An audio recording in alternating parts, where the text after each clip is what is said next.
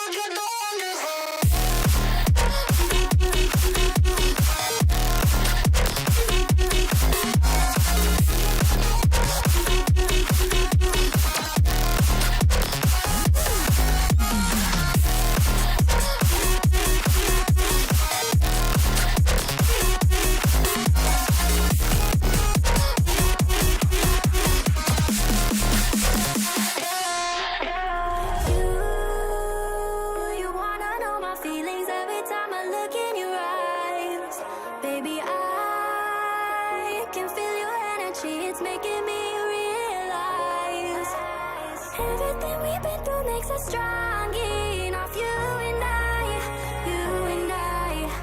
Everything we've been through makes us strong enough. You and I, you and I.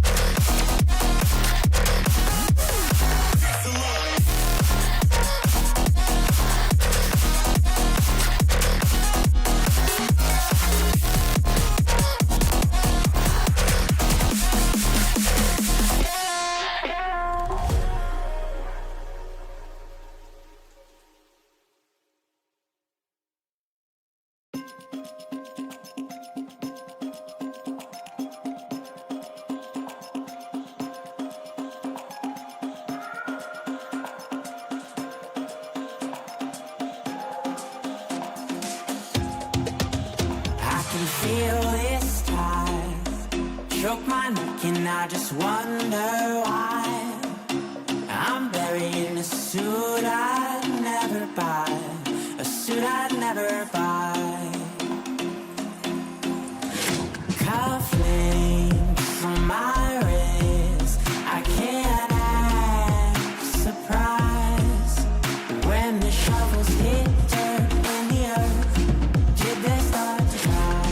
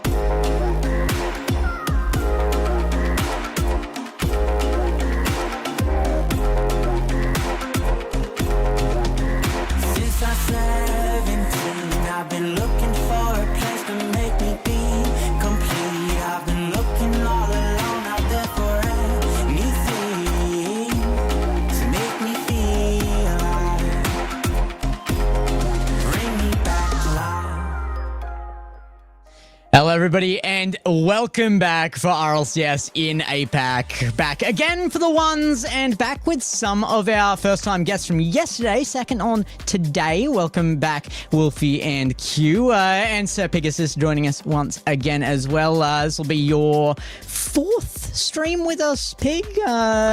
Starting to be a veteran here, buddy. Without threes. Yeah, without freeze as of now, but hey, for 1v1 and 2v2, the first ever 2v2 event as well, I'll certainly take that to add to my record. It's been an absolute pleasure. Thank you very much. Well, we are going to get this underway, but the other regions have as well, starting to heat up in EU right now too. We know there's a couple of big surprise pickups there. We've got one of our own here in APAC as well, though. Tinny coming up might be our most dominant series of the day. We know Tinny's going to come in and just thrash that one, right? The powerhouse Tinny coming in for that one. I can't wait for him to win that series, and I think we are looking at a lot of fun today. We are going to start closing things up a bit, though. It was a little bit stompy day one, though. We did have some really close scores per game in some of those series. We did get a very, very good individual showing from the players, but we will see more of it today and more closeness in those series as well as things start to get towards the pointy end. Of course, yesterday, though, was summarized by a few peak plays as well. So let's check out our top 5 from yesterday. And in a hurry, but Nye seems to be warming up, and Nye is going to look to take to the sky, finds a way to slide this one in between the top bar and the defender. Okay, let's just study this sequence from Tinny. Because to be honest, he hasn't really done much when he's got space with the ball. He'll try now for the pogo! And that is what you do when you have space! Revenge awarded to Tinny! 4-0. Well, Tinny knew he needed to put his hard hat on if he wanted to get to work to get himself back into this game. Take it back to ground, and usually you do end up falling quicker. Sphinx has his reset, takes it back down. Risk is just completely outplayed. What do you do against a player that can do everything? You truly never know what Sphinx is going to do. Felt cheated out of result in what has been such a close game against the definitive seed 1 of the tournament from his own half. The first pop is amazing. The follow-up touch is good. The reset isn't even needed. And it's somehow equalized. Oh, this just feels like Sphinx's bread and butter. But again, just navigated well by J-Box. And that's what we're going to need to see is some good defense, because right now this first part of the game has been all cash. He was hunting the top right corner, and he has found it like a bloodhound. Cash bringing out the EU talent off the backboard, gets the reset. As you saw there, some real talent on the field yesterday. It's not surprising that it will be continuing through today as well. Guys, I mean, any particular thoughts on the biggest plays of yesterday? Sphinx is still as good as ever. Cash is still as good as ever. You give them that much space in a 1v1 and 2 less defenders, believe it or not, they've still just got that mechanical prowess to send them through the bracket. It is unbelievable, their consistency. And you, Wolfie, how are you feeling about the specifics of yesterday? Yesterday, I think it was just the appetizer until what this main event tonight is going to look like. But, you know, I'm expecting for these matchups just to continue getting better. And especially here, when you look at some of the first one, you know, Tinny versus Nye is going to be one where I think everybody in chat is waiting to really watch. Risk versus Cash.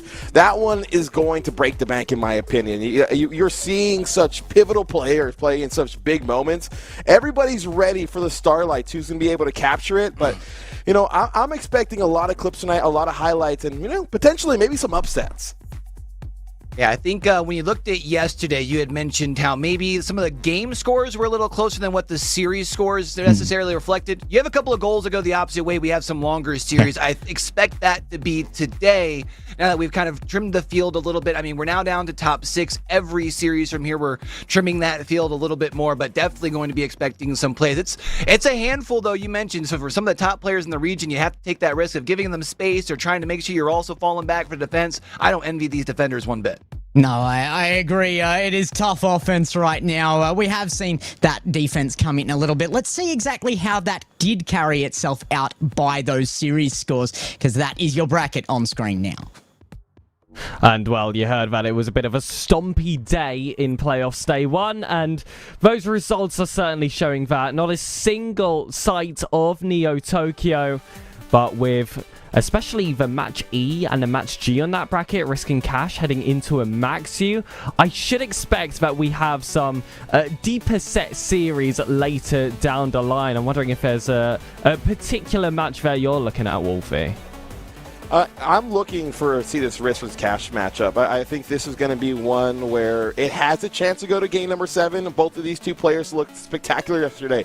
Understanding that risk did get dropped into a lower bracket, but you know, we heard it on the interview for Spinks. He respects Risk so much, knows that there's so much talent there, and I think for Risk, he's going to try to play up and say, hey, I am home turf here on APAC Cash. You are a visitor into my region. I'm going to show you what APAC's about, and you know, especially for the 15-year-old, this is one of those tournaments where we know what you can produce in the 3v3 setting. Now it's just you out there.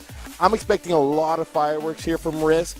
Can he be able to get through cash? That's going to be the rule of the question marks, but I feel he has enough in the tank to be able to boost him forward.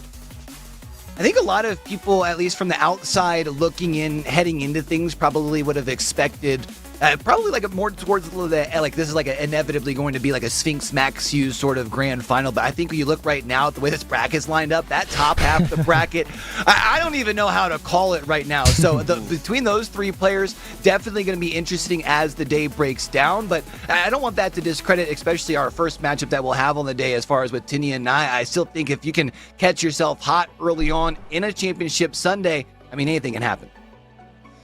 Oh, yeah, I have to think that this is going to be a really big day for that upper side of the brackets. However, I mean, even in our interview last night, we talked to Sphinx at the end after that victory in that last matchup of the day, and he said himself that he's not certain about every single one of these matchups. He knows he has to wake up on the right side of the bed. I think he's confident, don't get me wrong, but he's also earned that confidence. Sphinx is coming in as that #1 seed very, very nicely. So let's get into the day, though. That first one on your screen, Tini versus Nye. Tini, the player nobody expected to be here. He's having a lot of fun with this, and Nye, who came in, just showing that he is one of those ones players in the region. He turned up massively in some other tournaments.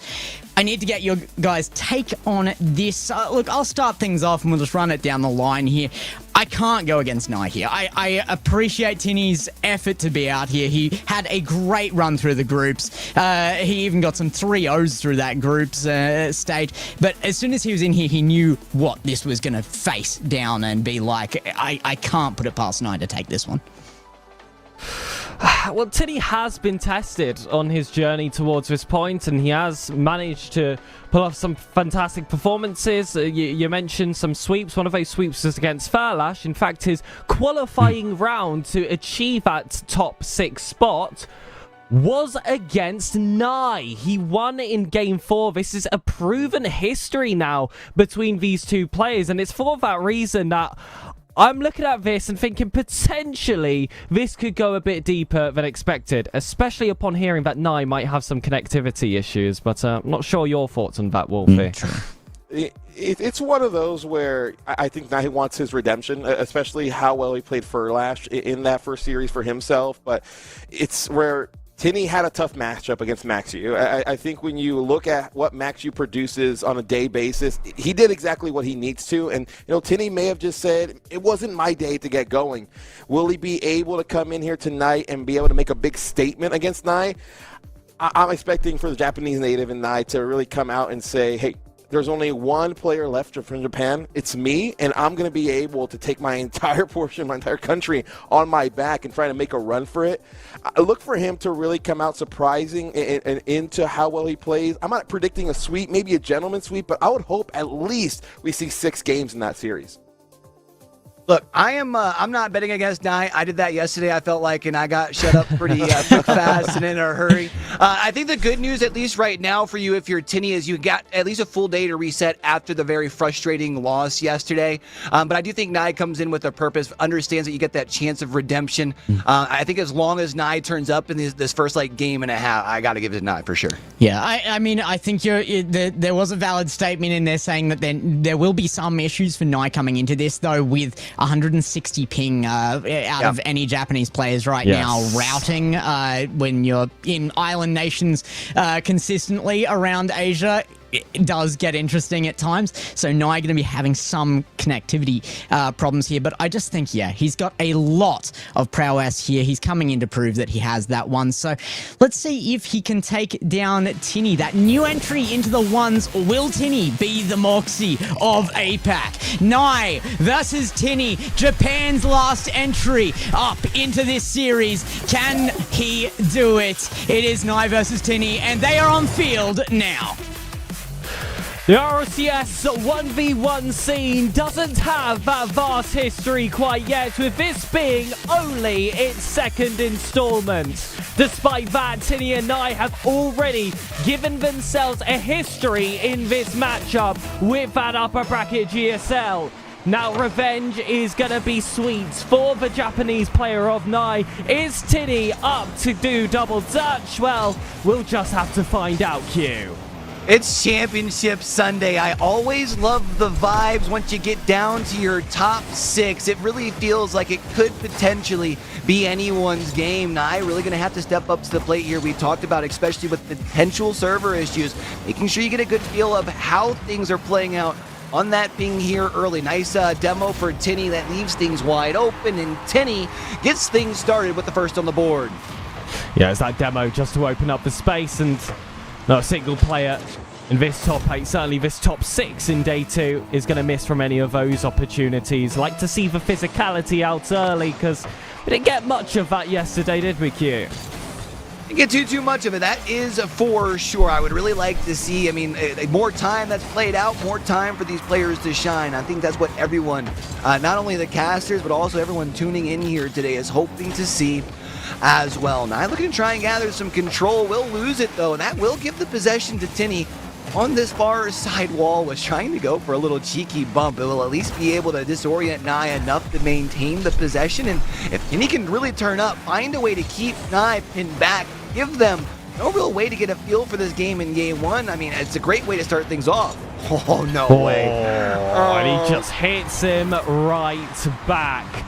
It's another demo in response. It is seconds after the last, and this is an even easier finish for Nye. Both players coming into this lower bracket off the back of dominant performances. Nye felt the favourable end of that. As for Tinny, having to play Maxu, who has such a rich 1v1 history over in APAC, is never going to make you look good heading into that second day, but with the rest of the tournament being so Tinny favoured, he cannot be underestimated. Nye, though, not going to underestimate him after that GSL sport, but that's a huge mistake, and that will give the lead right back to Nye.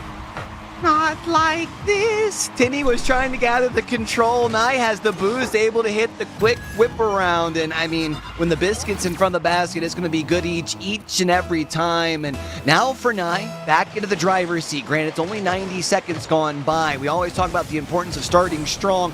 Awkward kickoff. Can Nye get back? Oh, puts it off of the post. Tinny rotates wide just to pick up that 100. Knight is completely starved, and Tinny should know that a 50 though, so good at getting that ball out to the wings. If it stays central, that was surely going to be a hit over the top. Had to look away. Knight's been given time to get that full tank themselves. Now Tinny has to reset completely from their own third. The 50 is good, but the chase is surely won by Tinny. No, doesn't carry his momentum, and Nye is able to get back. Nye gets back, gathers it, now is going to take to the sky. We saw Nye finding dominance in the sky yesterday and able to do the same here today in Game 1 versus Tinny.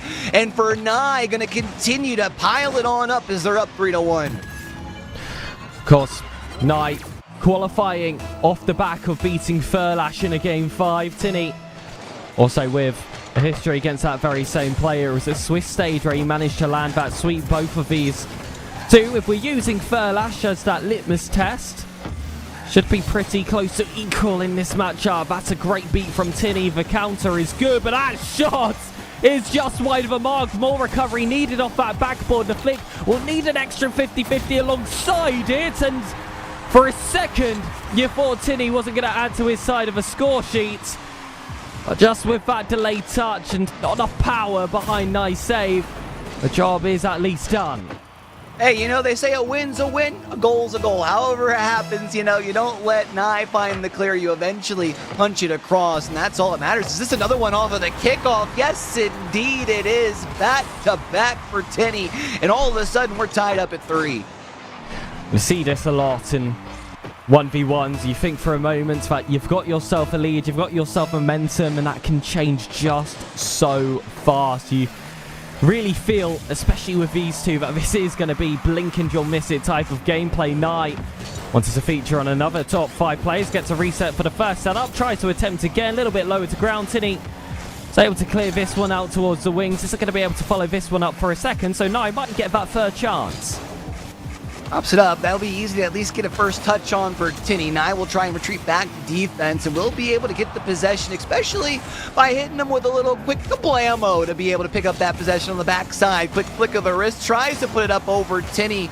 Tinny gets just enough, however, to find the save. Nye picks up the boost, which means he doesn't have as much of the resources. I feel like that's one thing we've seen Nye doing a great job here in the last 30 seconds or so, really doing a great job of starving Tinny out. Eventually, Tinny has to retreat back, picks up big pad though, and we'll be able to find the save. Tinny, one very own defense, just has to find that opening. This has been the quietest portion of the game so far in terms of goal explosions, but there have been chances. That's another for Nye. Not enough power behind it, doesn't steal that 100 boost either, has to rotate round a second time to grab it, but Tinny has allowed him a bit too much space there.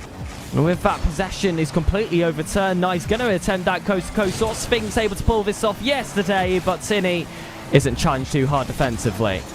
Tinny's defense has been holding strong here. Remember, they've found 2 unanswered goals thus far. Nye's been kind of quiet here since what was at the 3.5-minute mark. They've had a couple of looks, but haven't been able to find a way to hit the lace just quite yet. Of course, at this point, one shot is all it takes. Tinny will be able to pick it up back in their defensive half. I thought was going to be able to pick up the big pad to scoop it, maybe be able to make a play towards the net. Instead, it's Nye who has all of the resources, picks it up, puts the shot on target. Tinny finds just enough to send it aside, but still completely starved of boost. It's off of the sidewall. Nye should be able to pick this up and bang this one home, but it's wide.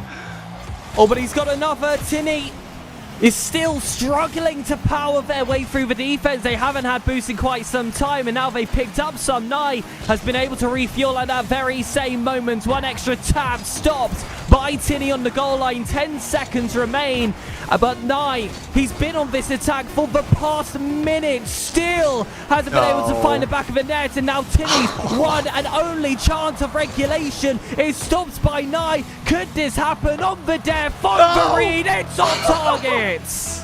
Oh, that would have been so disgusting had that been able to find its way across the goal line. Instead, we reset, and into overtime we go. It will be Tinny who will be able to pick things up, has the possession deep in their side, takes the sky. Nye has gas to work with and will be able to find the save. It's a race to the corner boost. Tinny will be able to win that one. Nye still starved of all those resources, and while might be able to enter into the offensive half here, Pegasus can't keep the pressure down towards the net.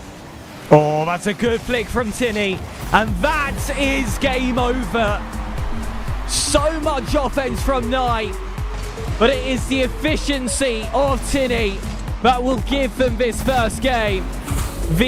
As many people have called, the Moxie of APAC picks up a victory. Finding 7 saves, 7 shots. I mean, 7 is a lucky number, I suppose. So, big way to pick up game number 1 off of 7 total goals. 7 definitely seems to be a lucky number here for Tinny in game number 1. It was back and forth. I mean, we talked about the importance of Nye being able to come out and set a tone early, and they were able to do that. But once adjustments were made from Tinny, Nye's offense got rather quiet. It's a very unorthodox playstyle from Tinny overall. What I've noticed, especially in those first 5 minutes, he's not committal whatsoever. You're not going to see him flipping around the pitch. He will sacrifice that speed just to make sure he has the options of direction at all times. And you can feel that in the way he plays in the midfield and the offense as well. He's not going to go for a lot of these 50-50 high chances. Instead, he plays very high percentage, waits for any mistake to come through, all those counter-attacks, or these kickoffs as well. But that is uninspiring. It will give neither first, and he'll waste no time to put it in the back of the net. 8 seconds is all it takes off of an awkward touch on the opposite side of the field. And Nye, I mean, when it's all green grass in front of you, you better find a way to put that one across, because it gets no easier than that. But let's not forget that it was Nye who found a lot of success in the first half of game number 1, just to be unable to find the back of the net for the last 4 minutes almost. Just keeping the ball on top of his car. It's a simple pop over. It's nothing complicated. It's just exactly what's needed. That's Tinny's style. It's a very classic style of 1v1, but he has been in the one scene for quite some time. Quick equalizer here, put yourself back onto even grounds, and that's exactly what you look for after surrendering an early goal. Right? Awkwardly gets this one right on by. Tinny just kind of frozen still, watches it go right to their right on side. And I don't, we said it doesn't get much easier than their first goal. While that one may be a little more challenging, not quite much tougher than that. He's trying to play that delayed kickoff, but oftentimes you'll see at least a front flip, just so if your opponent is looking at the name tags, they'll see it bobble up and down and assume they're going for the ball. Tinny didn't attempt any of that and just left it completely open for Nye. I did not expect we were going to see a goal out of this play. Nye from his own corner just sends it across, and Tinny is just caught completely on the wrong foot. A rare moment that he's flipping in defense and was in just simply the wrong direction. Well, the good news for Tinny, I mean, really 2 pieces. 1, this is ones. It's easy to quickly turn the score around. And 2, I mean, you were able to turn things around from a 3-1 deficit with less time on the clock in game number 1. So you're not going to be feeling too much stress just quite yet. Nice way to avoid the bump there. Keeps the possession. Nye only has 14 gas to work with, but that'll be just enough to rise up and send that one aside. Again, just a basic jump every single time. Just going for all these fundamental beats against Nye. Top corner, not achieved here. Has to catch this 1.5. Plays for this boost instead. Just tries to starve out Nye. Just slowly improve his possession. Nye didn't get that 100. Tinny still has him completely starved, but he's given him space up the pitch now, and Tinny is going to get this forced out from deep. It's a great shot towards the crossbar. Nye makes a fantastic save, but a recovery strike is even better. Wow, talk about an ability to flip the pitch and flip the script. It looked like that might have just gotten over Nye's car. Gets just enough. Double dinger off the post. You turn around, bang. Wow, all of a sudden it is 4-1 here. And Tinny, who was able to possibly, we can say, steal one in game number 1, falling a bit behind. Nye's going to be able to rise up, and it's 5-1. Kickoffs have all favored Nye, and he's not necessarily been the player who's gotten experimental with them. This is the only facet of gameplay so far that Tinny has complicated, and unfortunately, it's overcomplicated. You need to overthink it. Just drive towards the ball and hit a nice little quick flip. And look at that. You don't overthink it. You win a kickoff, you get the possession, and you're able to find the back of the net. Tinny, you got to keep it simple, because that's what's working. Every single goal counts, as you mentioned, Q. We didn't actually have too many games where there was a vast number of kickoff goals.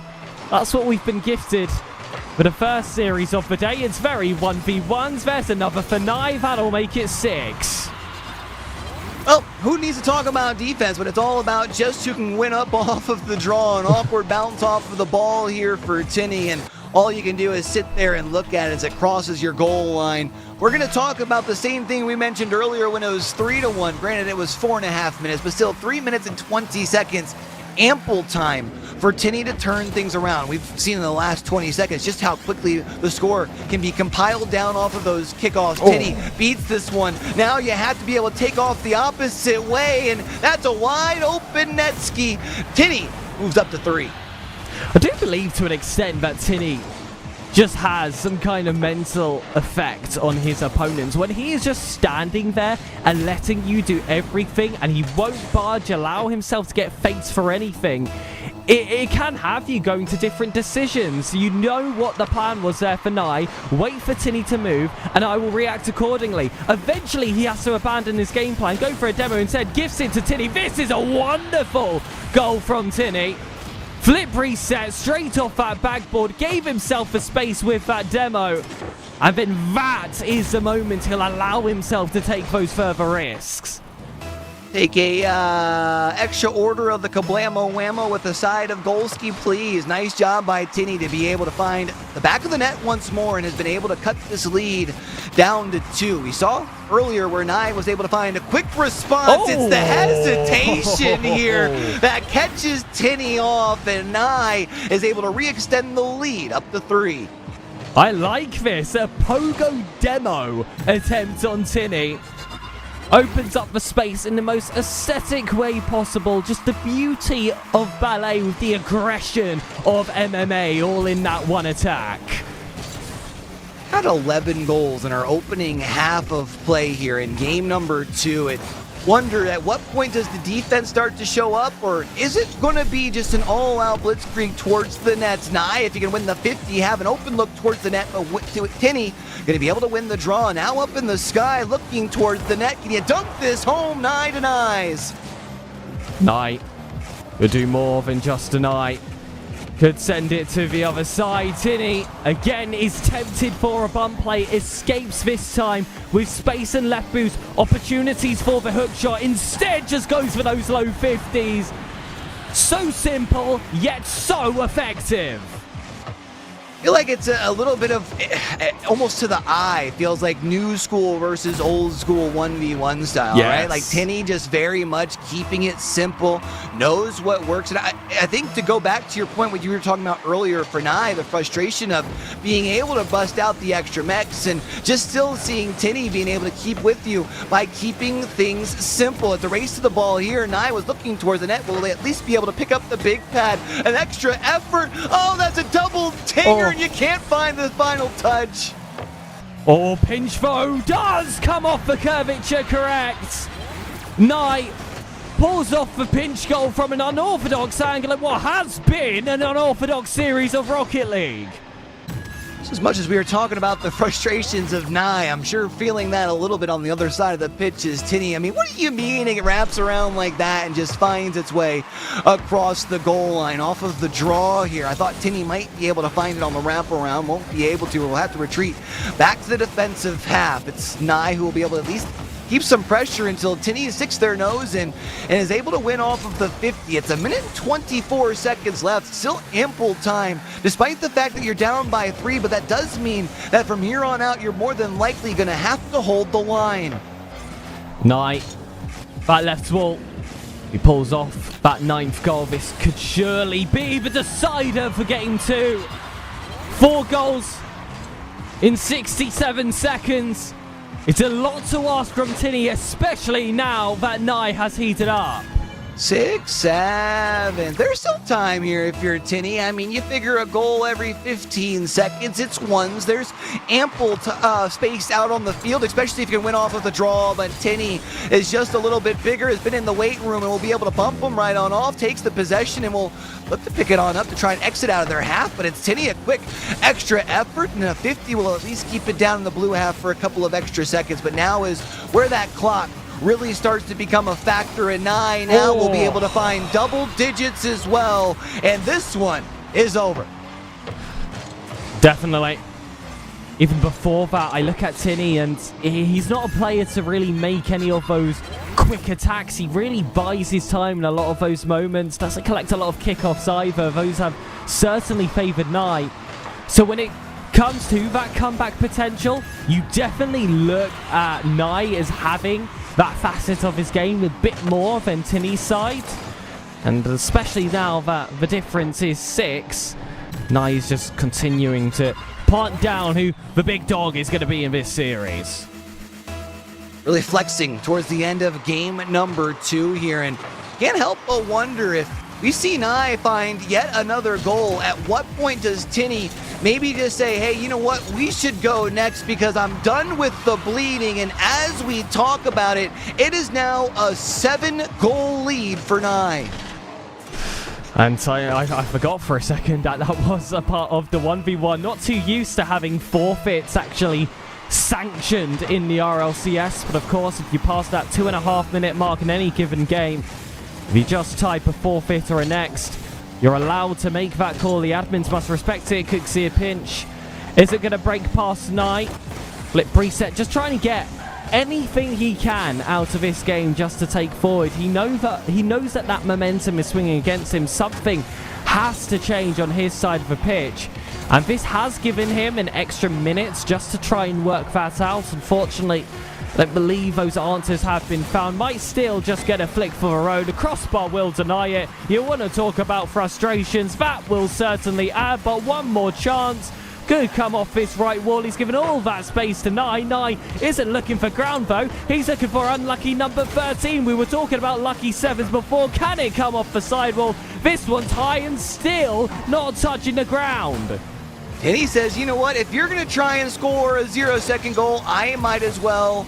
But that will end up finding the grass, and eventually game number 2 does come to a close. 17 goals there in regulation nonetheless. And for Nye, I mean, it was true dominance, being able to find those 12 goals off of just 16 shots. When you compare that to Tinny, who had 11 shots, only finding the back of the net 5 times.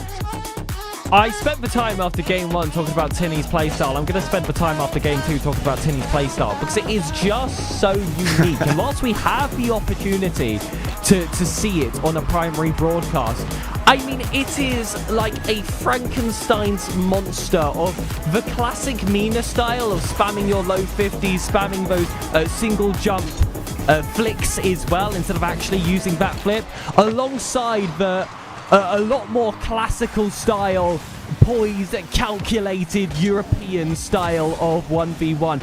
Put it together and you have a very unorthodox style that's playing opponents out. But that flick was good, but I thought Nye had this covered. I think we all did. It was the second touch that was just unfortunate for Nye, as that ball rings off of the post and down right back into the front of their hood. And I mean, technically an own goal. So Tinny will be the first to strike here in a game where they're going to look to bounce back. It's one thing to take an L in a 1v1, but to lose in the fashion that we did after they were able to pick up a tough win in game number 1, this game 3 is huge for Tinny. It was a great commit from Tinny to just take that possession at the halfway line. Oftentimes, he's been turning away up those opportunities, but in game 3, there's been a complete flip of the switch, and Tinny's caught Nye completely off guard. Couldn't tell if Tinny caught that on the backside of the car in the corner before Nye whiffed, or Nye simply whiffed, but either way, it results in the same result, which is going to be Tinny now up 2-0. For Nye, I mean, you know you have the ability to make up 2 in plenty of time, but this is where Tinny looking to start to cook up and over the defender. You reach, I teach, says Tinny, as they're now up by 3. Well, we watched the Nye show for game 2. This one is absolute cinema. 3 goals in 1 minute. The pace has been picked up so much compared to what we saw in those first 2. And now it's Nye that is struggling to keep up. Not going to concede off these kickoffs as well. Those were definitely a game changer. Love to see you talked about that fighting mentality from Tinny, fighting through that big lead in game, or that big deficit, I should say, in game number 2, and then bounces back with the fighter's mentality here in game number 3. You've started off with a big 3, now might be able to flip the pitch, and if you can find one more touch, it's an open net, but Nye gets just enough to send it towards the corner. 50 leaves it right back in that shallow, and right now Nye's defense struggling to get the clear. Oh, this is great pressure, though, coming from Tinny. Just stays annoying in the area, doesn't give Nye a single second to breathe. As soon as Tinny notices that his opponent is on low boost, he becomes an absolute menace, and Nye cannot deal with him biting at his ankles. Wow. Tinny's turning it up here. Chance for Nye to at least turn things around, but Nye will be denied. And now Tinny has some space the opposite way. It will be Nye who picks up the big pad. Should be able to jump at this. Tinny goes for the bump. Although he doesn't get it, Nye is unable to find the save. And it is now 5 unanswered goals to start off game number 3. Nye went for that fake challenge, and Tinny was just completely unfazed. Held their ground, and with that, Nye is caught out of position, not getting the play he's expected. Now it's a good kickoff with Nye completely flicking away, and Tinny will continue that pressure. No corner boost picked up either. As strong as a performance this has been from Tinny, and it has been, Nye looks completely flustered. And this is where you just wonder the frustration of no resources, and Tinny just going from corner to corner. Got your boost, and there's nothing left here for Nye. Just caught back, and not even their defensive half. They've been caught deep inside their defensive third, and now it's Tinny again. Will pop it high in the sky. Nye with not really much gas to work with. Big pad pops up for Tinny. He steals yet another. It will be finally a chance for Nye to break the pressure, but again with no resources, no clear comes across. Tinny was hunting that demo against Nye. You can hear the boost behind him, but he's still feeling the panic. He was in completely clear ground. Tinny had no boost to attack him with. And with that turnover in possession, that's goal 6 at a time. It should have been at least a shot from Nye. Oh, that is insane here. Nye just feels like in game number 3, all of a sudden it's a different player on the other side of the screen. Tinny's going to be able to win the draw, has a little bit of gas. Can you move this towards the net? You can. Flick up towards the net. Nye will rise to the sky to at least shut it down. But again, Tinny able to control the corners, controls the resources, and will be able to keep the possession along with that as well. Looks to try and send one towards the net, but Nye easily bats that one aside.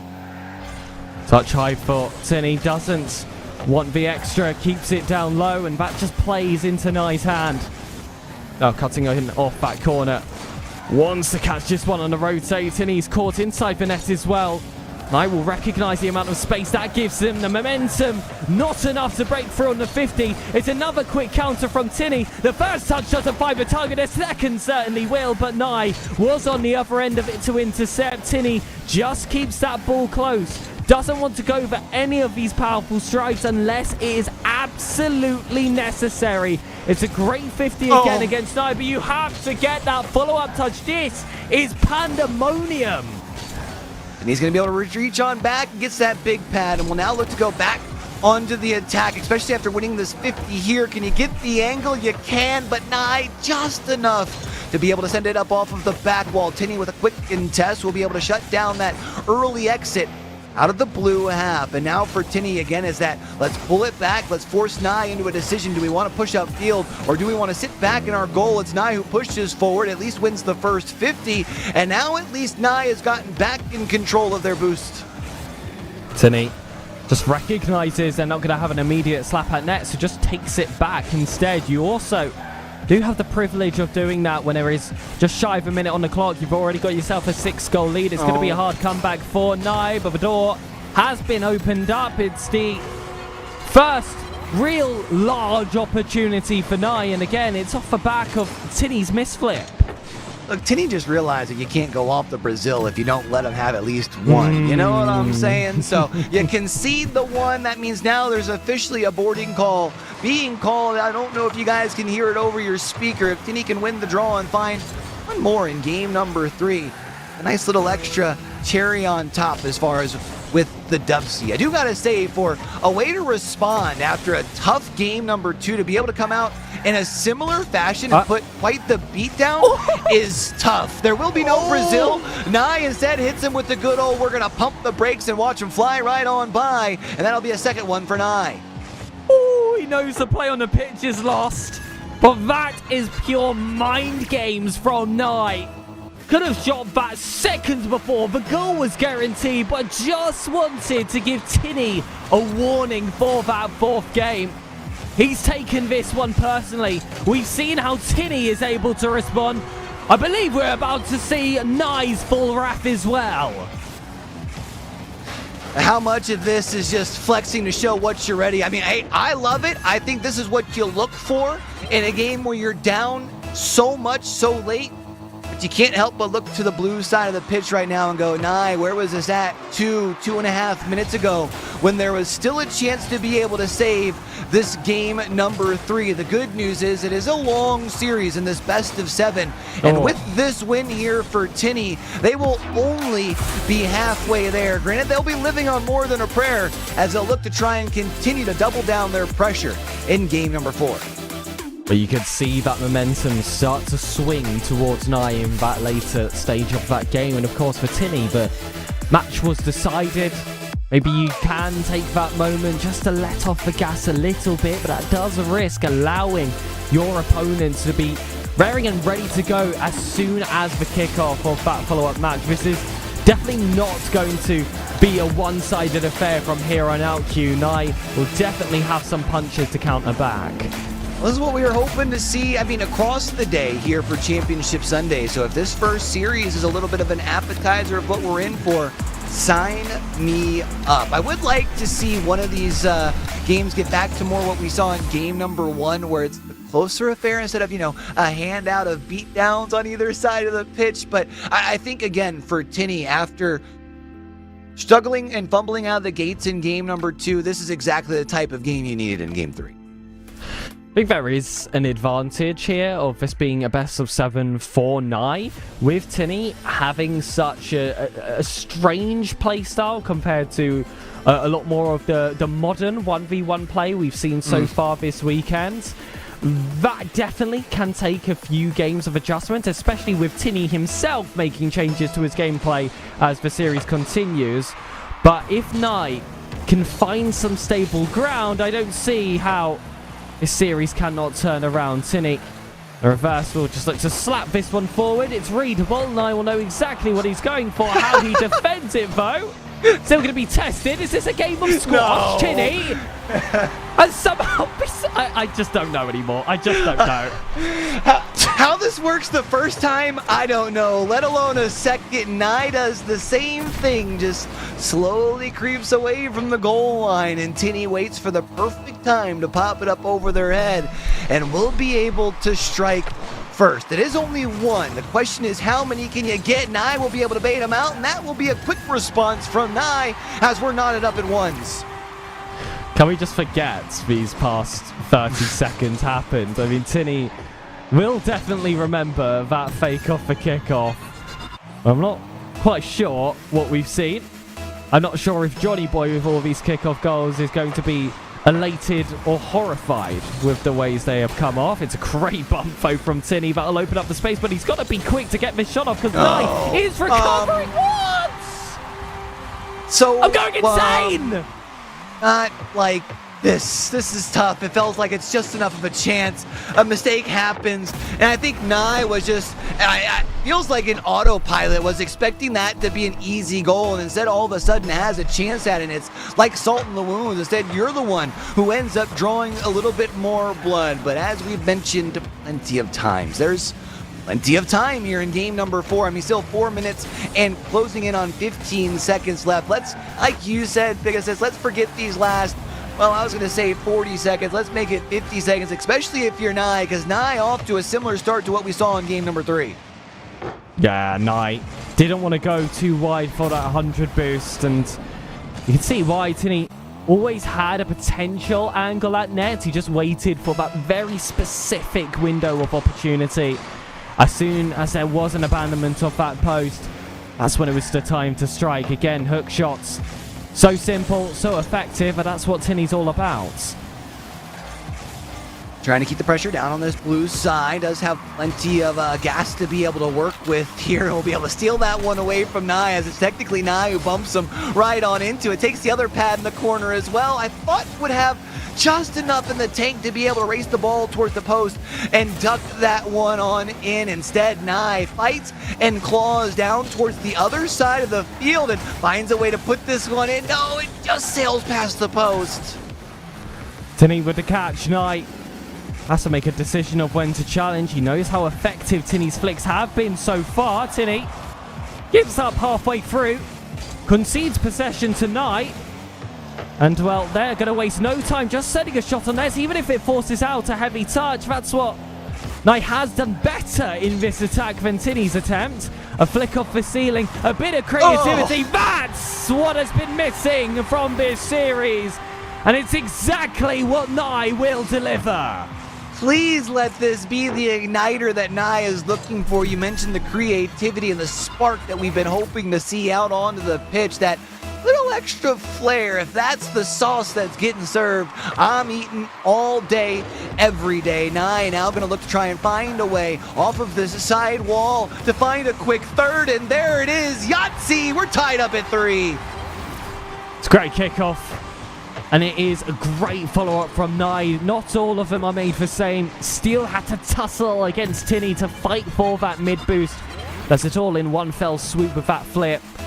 It's a set piece, it's pattern recognition, and despite the lesser experience of Nye, actually the one who came out on top there, but now it's Tinny's turn off this right wall with 100 boost. A chance to show some of those mechanics. We saw a pogo play earlier, but Nye gets that beat from high. Tinny on the turn, has to go again. Flip reset, is going to struggle to bring this one over. And Knight has had enough of that nonsense. I will look to quickly go on in the attack, but it's Tinny who shuts it down just inside of their defensive half. Unfortunately, overshoots this ball, leaves an opportunity for Nye to hit a sniper shot from distance, and that will now be Nye taking the lead here in game number 4. Such a huge game for Nye here, because the last thing that you want to do is give Tinny 3 cracks at that series point.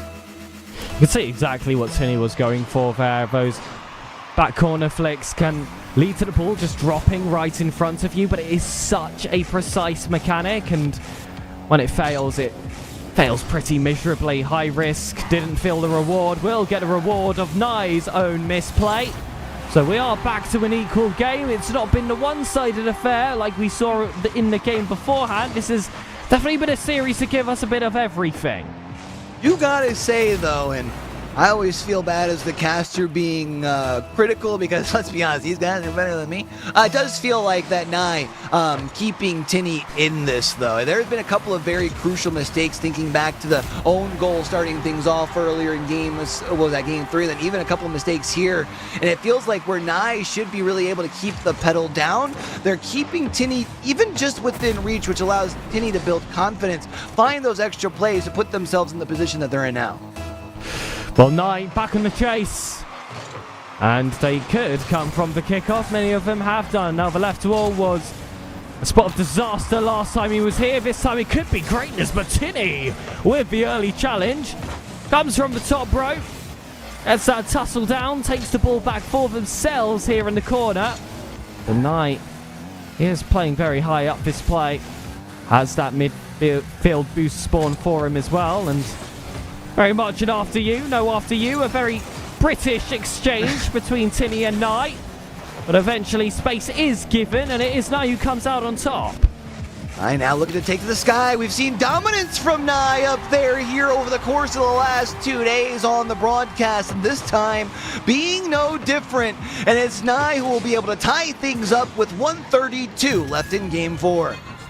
Neo Tokyo, a gorgeous map. We haven't seen it yet on these weekends' broadcast.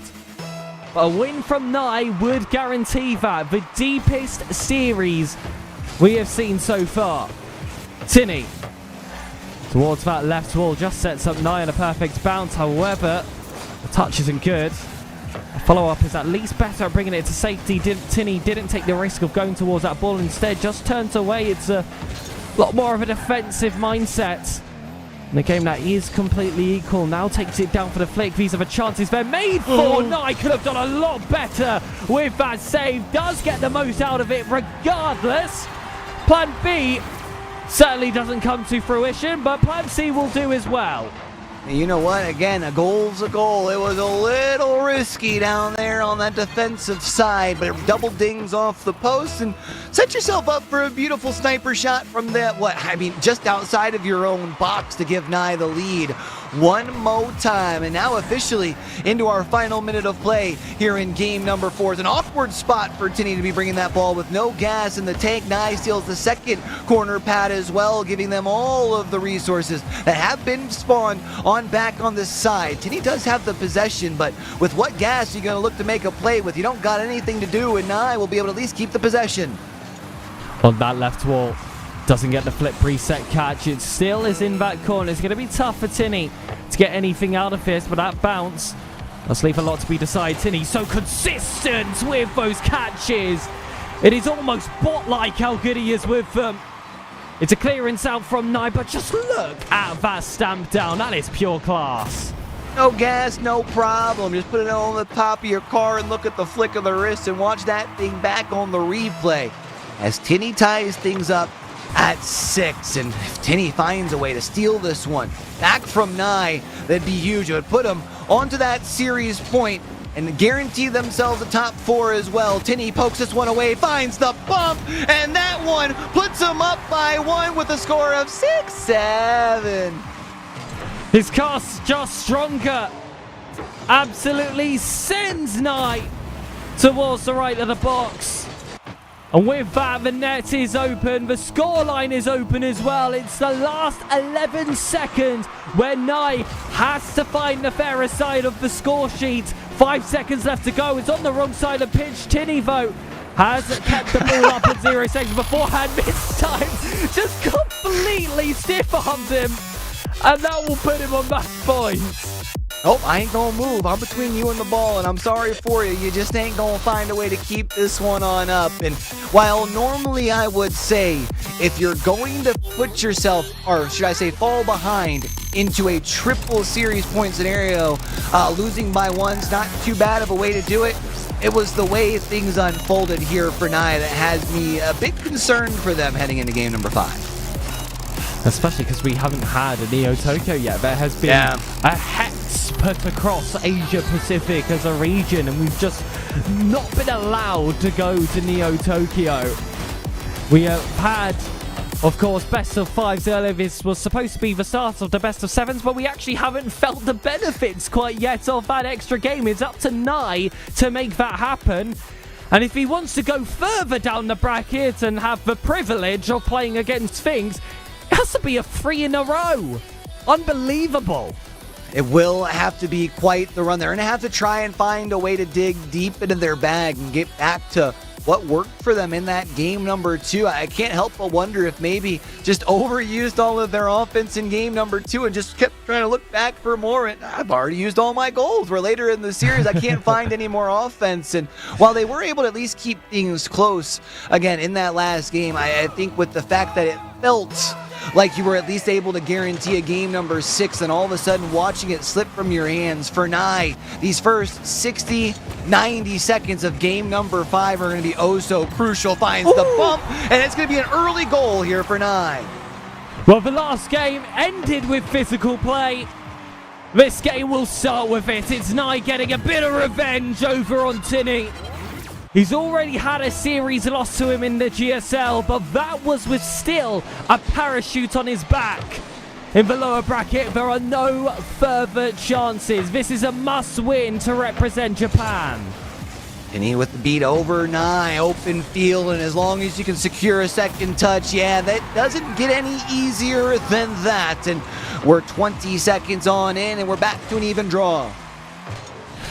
And it has been one of those series that has hung in the balance for a majority of them. Of course, there was that one breakout game from Tinny, which went against the mold. But ever since, it feels like we are back to that spot. Tonight does definitely have some more mold breaking to do because these games out are a bit more even. Still usually have Tinny just pushing that little bit extra, that 101%. We talk about 110, but it definitely is worthy of those finer margins. Save from Nye comes out, and he has to make it work from D. I sends one forward. Unfortunately, There's not enough oomph on that to make it really towards the net. Makes it easily recoverable from Tinney, who goes the opposite way, but not enough gas in the tank to really make a threatening play towards the net. It's Nye in the sky. We've talked about the dominance we've seen from them up there here over the course of the last day and a half. Not going to be able to find it this time. It's a minute and 5, let's call it a minute and 10, that have now gone by in this game number 5. And I think the biggest thing for me is seeing that Nye has been able to at least keep things within reach. Nye needs to be able to make sure that come that midway point here, they're in a similar spot. Oh, flip reset. Will take it low, keeps it simple, and allows the weight of the ball to carry its way through to the back of the net.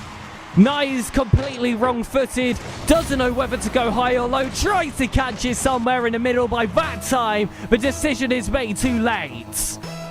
And he puts themselves back into the driver's seat here now. We're almost 90 seconds in, and this is where we had talked about for the start of game number 5, where Nye needed to have at least a decent read of the play, the rate of play. And it feels like it's been the case, but the one thing that I really feel like has been missing from Nye compared to other games here has been that bite on the offensive side. It's been Tinney who's been showing out, and that's now a 3rd goal on just 5 shots as they're up 3-1. The sole representative for Hong Kong in this top 16. The FIFA E-Caps player as well.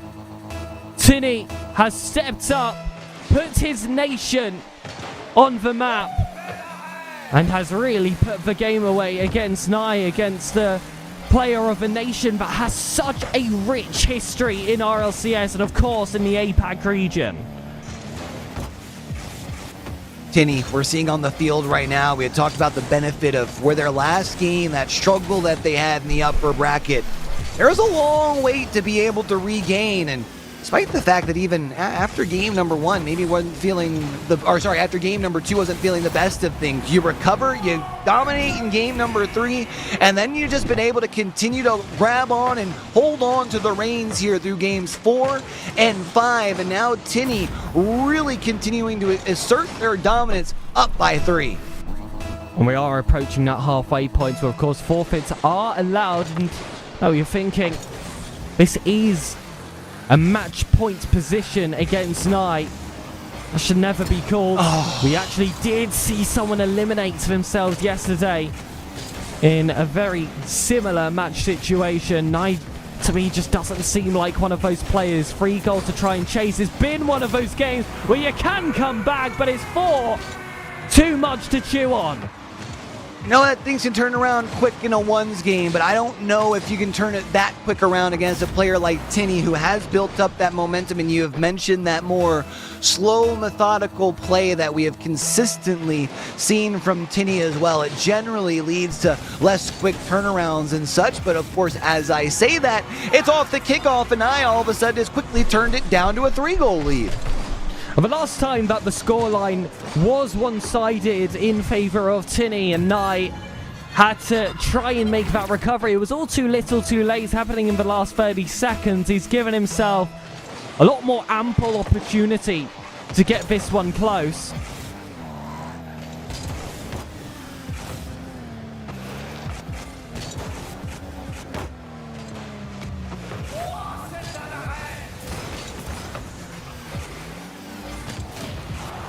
Which is tough because now you can't even use that as a crutch or an excuse after the series, right? You've just gotten outperformed here. Tinney has really showed up to play, and again, outside of that game number 2, I mean, really has been left scratching their head more often than not, looking to try and make something here, but unfortunately is not going to be able to find a way to extend to 4. The good news is we are finally down to our final 100 seconds of this game, and it feels like unless Nye can find a way to find a 3rd on this possession, we could already be starting to talk about running out of time. Nye gets an extra touch. Tinney able to make that save for counter-attack. Could have gotten the series secured. Instead, there is still that brief moment of hope for Nye. I thought I was going to be shut down by another physical play of that back wall. It does not happen. Instead, Tinney, but a cut in from the corner, almost gets that fake off on Nye. And I was going to say he didn't overcommit. I fear he did, but Q got away with it.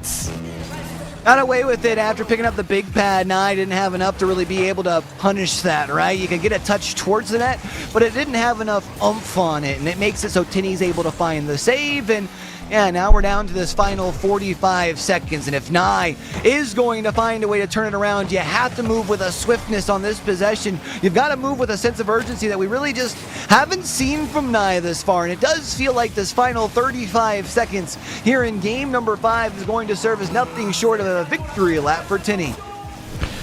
What a performance this has been against Nye, who looks so on form after beating down Furlash in the first round of the lower bracket. Tinny looks completely deflated after what was such a stomping performance at the hands of Maxiu.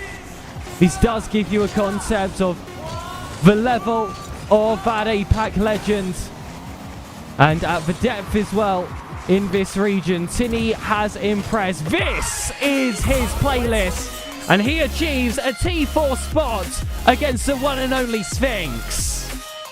Well, that's a big start to the day with knowing that Sphinx is up next. We always talk about trying to build up momentum. A big 4-1 series victory is definitely a way to start. We'll have to wait and see how they feel once they hit the pitch against Sphinx. But for now, the most important thing is you secured yourself up at top 4.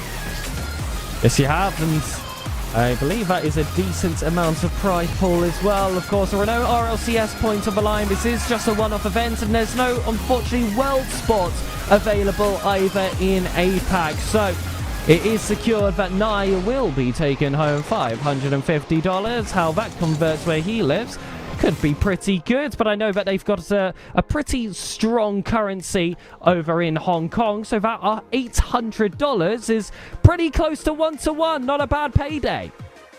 Pretty good payday for some ones. You don't have to split it with anyone either. Hey, that's all for me. I'll take that for sure, and it always feels good to be able to reap the rewards of the hard work that you've put into your craft.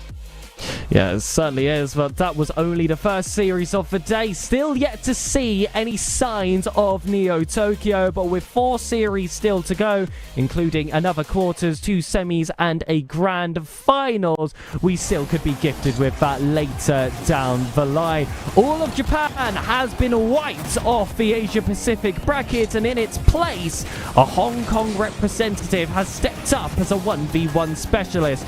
Ladies and gentlemen, you're going to see some very familiar names after this break. It's Risk and Cash for the final spot of the semi-finals. Laying on my floor, thinking about all the things that we've been through. From 24/7 to pretending like I never met you. No, it's all for the best, cause I know where I'm at every time we're together. Going out of my mind, and I wish I could lie, tell you that it gets better. Now that you're gone, they say time should heal, but it's been too long. Couple months where I can't seem to move on. I can't seem to move on. I can't seem to.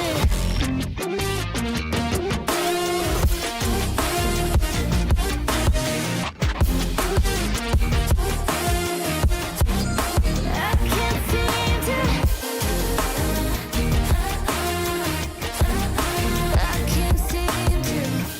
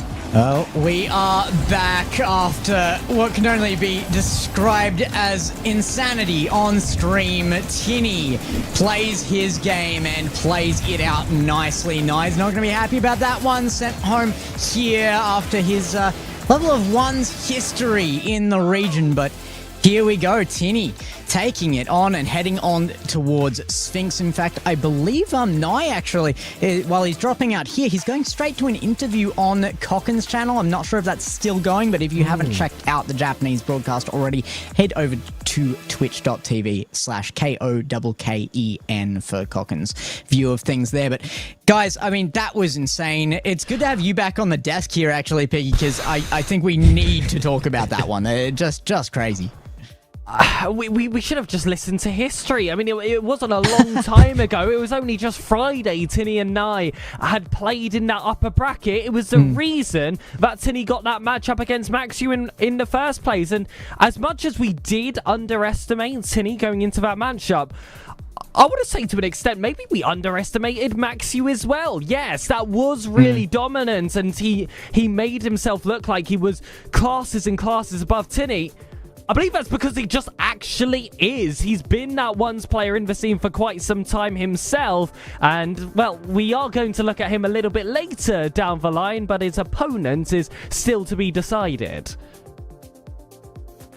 Yeah, and I'm so glad that you're on the desk here, Pig, because you got first front row seats to that game. And quite honestly, there was a few of us left speechless at times within the green room. I know coming into that, Nye was the clear favorite, but hey, Tinny, he's making a run here now, secured himself into the top 4, and that's no small feat in any regards.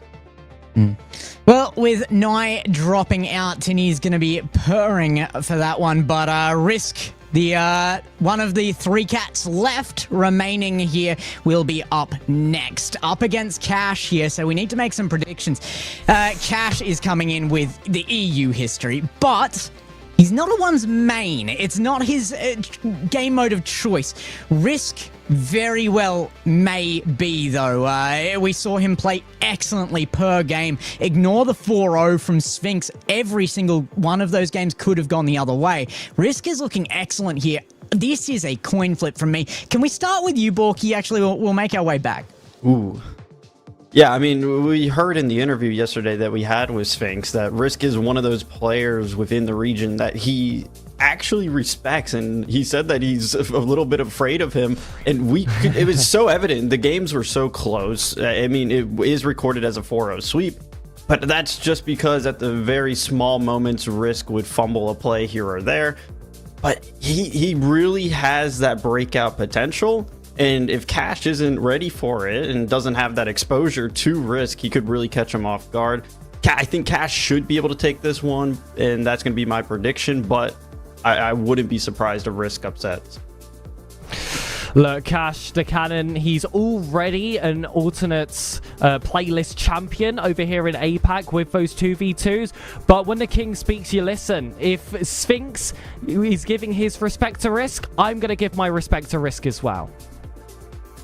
Yeah, I've got to say I'm respecting Risk here as well. Cash, he's coming in with all of the basics right. If he's fast enough, if he's adapted to ones enough, he will take this. But I think Risk is the safe option for me on this one after that matchup with Sphinx. And that's what I'm backing down here. And if you want to see, again, any of this Japanese coverage, you'll actually see Nye on there with Cocken as well. He's decided to join the caster desk after his loss of that last series. So maybe he just went out a little early so he could have the privilege of putting his voice across there. We'll see. Yeah, we got to see who is going to bring this in, who is going to bring it forward to meet up with Maxiu. Will it be the 3 cats Risk, or will it be Kinetropes Cash, the EU Masterclass? Join me with this one, Piggy. It's going to be a masterclass on screen.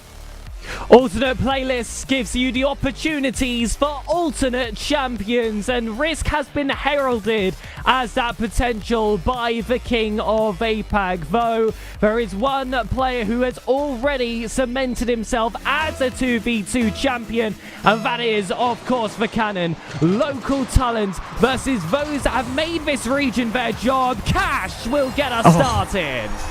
Yeah, it's a kickoff goal. Not a ton to be read out of it yet, but it's ones. Kickoffs are important. You've got to get them absolutely down pat, and you would expect the ones dominant players to be absolutely on top of that game. It has to go one way or the other, though, in the scenario. So Cash trying to look for another one. This time it will be risked to get away to the side he wants that ball on. Gets boost, gets it high, gets control. Cash, gotta be worried. Flick over the top. Risk shows what we're talking about. There are very few players that step up against Cash, and you think to yourself, they could match them mechanically in this series. Risk is certainly one of those players, and it's already got its chance to be shown.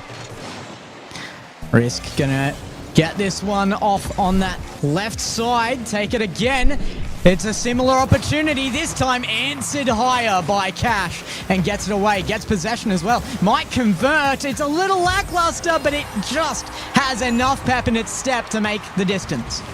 Well, your C's and K's are super important in 1v1s, that is, of course, your counters and your kickoffs. Cash could have add another K to that accolade as well. The kickoffs were decisive in this series beforehand. Risk has already given us a show of what he's got, and that's another strong one in their favour. And Risk is in behind it as well. Oh, he's abandoned ball to go for a demo there. Cash avoids it well.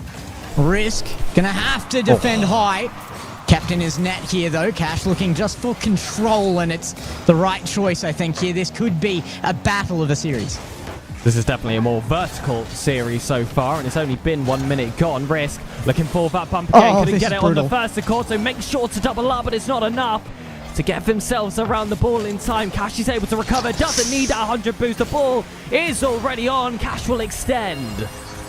Yeah, I mean, that's really rough looking at Risk here. I mean, he got those bumps, but there wasn't really a game plan as to what to do with them. It was just desperation to get Cash away from the free shot initially, but he stayed too close, overstayed his welcome, and that opening showed itself for Cash to get it over the top, and the long shot makes its way into nets. Now, Cash looking to extend the lead again. I think Risk a little bit of a slow start here on the basics. Yeah, it really has been. He's played extremely aggressive, and Cash hasn't taken much time to adjust to that. You want to talk about basics, Gex. This is just the most dangerous area of the entire pitch. That back wall right next to the post, and Risk, well, didn't judge his risk accordingly. It's just game sense, isn't it? I mean, you've seen those series on YouTube. You can make it all the way to the top with no mech, blah, blah, blah. You're seeing the proof of that. Cash has all the mech he needs, and he doesn't need to use it here. Risk, though, might force a great situation for himself there. Not sure where Cash was on this one. Well, this is more than just SSL. This is the very top that Rocket League has to offer over here in APAC. And Risk is definitely heralding himself as the potential top standing player, say Sphinx went on holiday. Cash. Another chance here. Both players miss the ball twice. Risk going to be on the back line. It's a mental game there, and it comes away. Risk's ball. Tries for the demo. Actually gets out of that commit in time to just pick the ball up. Looking for the backboard. It's going to be a slow ball. Cash, awkward though. Does get to it in time to 50 away. Cash got a full tank. It's a good bounce as well for the setup. Takes it high. Doesn't go for that flip reset of the first chord. Instead, it's the second double tap. Doesn't land. And now Risk should have an open net in front. Does waste a little bit of time to do it, but a goal is secured nevertheless. Vengeance twice back-to-back here does mean Risk is within one as well. So it doesn't matter how it comes to him. He's going to take them where necessary to win this one. He's not going to underestimate Cash. There are early showings of ambition from either side with how they have formed these offensives thus far. Cash looked for that flip reset double tap. Didn't quite come through, but you know when he gets warmed up, he's unstoppable. Risk with the demo has a completely unstoppable shot in his own right. And he's been going for those all game. This is the first one to pay off. Came in like a homing missile that time, and it does get him the evener. This game not in any control yet, and in ones, I mean, there is potential for a lot more goals in this yet. Cash will not be given his kickoff initially here. Risk can't also go back for boost there, though, so he's going to have to go for the midfield here. It's going to be Cash control, and he will get it past Risk, but it's now going to have to be that mechanical play. Oh, we've seen these off the ceiling. It was in the top 5 plays. This time keeps it simple, takes it low, and moves the crosshairs from himself towards Risk. Up high. Second touch, read better by Cash, and the counter gotta be. should be goal 5. It is.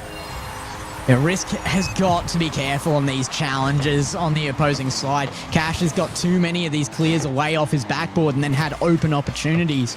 And he's starting to learn that that's a good way to play this out. The counter-attack play style from Cash working wonders.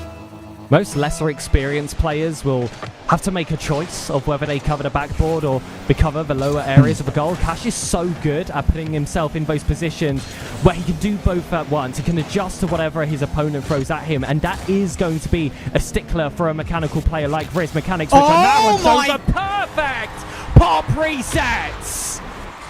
That is, I mean, yeah, there's no other word for that. Perfection. Risk. We saw Cash do this yesterday. The curve around the ball to get the angle needed to beat out the defender, but that is something else. That is textbook. And the mechanics coming out from Risk now. Such a disguised attack as well. Looks so unfavorable when he's heading more towards that sidewall. If anything, it's a great challenge from Risk. We asked for a bit of calculated confidence. That's both slotting together nicely. Yeah, and confidence is the right word again here, because I think Cash should be worried with the way Risk is playing him now. He is on top of this, and that challenge there is demonstrating high levels of confidence. Risk with the fake challenge will double back here. Cash has to take it back to his own end, but he's got plenty of boost to work with. Can he go end to end? We've seen it a number of times in the tournament since yesterday started, but this time will be locked out at the midfield. Cash, very low boost, just going to have to boom that one away, give himself some time to refuel himself. Risk has allowed an extra step forward from Cash, but now the ball right in front of him. Puts him in an awkward position defensively, but he makes it look so easy with that clearance coming out. Now it's Risk's turn. Risk now. Again, chances. Cash is underneath though. Pig, this could be it. Oh, Cash just patient, waiting in defense. What a madman. Risk going for a stall to keep himself close to that play. You might just see the peak of some mechanical powers in this matchup, just like we saw Risk force out a Sphinx in the upper bracket. Cash, though, simple flick just wide off the post. Secondary opportunity isn't given because Risk hasn't given up on those physical plays. Yeah. The only way that you learn and use stalls at this level of gameplay is if you are a ones player. This is where that skill set lives, and that's why he's 2 up right now. Risk started low. It did look like a slower start, but now he's got the heat in the tires, and Cash should be worried. He's got to kick off here though, and still plenty of time in it. Back to a 1-goal difference off that. And that space, of course, does come from the lack of player. That's obvious, but it's about not being able to send a player forward who doesn't need to get a touch. That's what's vital in free. Just throwing someone forward so that flick comes out early. That's why you don't have the space for the likes of the stores. That's why we've gotten room to see it right now. Both players gave room on that kickoff, risk a little bit extra, and as a result, comes out on top of the 50. Cash turns in time for the clear. 30-second call is made. And still one more needed for the Twos champion. But a post has denied again. Cash looking towards the net. Risk goes high away from danger and into the safety of another goal as well. That is so brilliantly played out. It's not going to look like the prettiest goal on earth, but Cash just beaten. That break tap was the equivalent of a facepalm for Cash. That's a really frustrating one to concede, especially so late into the game, though kickoffs can grant some miracles, and Cash has been given one for free. Cash has had good kickoff games. I think the majority of these kickoff goals have gone in his favor, and if he can get one more, he's still alive yet. 8 seconds. I've seen more than one goal go in ones in that time frame, but it will be an effort. Risk certainly will take every opportunity he can to just keep this in his favor. He will have to double back, though. There is a chance. Cash, it's on target. The pinch off the crossbar. Risk keeps it alive and goes to ground. He will take game 1. I think Cash lost the timing there. Yeah. I'm so sure he thought that one was going to bounce. And it is those little moments of indecision that can make the difference. And it certainly did in that first game. Just one goal to spare between them. And you think of 3 runaway chances from Cash's offensive corner finding the back of his net. That gave that game towards Risk. But outside of that, I mean, what a performance mechanically we were able to witness. Yeah, I mean, both these players have such an unbelievable depth in that field. It's not surprising that we are seeing that, especially when you put them head-to-head. It usually brings the best out of each other, and I do think we're seeing that here. But it was also a game 1, so I'm expecting even more as this goes on. I think particularly from Risk, that was a slower start, so Cash needs to be careful and try and get back into this as quickly as possible. I mean, it is night and day, at least, compared to the other quarterfinals we saw. A lot more aerial play, just a lot more ambition overall at being that first player to step up. Sure, it is burnt either one of them in certain occasions, but it has also been the difference maker as well for Cash there. That all is reset in this second game. They're used to fighting at a very close scoreline regardless, so not sure how much changes there. Well, they can change it quickly is the answer here. Game 2 starting, and Risk gonna change up his initial approach here with another fake challenge on the kickoff, but Cash does get possession. That's an awkward miss from Risk. He's given the first one away, won't be happy with that. And you gotta say, with the confidence he should have been generating out of that last game, could be gone all now. Has space as well on that chance. It didn't necessarily have to flip in the first place. Even a back flip would have been better than a side flip, just to reposition and attack that ball head on. Over kickoff is strong. The play still stays towards the ground. Gonna struggle to take it to the skies. Cash will not have those same issues. A full tank space across. Risk escapes from the bump. It could escape from the defense as well. The fake challenge from Cash, put himself in defense, but the bump on the way down. Oh, Cash is a pixel from saving that. Got a touch on it, but it's not enough to curb the momentum. Cash will end up in the back of the net, but so will the ball. Well, we'll look at that final touch from Cash, and yes, it was pixels away, but the mistake was already made. The position being so tough was relatively self-inflicted with that overextension. This is another overplay from Cash. And Risk, after making their own very frustrating error, will collect 2 off the back of Cash. Yeah, I think that's definitely going to reassert things for Risk in his own mind as well. So mental's got to be back on top right now for him, and he is looking much quicker. He's pulling out more answers to things than he was in the early moments of game 1. So Cash now is looking to adapt, and that's going to have to come quite quickly. His only goal right now from that giveaway early, and now he's on the way out. What is happening to Cash? Extended wide, just wanted to have the opportunity at a far post save, and instead gets a near post chance of his own, and Risk had a lack of preparation. How was this snuck through?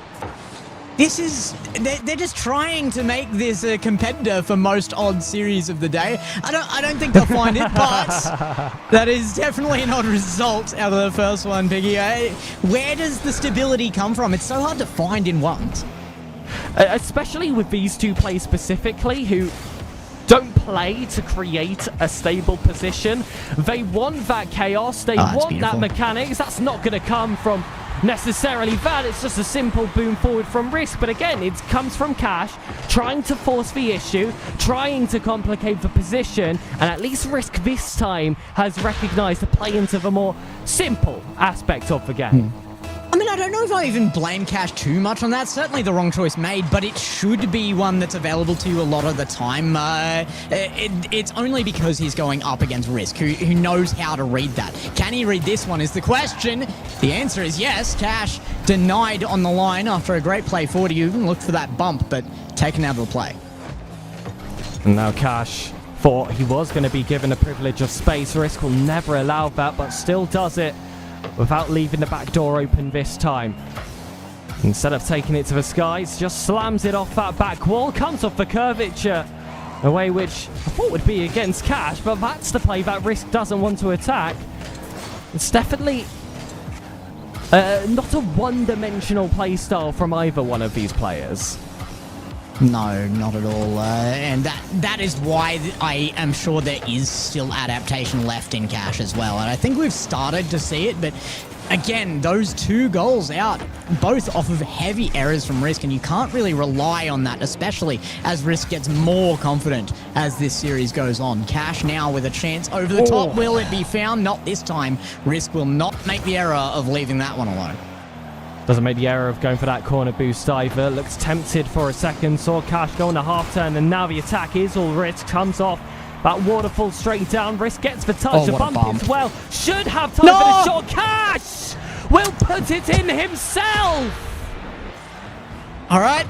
I feel like I'm in OCE for a moment here, but the own goal does come out. I'm not sure Risk had that in the time frame that Cash couldn't have challenged it a little later.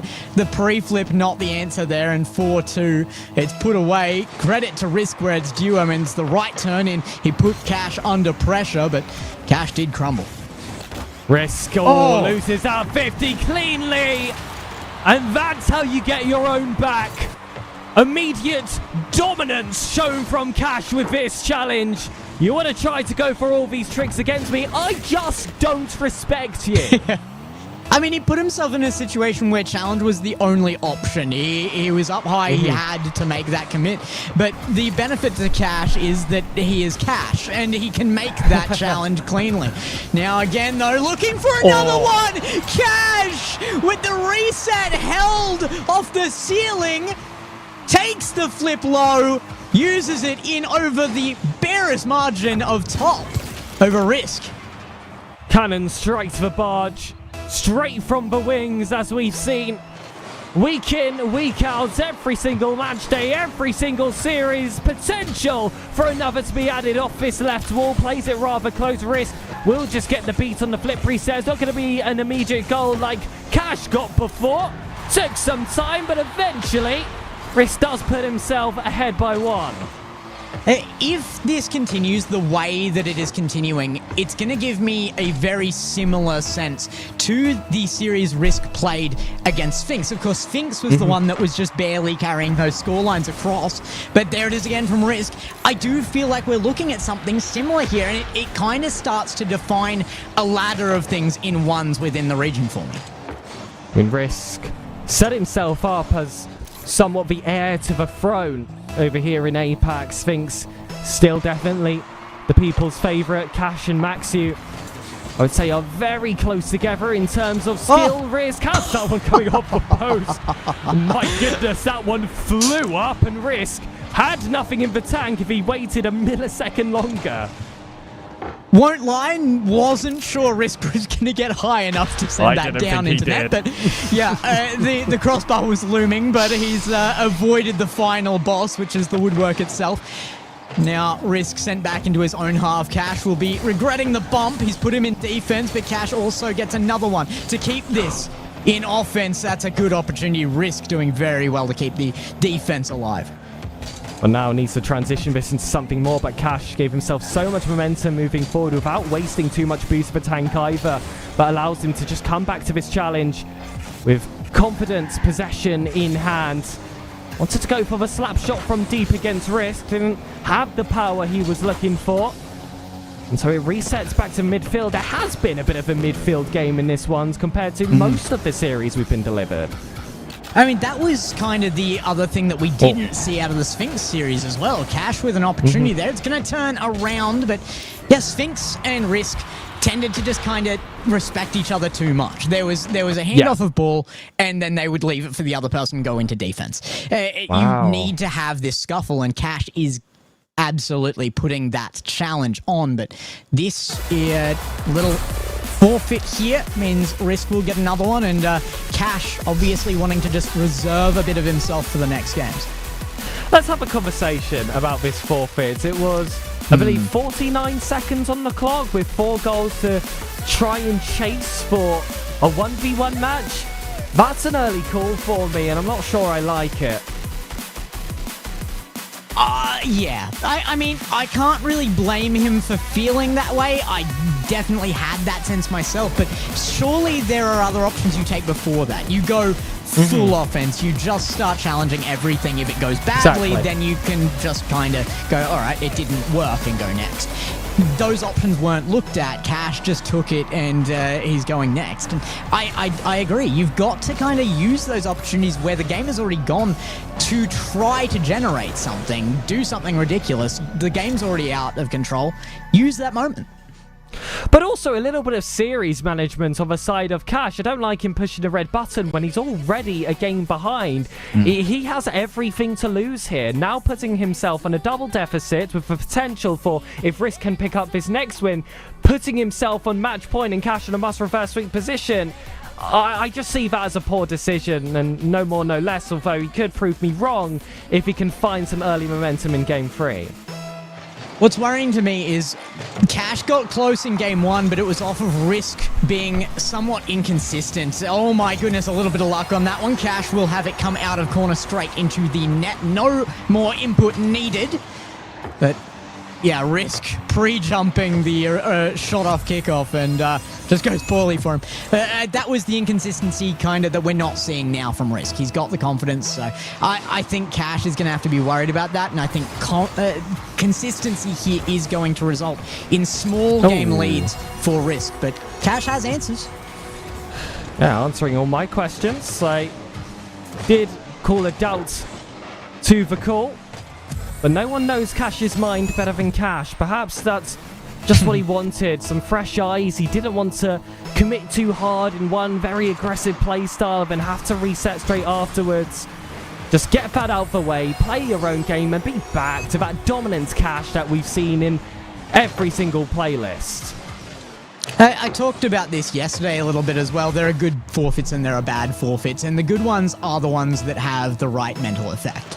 Right now, it's looking like that is the case for Cash. He's come back into this one with a different attitude, and this is going to be very awkward again for Risk here. He's found himself stuck in defense, if there's even time for that, after every single kickoff.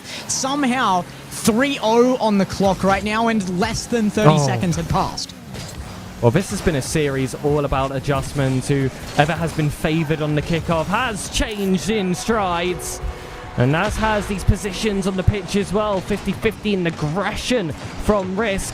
Starting to favour what was a big start coming from the cannon. It's the first real goal that has felt like it has come from traditional play. Cash with a lot of quick plays off the kickoff.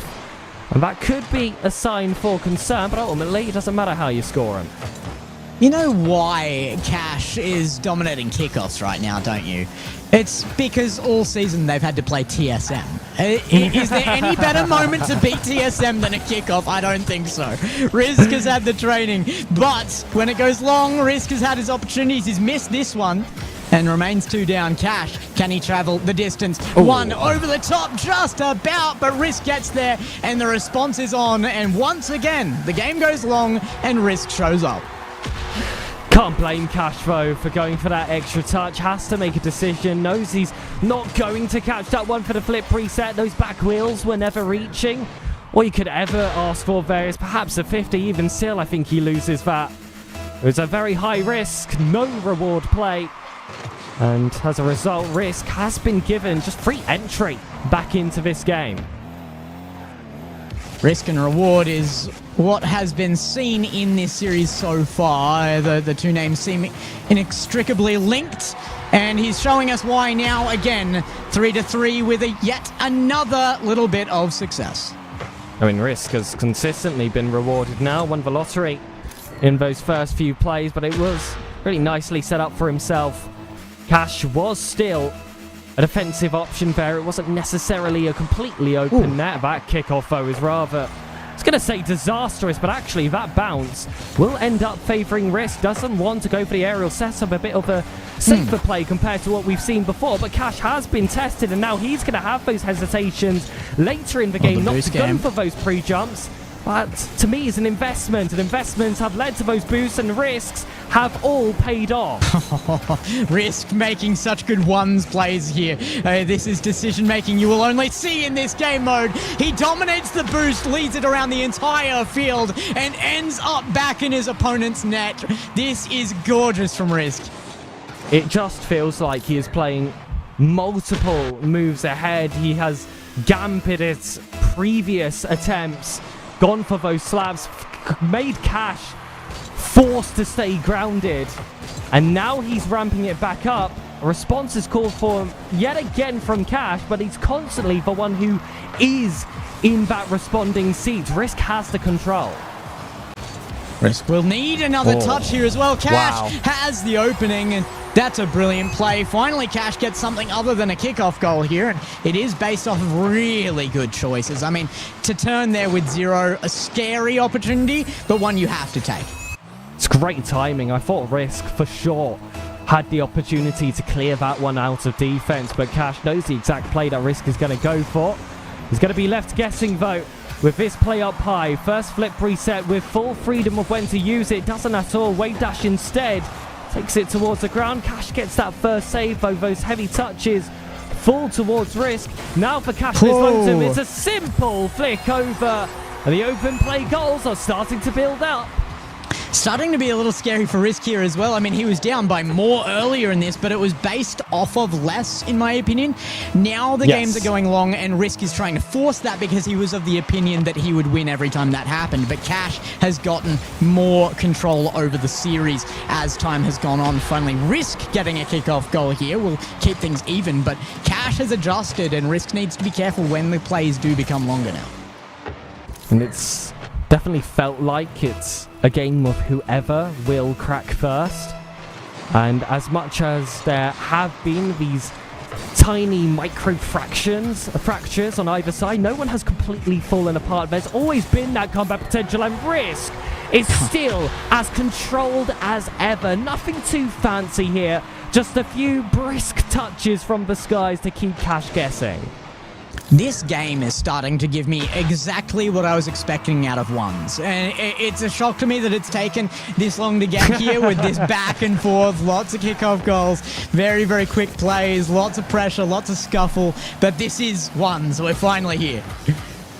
Cash at that shot at the near post. Risk is on 0 boost, and it's the very same pressure that achieved his 4th goal of the game.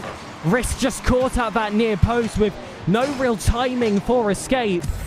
And this is much better from Cash. He's getting those shots on, but you look at the direction of his flip Skex. He's making sure not to follow that ball into the net, and it's kept him just in that poised position as almost his own second man.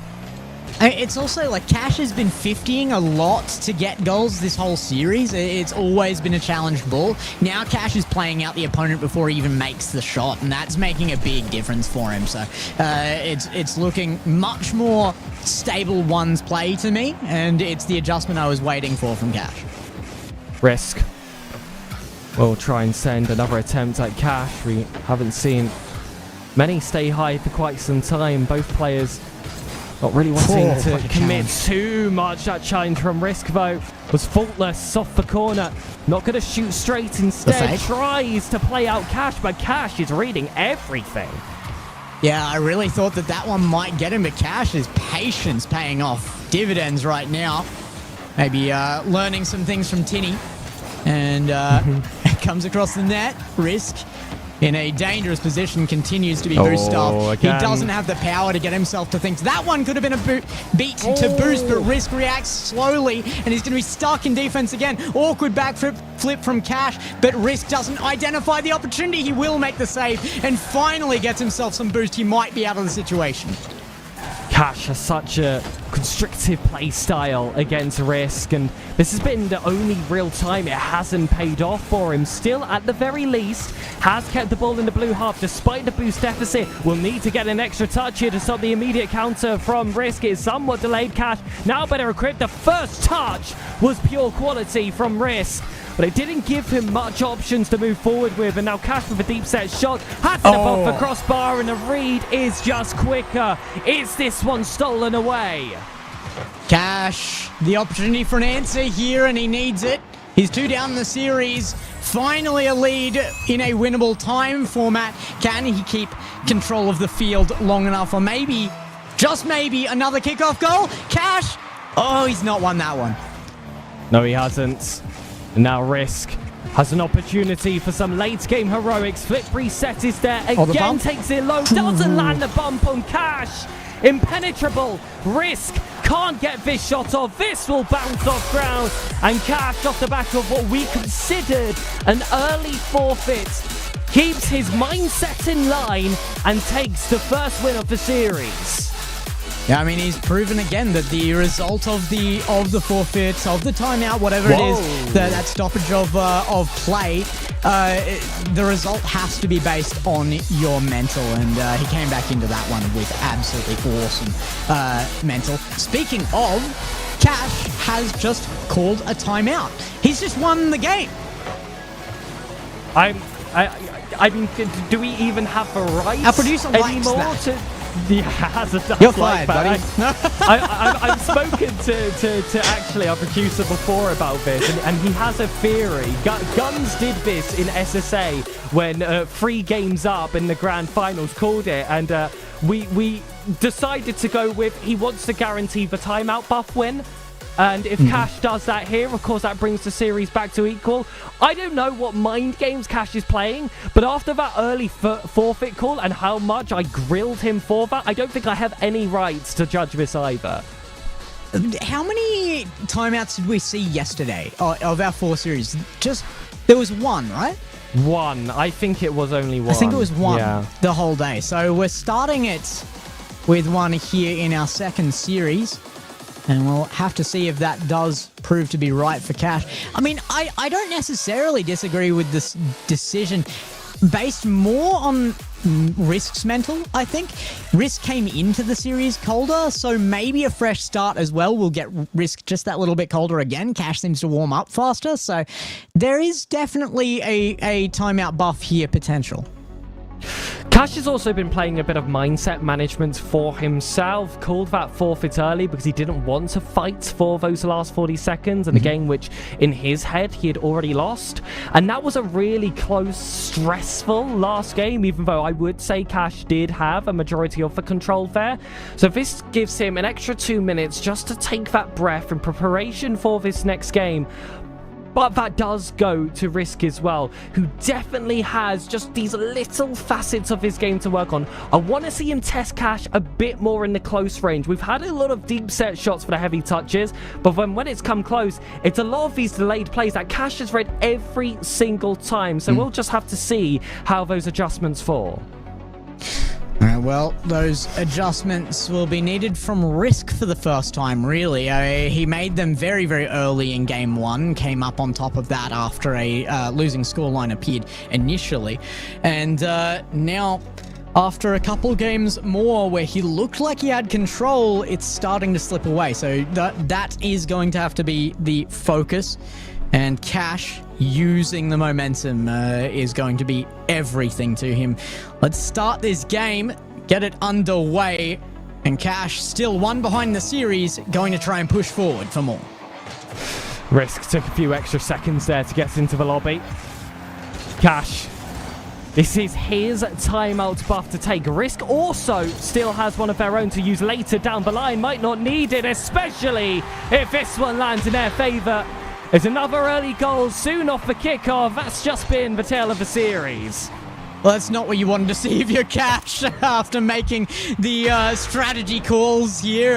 F1 might not be his next career choice, but Risk here gonna take that first goal. And I was going to criticize T-Bates today, I was going to agree with T-Bates today and say, I don't get this decal, but apparently it works.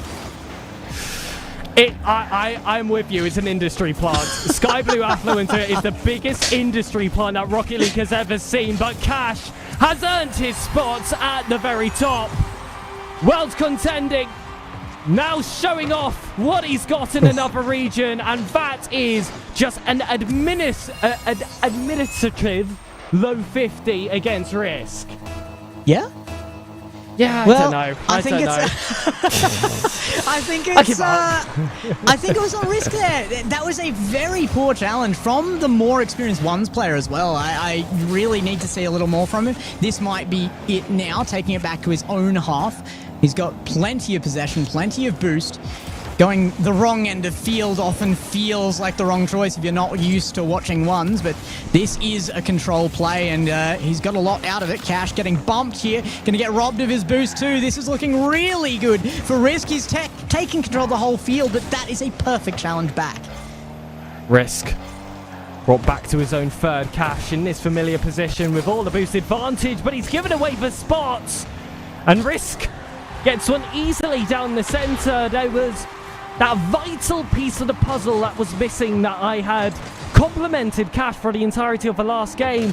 And it's how he just stayed agile outside the 6-yarder for those follow-up opportunities. He lost it there. He did indeed. And now Cash still trying to claw at this scoreline. I mean, he made it last game, but it's going to take more of an effort to win this series. Yeah, that's for sure. Risk has answers, and there's one from the crossbar. Going to take it away. Does he have the time to convert before the defense returns? No. Cash there in time. Gets the boost as well. He's going to be in net. Great 50 goes to Risk. And 3 minutes 20 on the clock. We see a 3-1 lead. And this is a definitely different feeling game. This game has all been Risk. You even said that Cash's goal was more of their own accord. And I said that a little bit earlier in this series, but it felt like Risk more than ever was in the driving seat. The last game was the only time that pattern broke, and that's when Cash took control, took his game, takes this one calmly. And it was somewhat overcooked from Risk in this build-up. Being able to take shots calmly is going to be a key in ones as well. I mean, we talked enough about it yesterday, but it's worth repeating. It's an unbelievably mental game, and that is something that I think there's probably very few players in this region who have been trained to keep their calm as much as Cash. I mean, coming out of EU with the experience he's had and the history behind him, you would expect that to be a point that he is good on. Oh. Great save from Cash. Off his own corner.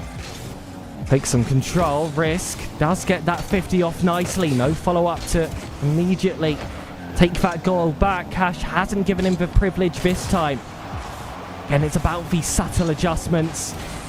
Cash with still over half a game to go just to pick back one. I assume he'll need a few more, especially with how high scoring this game has been so far. Could it come from this ceiling opportunity? A ground pinch won't break through Risk.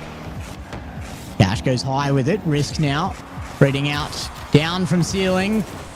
And going to miss the bump there. Was looking to body Cash on the line. Cash gets the ball, runs at the other end, and we have an even ball game. This is the composure we were talking about. Absolutely, and I said that this is a series of mental management from Cash. Just has called that timeout. He's let this game be one of its own, not thinking of any of the shortcomings in those previous, and that has helped him make this initial comeback. He is still needed defensively to stop that fourth coming in from Risk to take the lead. Shot on, not going to tempt Risk. Right choices by Risk made there as well. I mean, most of that from the kickoff has just been a race to boost, and it might be again here. Risk is going to grab that one. It's a long ball. Off target, fortunately for Risk. And read again by Cash. That one might be a giveaway, though. He was desperate to get any kind of touch. It's a big commit. That is not a ones play, and Risk knows how to capitalize. This seems somewhat frustrated from Cash. Hasn't really gone for any of those plays that are super committal for a few games now. That's the first time it's been attempted, and he'll get burnt as a result. You can't play with fire, you can't play with Risk. Risk will win the ball here, back into his own half. Grabs the boost. Now, an outplay of Cash required. He is there in defense. Might be able to take it the distance. What a touch from Cash. Oh, but Risk still needed to get back there. That one was a close shave, but he keeps his heart rate in control. Focuses on this one. Attack Cash. Flicks early. Stays in the area. Makes sure not to burn off that jump too early, otherwise that gives up the entire play. Waited for Risk to give that space first. That pinch will be sent all the way back as the most open opportunity Risk has had for quite some time. Cash tries to shut down that gap, lures in the flick, and gets that save as well. Can't follow up for the second, and that could be the difference. Oh. It appears to be off the backboard. There is the bite of the bait. Where do we see the mental lie for Cash now, though? I mean, we saw kind of a similar territory where he was tempted to even forfeit, and it was a few more goals in it then, but I could see it happening. Cash just is not looking calm right now. He started that way, but the composure is failing, and with that 45 seconds on clock and a 2-goal lead for Risk, can he increase it again? Oh. This one could be the end for Cash, and he will not make the save. Risk doubles the scoreline 6-3. Stylish, clicks his heels over Cash, and then just completely runs away with it afterwards. Gives him that little bit of hope as well. And they say that's what kills you. That's what could kill Cash. The timeout buff, seemingly not as powerful as this Neo Tokyo Hex we've had across this weekend. It's a great bump from Risk. Sends it high as well. Just gives him time just to pick up those 2 pads. Will get a third as well. Was needed to block off that shot from Cash. And I could expect, yep, there it is with this 7th goal from Risk. A forfeit is called, and Cash is brought down to his final life. The read to jump on that so early from Risk as well really did come down to him understanding the mental state that Cash was in. Cash feeling like he has to shoot every single opening as soon as possible. No delays, no mental game in it. Cash is just going for the basics, and Risk can read those now. It's not going to work like it did in the opening 30 seconds of game 1. So that forfeit, I think, a bit more well-earned here in those dying seconds of the game, but Cash will need just a little bit more. I mean, Risk has Cash in his back pocket. I mean, lucky guy, but it could get him a semi-final placement as well if this continues. He is in a spot where he doesn't look playable versus Cash. I mean, it's just as simple as that. The only time that Cash has consistently been able to beat Risk, it's when he's taken absolutely everything away from him. And of course the overcommittal plays from Risk, which have been fewer and far between the deeper we get in the competition. But when you think of the one play that Cash has consistently got, it is those boost starves once he finds that little bit of control, and Risk just hasn't given him that time. Piggy, I have to think that the chat is now leaning one way quite heavily on this. Cash definitely has his chances back in still, but I can tell you that for sure because I just got a message from Omexi. He's in warming up Tinny for his next series already. And Cash now will have to just answer all of the doubts, and he's done it off a kickoff. What a recovery on the 50. Takes it through on the base level of boost left on Risk and holds true to that first goal lead. First step of 1,000 required. You just take it one at a time, foots in front of the other. Don't let that blue car on the other side trip you up. Instead, trip them instead. It's a punch from Cash for the early demo. Takes it up high. Risk has committed early. This is Cash's recovery. This is exactly what you need Cash to be displaying on the field. It's confidence, it's composure, but it's also just talent. I mean, he's outplaying right now, and it's not just kickoff goals. Yes, they've come very early here, but both of them came off of good contests on that ball, and Cash came up on top. Kickoff. Looks like it was favouring Risk, but... Or Sense flying in the wrong direction. Cash is flying in the wrong direction. Oh! Off the corner, it is a disgusting fake. And unfortunately, we're going to make him watch this back. That is gross. The speed of recovery from Risk off the kickoff, the half flip into speed flip to get to the boost before Cash, that is just mastery of car movement on field. His control, useful even when he's not on ball, and it got him the win there.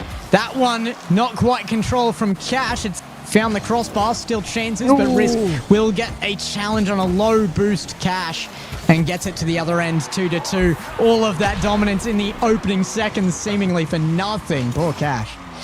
That was a messy play all round. Risk had made a mistake as well. Cash should have had a goal for himself, and instead of having that 2-goal advantage, it flicks around the other way. It's not the first mistake, it is always for last in 1v1. Risk on the 50. There's stars. And favourably forward, but of course boost counts. Gonna favour the Cash side, might not matter. Risk has an opportunity to refuel, has already sent a play against Cash.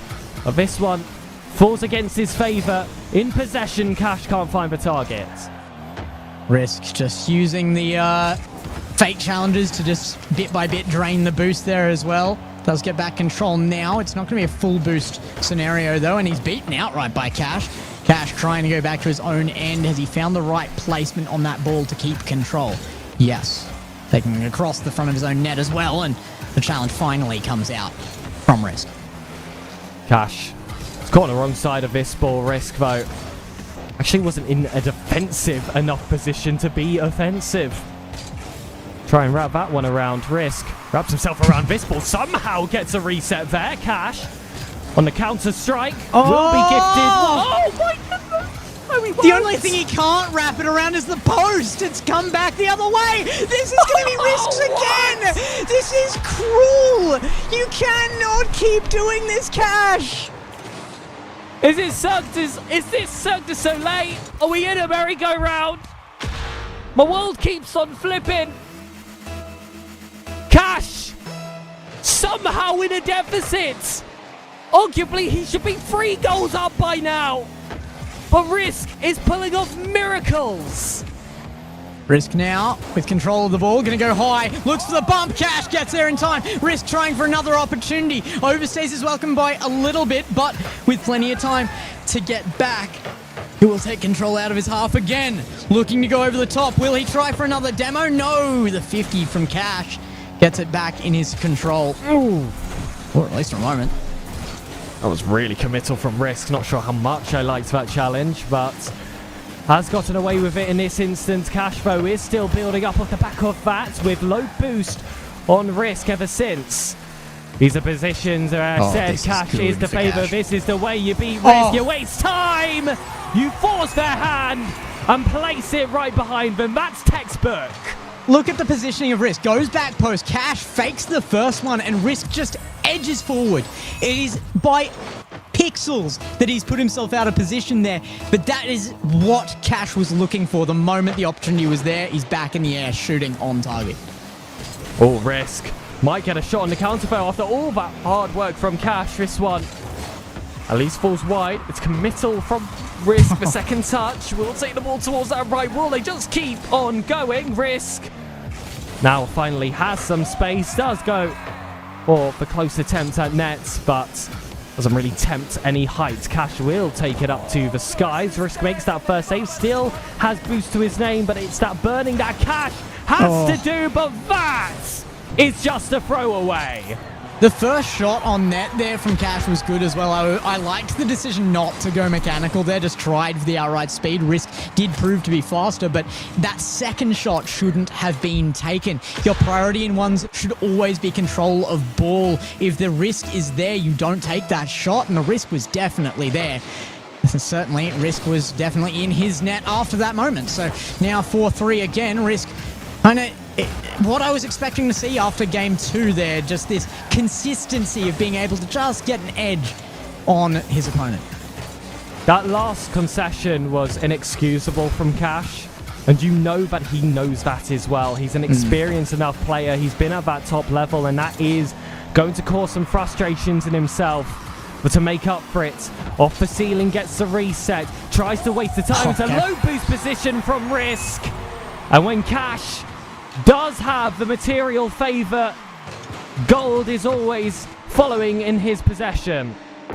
Cash has just been hitting the gym. That's what I'm seeing there. It's body weight behind the ball. He's on the protein shakes, and yeah, he has been. There's the muscles showing up on stream. But Risk, that is a great answer to the kickoff. Does he get the boost? No. And he's caught under the ball here for a moment as well. Going to try and keep close to this play to add threat to it. Gets boost in his own corner on the way back. And great read on that. Will send it high. Risk needs to be careful with this. Really does. Cash lurking in the area.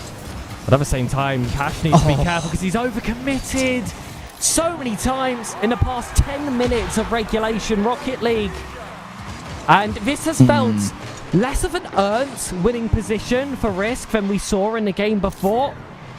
Cash needs to find some control. He's only got 44 seconds and no timeouts either to build off of, even if he gets this win. I mean, we talked about how important in one's composure is, and Risk is showing that to me. I disagree. I think he has earned this lead, and it's because he's just keeping the right mental state where Cash is not. He's gone from playing close to ball, providing pressure, to playing under ball, and that's punishing him. He has to get back on target here, but Risk taking those advantages is never going to be a downside for me. Cash will just secure that corner. Risk went very wide on that play. Cash didn't commit early enough, but that demo is going to be exactly what he needs. The series is still alive. The potential for our first Neo Tokyo and our first Game 6 of the 1v1 is opened up. We've had a couple of impactful demos in this series, but this one here could define the series at this rate. Risk needs one more goal to shut this away entirely. Cash, if he can use the possession he has now, will stay alive. Now, goes high. Risk will be there early enough to challenge, and Cash has lost the possession as well. It goes to ground. Overtime found. No catch to be Cash. It's overtime. It's a great kickoff as well for the Cannon. But Risk is ready at that near post. But we're back at that spot. Deja vu, a chance for Cash to push this a game further. Doesn't go over Risk. Times that challenge to perfection. Earns himself 100 boost as well. Doesn't get above Cash, but Cash is low. The bump will open it up. This could be the runaway, but a recovery is there from Cash. Oh, no boost. Risk needed to prioritize the boost there. Is it enough? No! Risk gets a miracle save. He's kept it alive again. He wants to end the series here, but Cash will say no. We're going another one. The Englishman didn't show up to Japan for a holiday. This is business. This is personal between Cash and Risk. And this is Rocket League. We go again as Cash absolutely gets in form at the last moment and keeps it alive. Risk will be devastated not to shut that away there, but the series goes on. He has more opportunities before Cash is out of the woods yet as well. So Cash needs to take everything he can out of that win. But the devastation of that last game for Risk will be nullified by the timeout that has been called. This is the last one of the series. We have doubled that we saw the entirety of yesterday, and it all comes from this one matchup. I mean, Gex. At the beginning of this stream, we looked at that side of the bracket, Cash versus Risk heading into Maxu, and we said that this was surely going to be the side that delivers. By golly, it has done. I also, going into this, I thought there's no way, regardless of the result here, that we see this be a sweep. We almost did. I'm so glad that we're in the position we are now. Cash had a really good answer earlier, but he couldn't keep it up, so I'm hoping this goes even further. I want to see more gameplay between these two because they are, like you said, just delivering. Finally, Neo Tokyo will be reached. And it is going to be Risk now. He's going to be facing all of that pressure to lose that last game in the very final seconds and then have to call your own timeout. I would still say the favor heads towards Risk in this next one. But if it goes to Game 7, my mind will be completely changed. That is the momentum too far gone for my liking. Yeah, I mean, it's always seemed, like 49 to 51% chance of wins here. It's been barest of margins, but it's becoming more and more 50-50 here. That might slip the other way, like you said, in a Game 7 scenario, but we aren't there yet. We got to see that proven, and I think that's going to be something that Risk is trying not to think about too much in this timeout. He's the nerves have to be controlled. Well, I just want to say I love this region. Ladies and gentlemen, the second series only of a total 5 that's going to be on your screens. Both of them have managed to deliver, but this is the first time we find ourselves in a Game 6. The Englishman, the alternate playlist champion, to take on the heir to the throne. What has Risk got? That's a shot to top corner. Placement's right, but Risk saves that one. How does he get back to that? Did not think there was a chance Risk was surviving that attack. But he somehow finds a way to escape, almost squeezed out a little extra as well. Instead, Cash, no, doesn't get that open net. Boost Risk control. gets the finest of touches. No demo on those final lines either. Risk still completely starved with those pads. Has gotten themselves up to a 60 mark. Cash, though, is patient, knows who's in control of his position, and just lets Risk play into him. That's where he made the mistake a few times in the game beforehand, but this is a different side of Cash.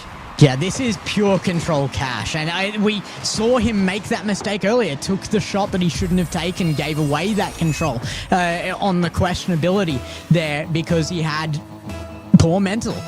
He's not on that train anymore. That was pure control, and he wasn't going to give it away no matter how long it took to score the first goal in this game. But is it responded to? Risk instant. And this has been a very familiar pattern in this series, with one getting us started off a soon kickoff, and then the response there right afterwards. They say that the first goal is supposed to be the toughest to score in any given game, and that's what's given us such warmed up performances. This is a great delayed 50 from Risk, though. Watch this one back. Is there... Can you call it a 50? This is a 100-0 to me. Risk is one that... Correct. So cleanly. Goes to ceiling, comes back down. 0 boost doesn't matter. He'll tuck it away. And yeah, that is a lead gained back earlier than he would normally do that in a series in a game started by Cash. Cash. Or Risk missed that boost. That could be a decider for this next goal, but Cash doesn't get a bump.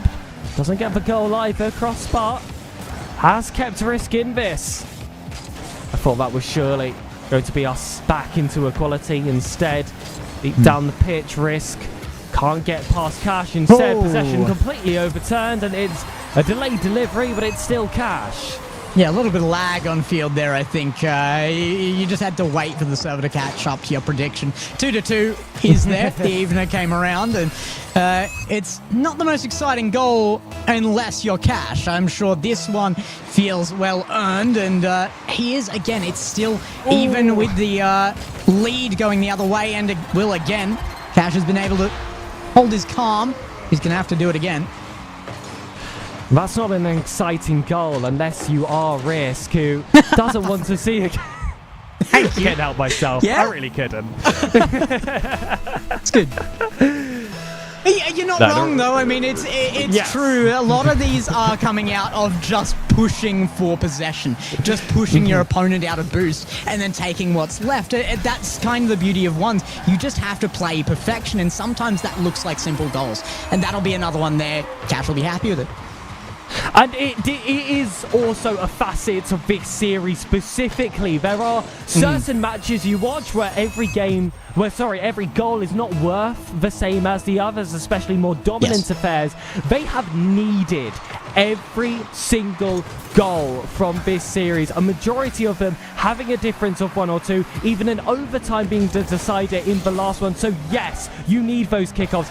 Get pumped up, get fired up when you have those counters from your own third. Cash certainly would have done. Ironically, you won't necessarily see those big fancy plays out of the series. That maybe that is the thing that is needed to earn the win. It's when you're a bit more comfortable that you're going to go for those, because they take a lot of guts. You got to commit, and both of these players are playing for their life right now, and that means that they are going to be playing what they're confident with, and sometimes that brings things back down to a more base level. Cash is playing that base a little higher than Risk. 2 goal difference now.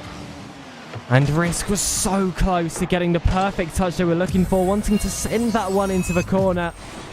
It just wasn't meant to be. 2 minutes 47. 2 goals needed, but I expect double or triple to share.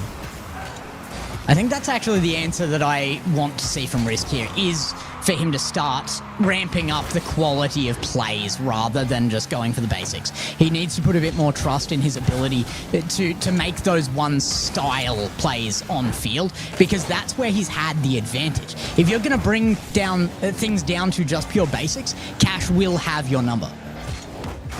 This has been such a tough run for Risk as well.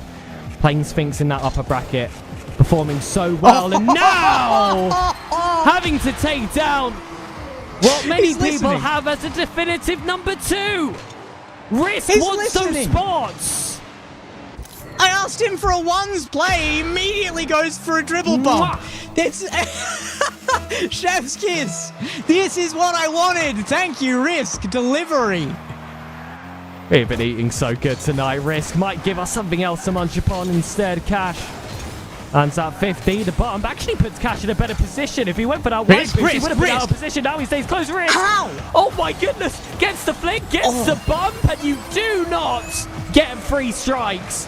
But I thought for a second that he's going to get away with it. What up? Yeah, I mean, Cash earned this. That was always deserved to be Cash's goal. But that was nearly a miracle made. Risk fighting for his life, but he needs to. Like we said, I think both of us are on the line where, you know, we mostly picked Risk on the desk, just barely. Ooh. And that's going to change if we hit a game 7 and Cash has earned his way there.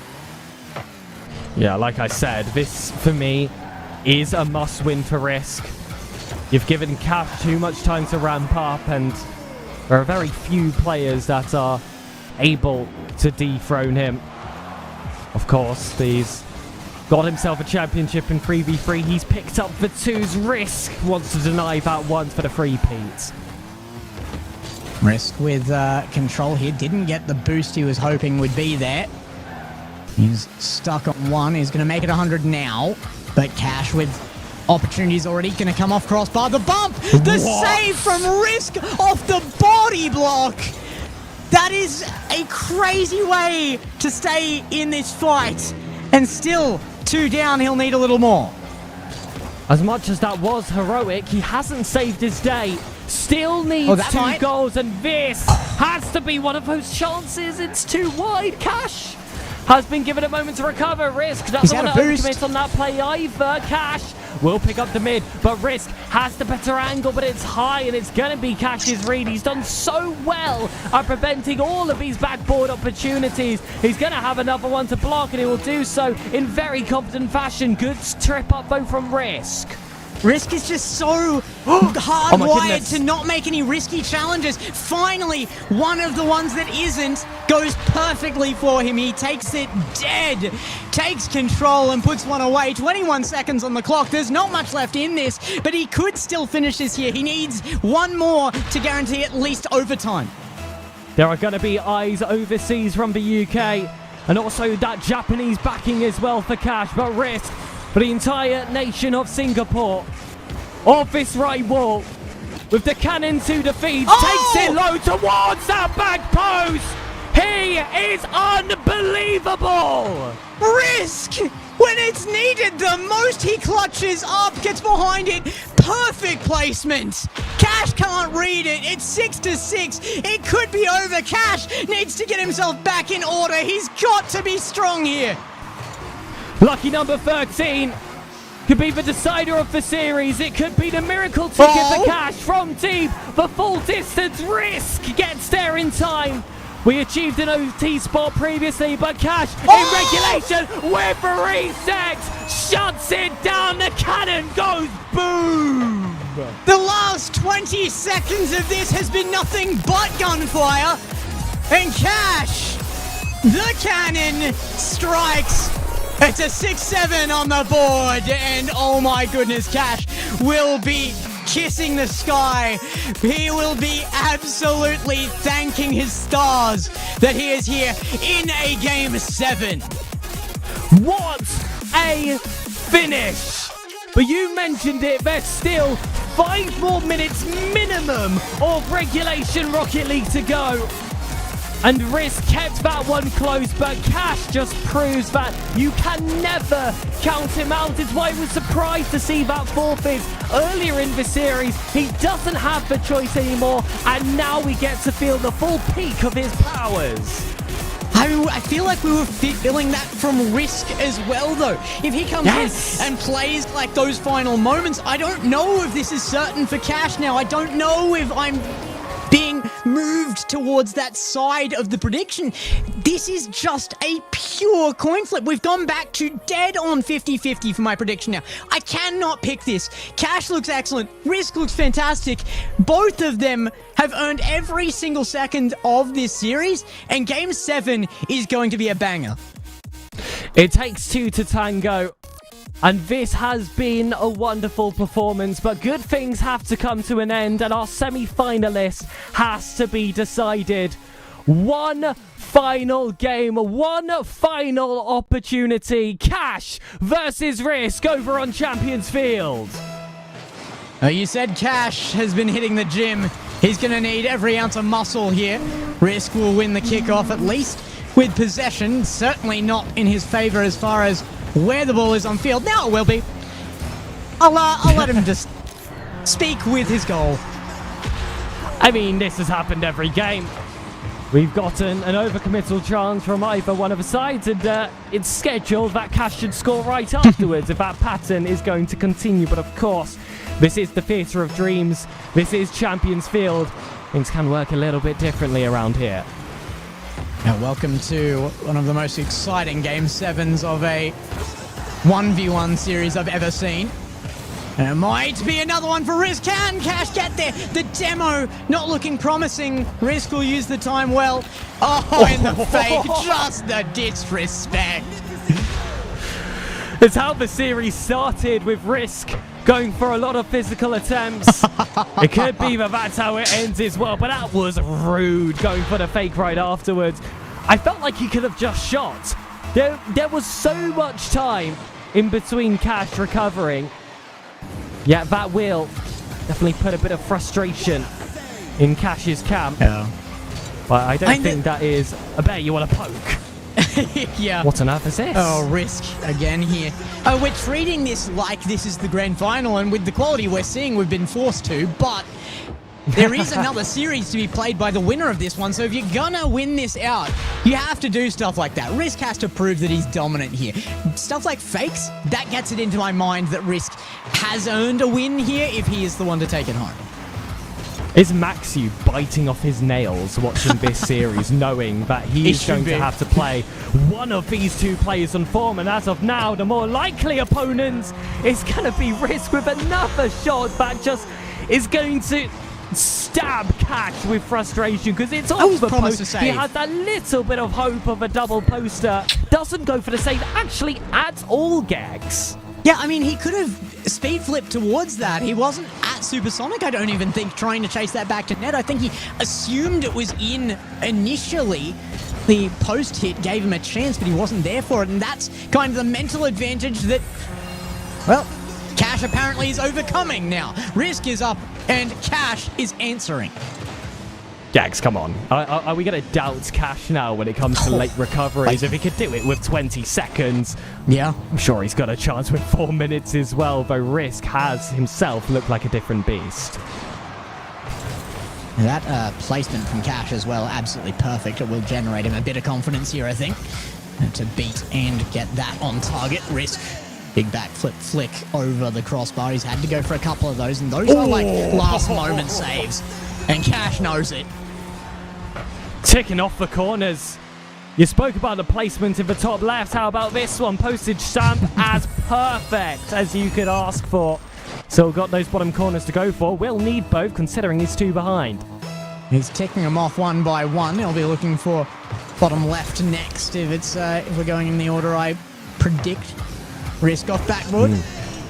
Gonna be looking for one of his own. That reset is beautiful. What a save. How has Cash found anything against that?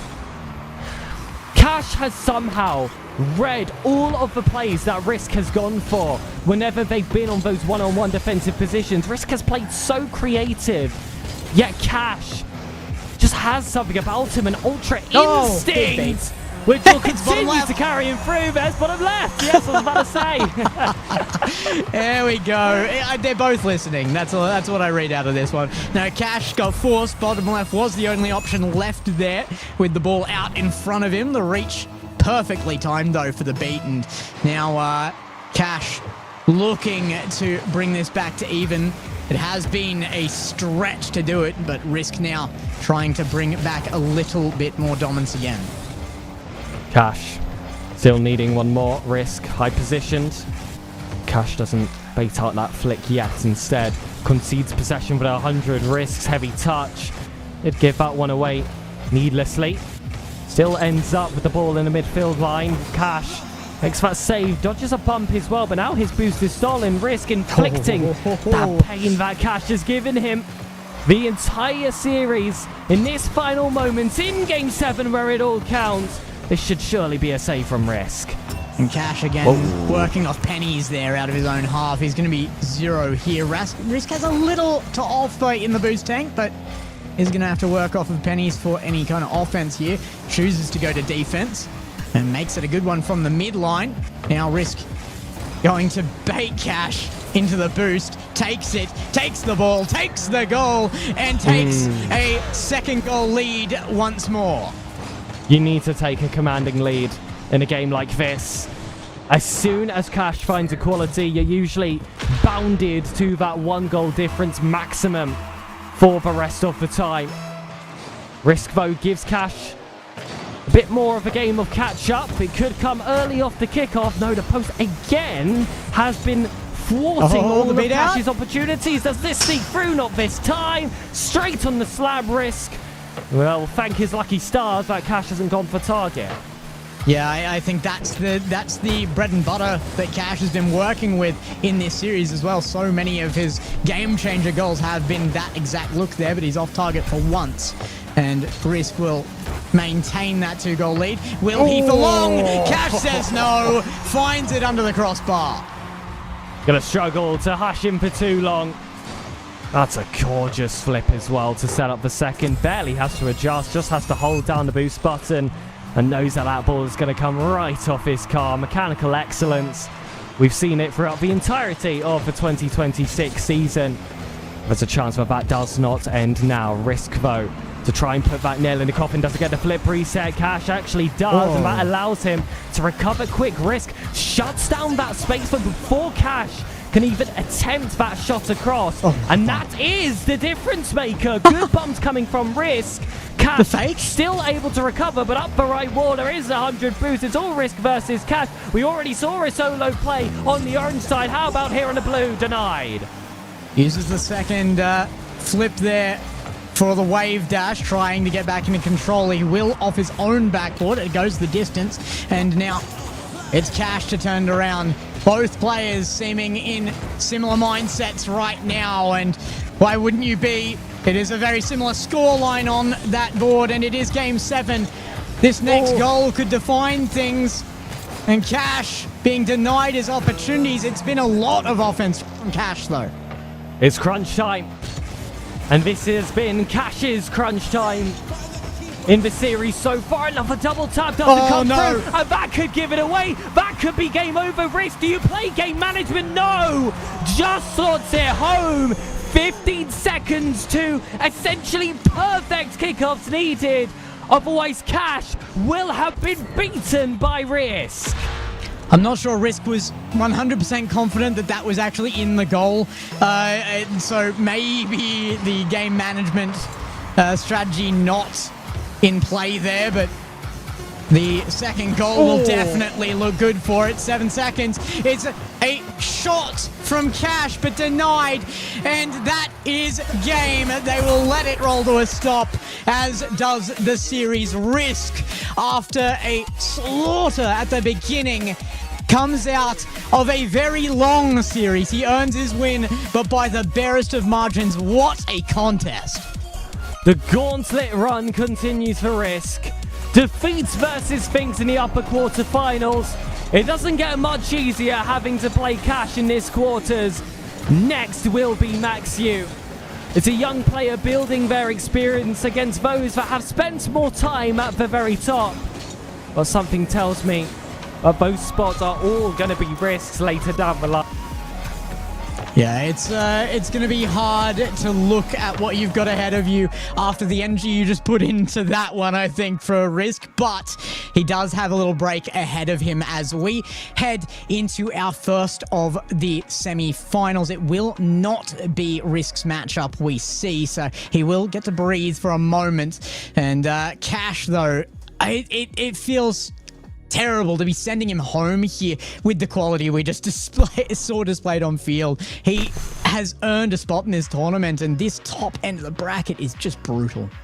Top 6 is where Cash is going to finish. 5th and 6th. That was not a 5th and 6th level performance, but Skex, I mean, I said it after the timeout from Risk how much I love this region, and I hope that a series like this in the quarterfinal shows the amount of talent that is here and is a good advertisement for everyone else, because that was only series 2 or 5 that we have. And well, with how any double elimination bracket works, you think later down the line the quality is only going to increase. So ladies and gentlemen, please do stick around. We are going to be here for Sphinx and Tinny in that next semi-final. Sphinx heralded as that first seed, the very top of what this region has to offer, but standing in his way is a 1v1 specialist, the Hong Kong player Tinny, to try and cause another shock in this bracket. We'll see you then.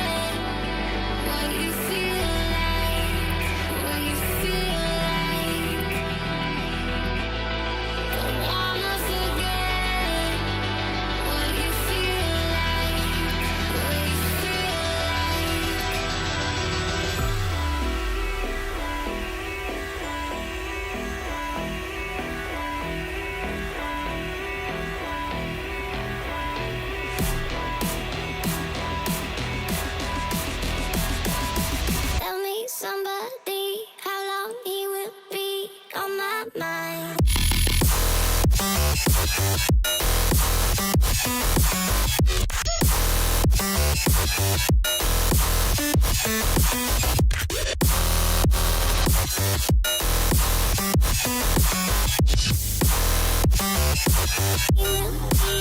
my mind.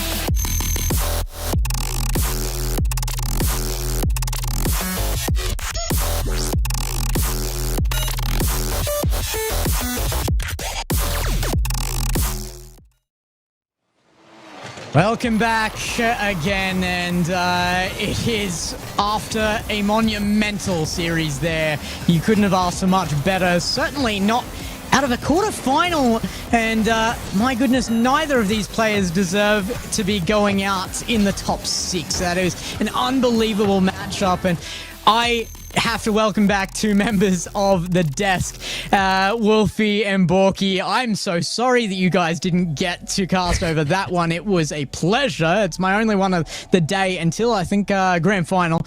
But that is... Oh, it was a privilege. That was so good. The ones. APAC ones on your screens. Yeah, I mean, what more could you ask from a quarterfinal? That played exactly as you would expect a grand final to be. Risk really showed us what he is capable of yesterday against Sphinx, and then taking it against Cashew, if you don't remember, won the 2v2 game mode, has taken a regional within the 3v3 game mode. So it's a player that's sitting at the top of this region, and he put up one hell of a fight. That was one of the series of probably this whole tournament, in my opinion. No, yeah, I agree there. You know, in the green room, we're all just looking at how much these two players kind of put on. It kind of shows you the pride that they really come out here with, wanting to make sure that they put their best foot forward. But, you know, the youngster in Risk took down a veteran. That's kind of the games that you look for in a young career like his, where you start looking at those staples and say, hey, you have a player like Cash on the other side. Cash Money, he's been looking great throughout this entire tournament, but Risk was able to do what he does, and that's be able to score at such a high volume. His mechanics, his defense, and more importantly, his IQ really just stood out. And his ability to close that. Imagine, in a Game 7, was able to hold there, no nerves, and played amazing. He brought a level of one's complexity that he's going to need against Maxu, that's for sure. Yes. However, we have to move on to that lower one. It is Tinny and Sphinx. I don't know if I can prepare you for the matchup that we just had. Sphinx is looking good. He said yesterday if he's woken up on the right side of the bed, he thinks he's got this one in the bag, and I personally have no doubt in my mind that that is true. He has the experience to back that up. He's been a prodigy from the start. He doesn't know what it's like to not win. Yeah, that's been one of the biggest things about Sphinx, is just he made his impact in the scene instantly, and from that moment he has yet to let go of his grip at the top. I would like to see it go to Game 7, but when we talk about it, even if Sphinx did wake up on the wrong side of the bed, I think he should still be able to close things out against Tinny when it just comes to pure mechanics alone. I agree there. Sphinx being the poster child here for the APAC region. It's one where, you know, he's a fan favorite. Everybody's going to be pulling for him. But Tinny, that last matchup that he had, we were kind of coming in with a lot of question marks into today. But, you know, put exclamation marks onto that last year against Nye. Maybe the momentum is enough. I still have Sphinx in this one for sure, but this is where Tinny's saying, I'm ironclad tonight. This is where I need to show out, and it's going to be game number one, or really that's going to be the main deciding factor for me if he can really come out and steal this first game. But yeah, I think Sphinx, even on just a couple of hours of sleep, is going to say, I feel ready for this one.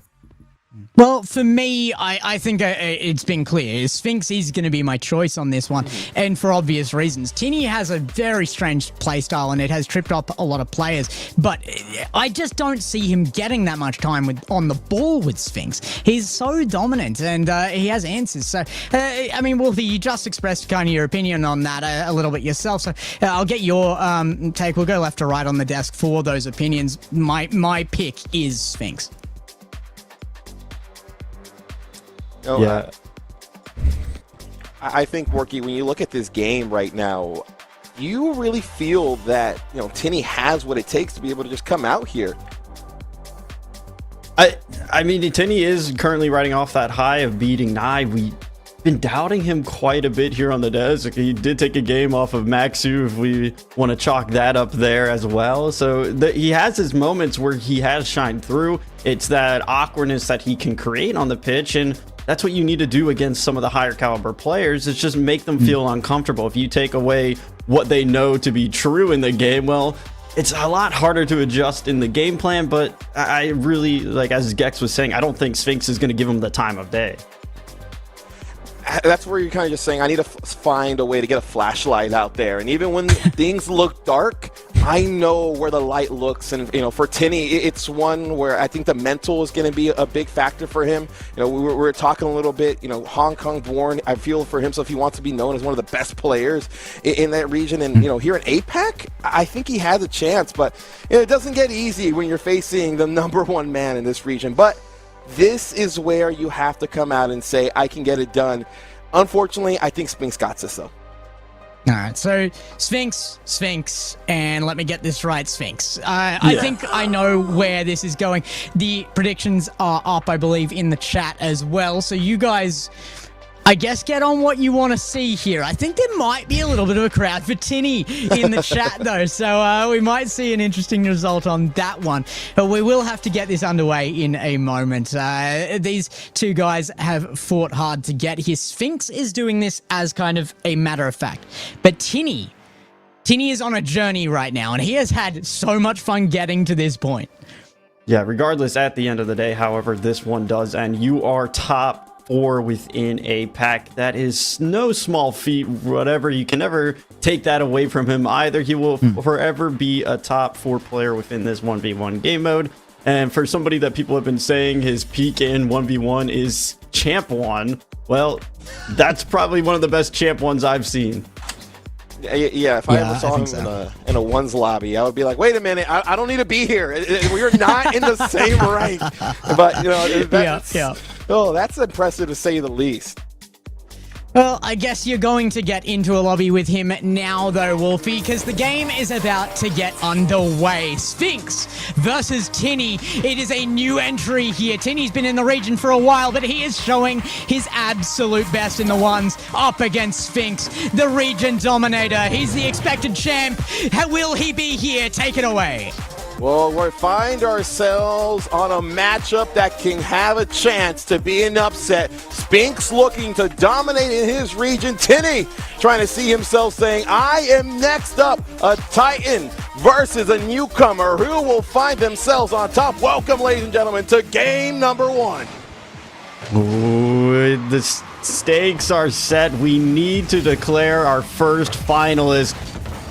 And if anything has been said on the desk, it feels like it should be Sphinx. That's going to be the one sitting at the top. But to start things off, it is a very awkward 50 there off the backboard. And Tinny, he gets rewarded with a free net.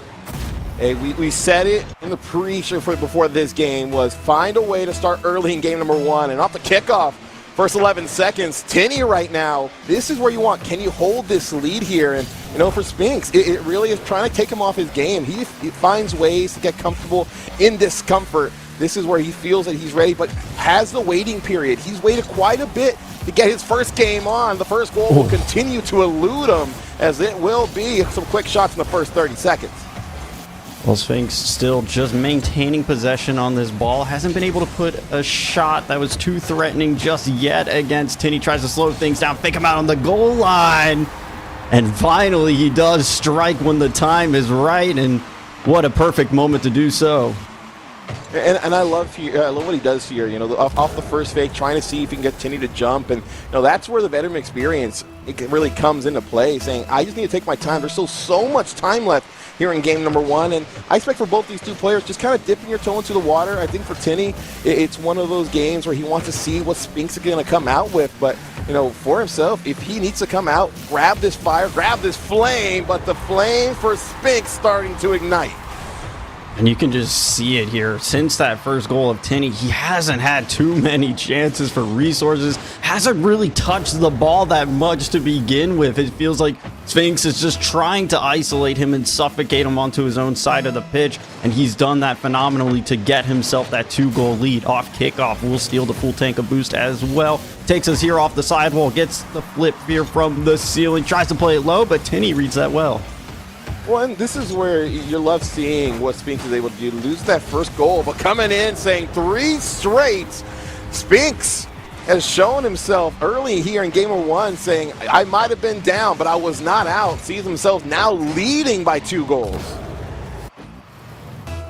It's just perfect positioning yet again from Sphinx. Just really making his presence felt off the kickoff too. He'll be rewarded for a 4th, and he's starting to run away with it. A little glimmer of hope to begin for Tinney, but since then, it's been a nightmare.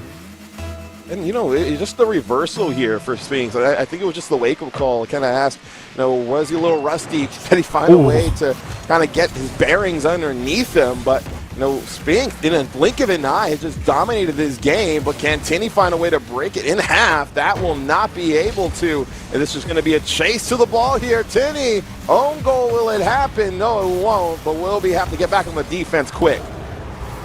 A nice little no-look shot there from Sphinx as well. Tinney did get an opportunity of possession there, quickly shut down. Sphinx will just demo him, put that one on. It's another day in the office with how casual he's playing this right now.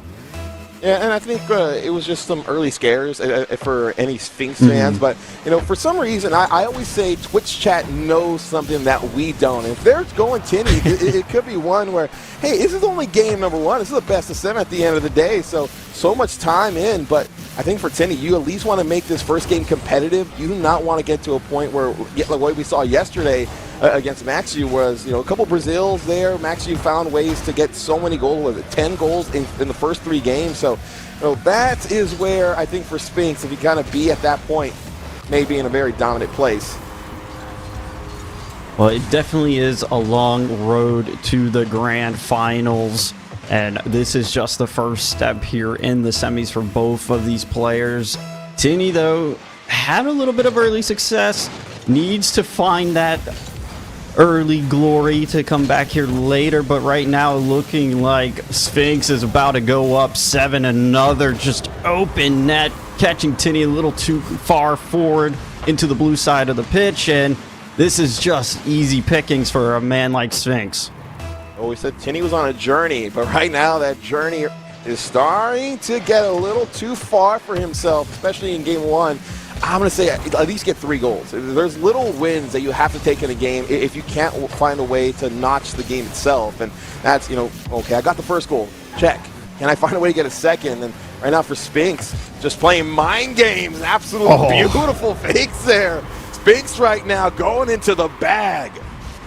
Just completely slows us down, make it look like he's going for the flip, and draws Tinney high, takes it down, and by then Tinney's scrambling, caught on the own side of the post, and what can you do but watch that go in?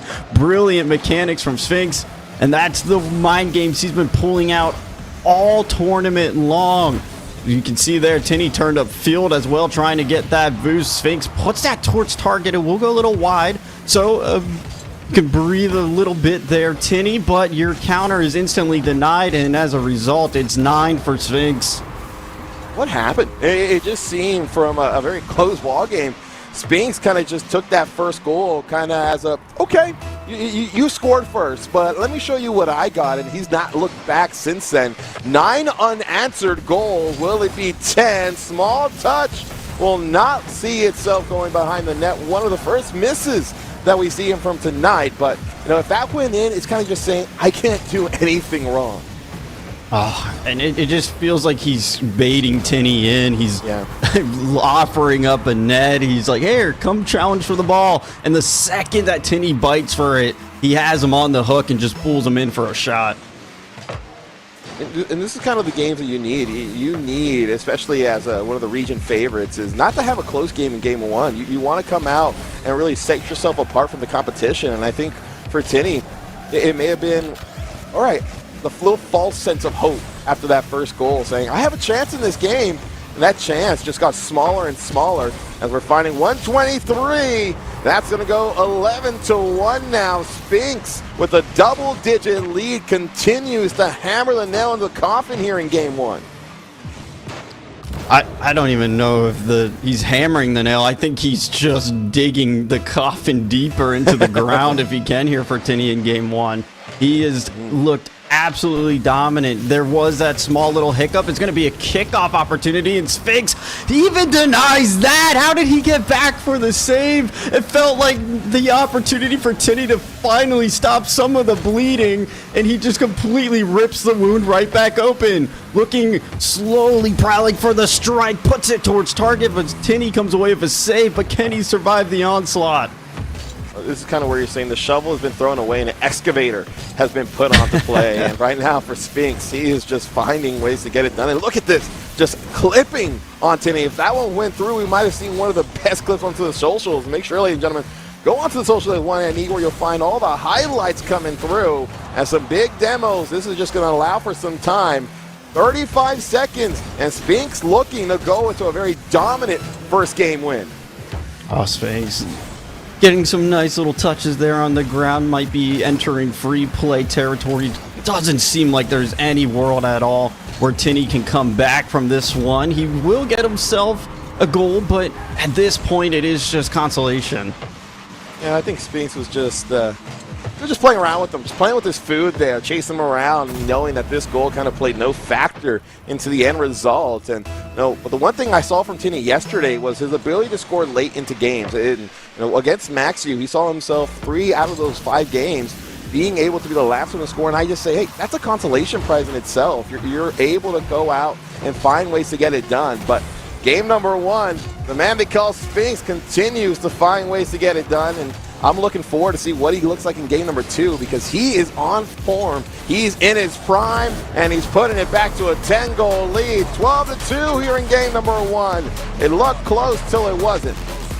And we just have to admire the mechanics there from Sphinx as well. Gets the wave dash into a bump, still catches it on 0 seconds, and then just drives it home for his 12th goal of the game. Might as well run up those stats. I mean, we know 1v1's a high-scoring affair. We've always seen that, but even then, 2,000 points for Sphinx.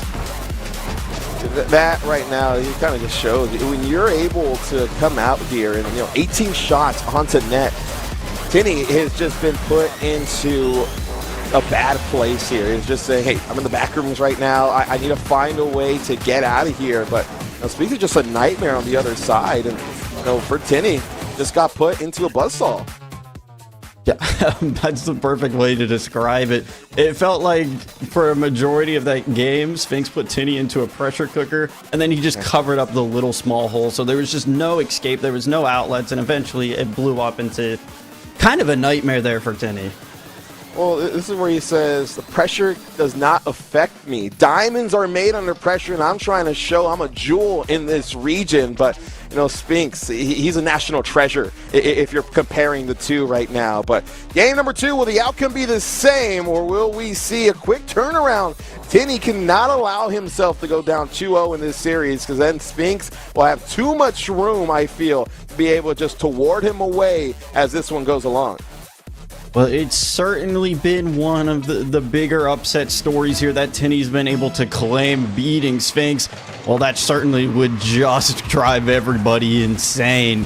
We'll see, gets some good control here off the kickoff, tries to take it towards net, would be a little bit off target, but Sphinx is accredited for his save, flips a pitch in an instant, puts this one a little wide himself, so we do survive the first 20 seconds here scoreless. No action to come just yet. A shot from Sphinx, though. It's too hard to save. The velocity too powerful, and it just falls in. Well, after that miss, you saw Tinny just go past the half flying, and he just tried to hustle on back. I love the effort, but this is kind of where you may just say, I just need to keep Sphinx in front of me. I need to see if I can find ways to just react quick enough. As a kickoff goal will go now for Sphinx to push this up to 2-0 here quickly. And, this right now for Tinny is starting to get out of the way. 2 is tough, but will it be enough? Well, we did see in game number 1, Tinny got the first goal. Maybe he'll be able to recover a little bit here off of a kickoff. Hasn't really had too much possession to write home about. Tries to play that one for a 50 on the sidewall, and you just can't allow opportunities like this for Sphinx. He's going to recognize any time he smells blood in the water, and it's certain doom. Well, this is where the permanent marker right now is starting to dry out for Sphinx, and that's looking like a potential dominant win once again. And, when you're able to score 3 in the first 45 seconds, you're into a place where your confidence, your skill, everything is working on full display. And he said, if I wake up on the right side of the bed, I'm going to be in a good position, a good place, but all 8 hours of sleep. But a beautiful save there by Tinny. Tinny denying a highlight goal there for Sphinx for sure, but I'm certain he'll get himself some more opportunities to be able to try to score one of those. Pops this way far above Tinny, but hey, I like this. This is a good look, a new look for Tinny. Gets a bit physical. How do you beat a player that is out mechanicking you? Just delete them from the pitch. So it's a good look because it does maintain some pressure and possession here for Tinny. We'll put another shot towards net. It goes wide. Sphinx has an opportunity now to get an attack going for himself. Doesn't get the touch, though.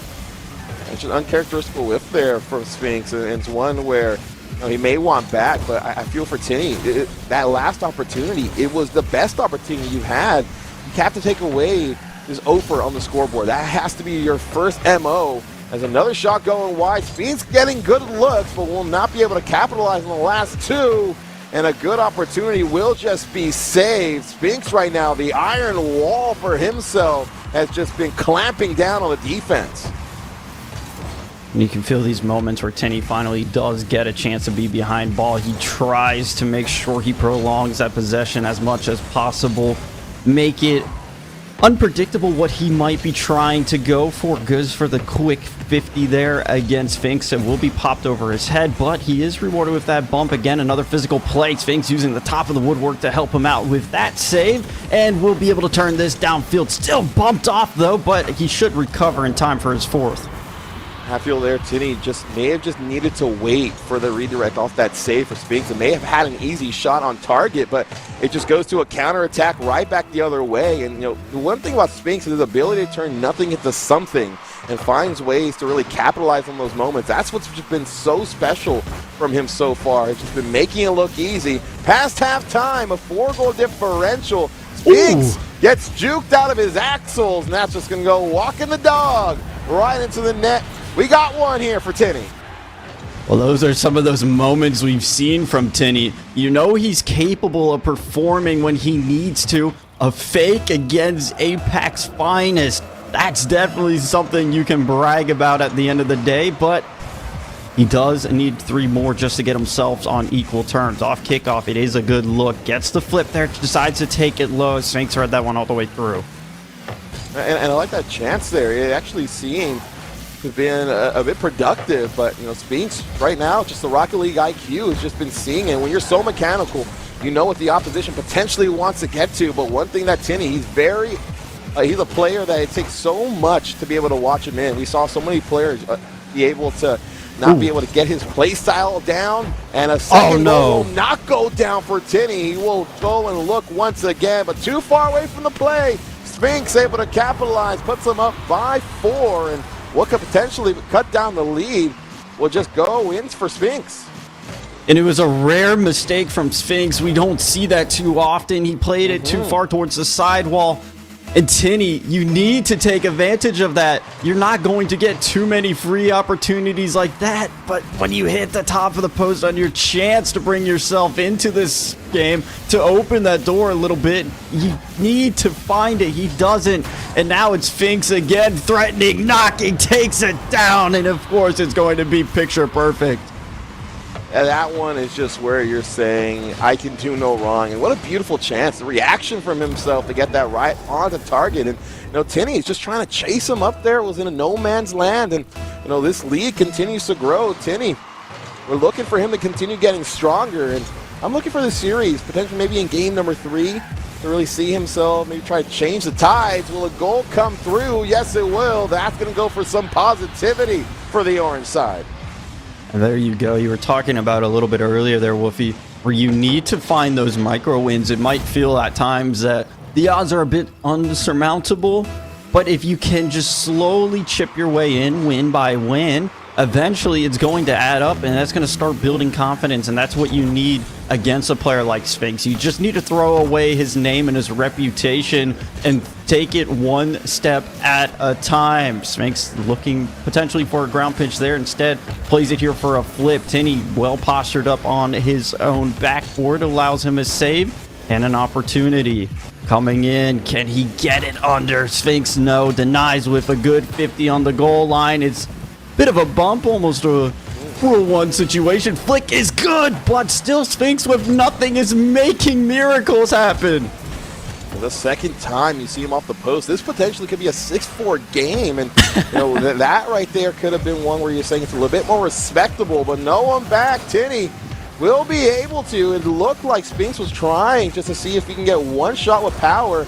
Won't go his way. Well, one more shot will go for Tinny. That's going to cut the lead down to 3, but a little too late here. Yeah, too little, too late. Only 5 seconds remaining. It is a nice shot, though, for Tinny. So, hey, you have that for the road. You have the last goal in this game. Kickoff pending. We'll have to see if Sphinx has anything in plan. He does take it over here towards this side of the pitch. Can he get this on target? I mean, it's Sphinx. It looks like he could have, but Tinny will deny it. Make sure those honors of last goal go to him. But at the end of the day, it's still a very commanding Game 2 win for Sphinx. But I feel it was a better game there for Tinny, though. It was one where I feel he had some better shots on target. Yes, the 2 that he missed. And, if he scores that shot he missed off the crossbar, Sphinx doesn't get the counterattack back the other way. And, we potentially talking about maybe a tight ball game if they both go through 5-5 and maybe overtime. I think for Tinny, it's getting to that point of saying, I got to play perfect. Unfortunately, you have to be able to capitalize on everything. You see on these replays right now, if you give him a chance, he'll be able to capitalize, but you can't miss those opportunities that you're given. Certainly not. And Tinny did a lot better job of this game creating those opportunities for himself. I really like that he kind of fine-tuning his play style as this series has progressed, and that's what you need to do. You need to be adapting to every situation that you're put in, especially when you're against Sphinx, but we could see more physical there. He was definitely challenging a bit earlier, not giving as much respect. And as a result, it did create those openings that we saw. Just couldn't take advantage of all of them. But hey, if you can continue that into Game 3, perhaps it might be a different story. Well, the most important game, game number 3, Sphinx gets this, will be at match point. And more importantly for Tinny, will potentially have his tournament lives in jeopardy. 5 minutes decided, Sphinx off the kickoff. Will he be able to find it? Good defensive clearance here by Tinny to ward it away. Oh, and look at that from Sphinx there. Just instantly cuts in, steals the corner boost. That's a high IQ plays when it comes to 1v1, because now Tinny, he's looking around for scraps. It pulls him out of play. He will be able to recover, though. Sphinx couldn't get the shot off quick enough. A little round and round they go, and Tinny turns out to be the one coming out favorable from that situation. Any way possible. A goal is always a good goal, and Tinny starting off here with the lead. Second time this series, and second time he's gotten the first goal, but maybe that's gonna poke Sphinx the wrong way. You saw him go, what was it, 11 unanswered back in game number 1 after Tinny scored the first goal, and right now Sphinx trying to nip this in the bud. Does not want to give any more false hope here for Tinny. Yeah, I mean, we could see that Sphinx responding to the punches that Tinny threw, especially in game 1, just really let him know that, hey, you can have that one, but I'm going to make you pay for it. We'll be able to respond in relatively short time to the opener from Tinny, and it's just that good pressure again from Sphinx. Just, you see him chasing, being a little too reactive. I feel it's starting, the nerves starting to get to him a little bit. I want him to calm down and kind of allow for Spinks to try to make some of the mistakes. It's not going to be too often, but that's the only way to beat him, is allow him to be the one to beat himself. And the big demo there will just take him right off the pitch. It's going to give Spinks a lot of room and a lot of boost to see what he can work with. Well, here he comes, coast to coast. Has been so proficient in that skill department. Won't be able to get it on target just now, but again, here comes the good pressure. And you brought up the word reactive there for Tinny, and that's exactly what it's felt like. It feels like he needs to be proactive, because in the times where he's really went out and tried to make plays work for himself, it has paid off in his favor. But again, you can just see here, he has to react off the ceiling. Caught off guard, Spinks is going to read you coming a mile away. And that's such a difficult save in itself, off the ceiling, going down and having to see if you can speed up to it. And Spinks just needs to throw that ball down. You know what they say, you can never be faster than the ball, and right now Spinks showing that out. I think for Tinny, you just need to make the game a lot easier for yourself. It's an unfortunate own goal will go through. A 3-1 game, Spinks 3 goals unanswered. You see final boss on his tag, and that's what it feels like every time he's on the pitch.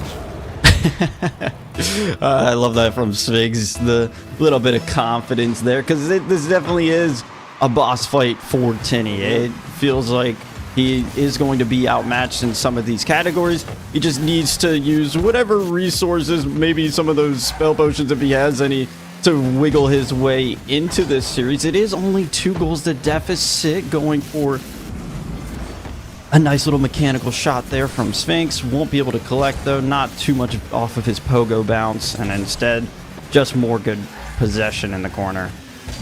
Look how way Spinks was able to box him out there. It seemed that with no boost, was surely going to go for a goal with Tinny, who seemed to have a half boost for himself, but unfortunately just couldn't find a way to get past him. Spinks right now, his defense has been key. His shots have been on. This one slightly off as Tinny, no boost in a dream right now, needing to find a way to pick up some pass with a defensive save off the crossbar.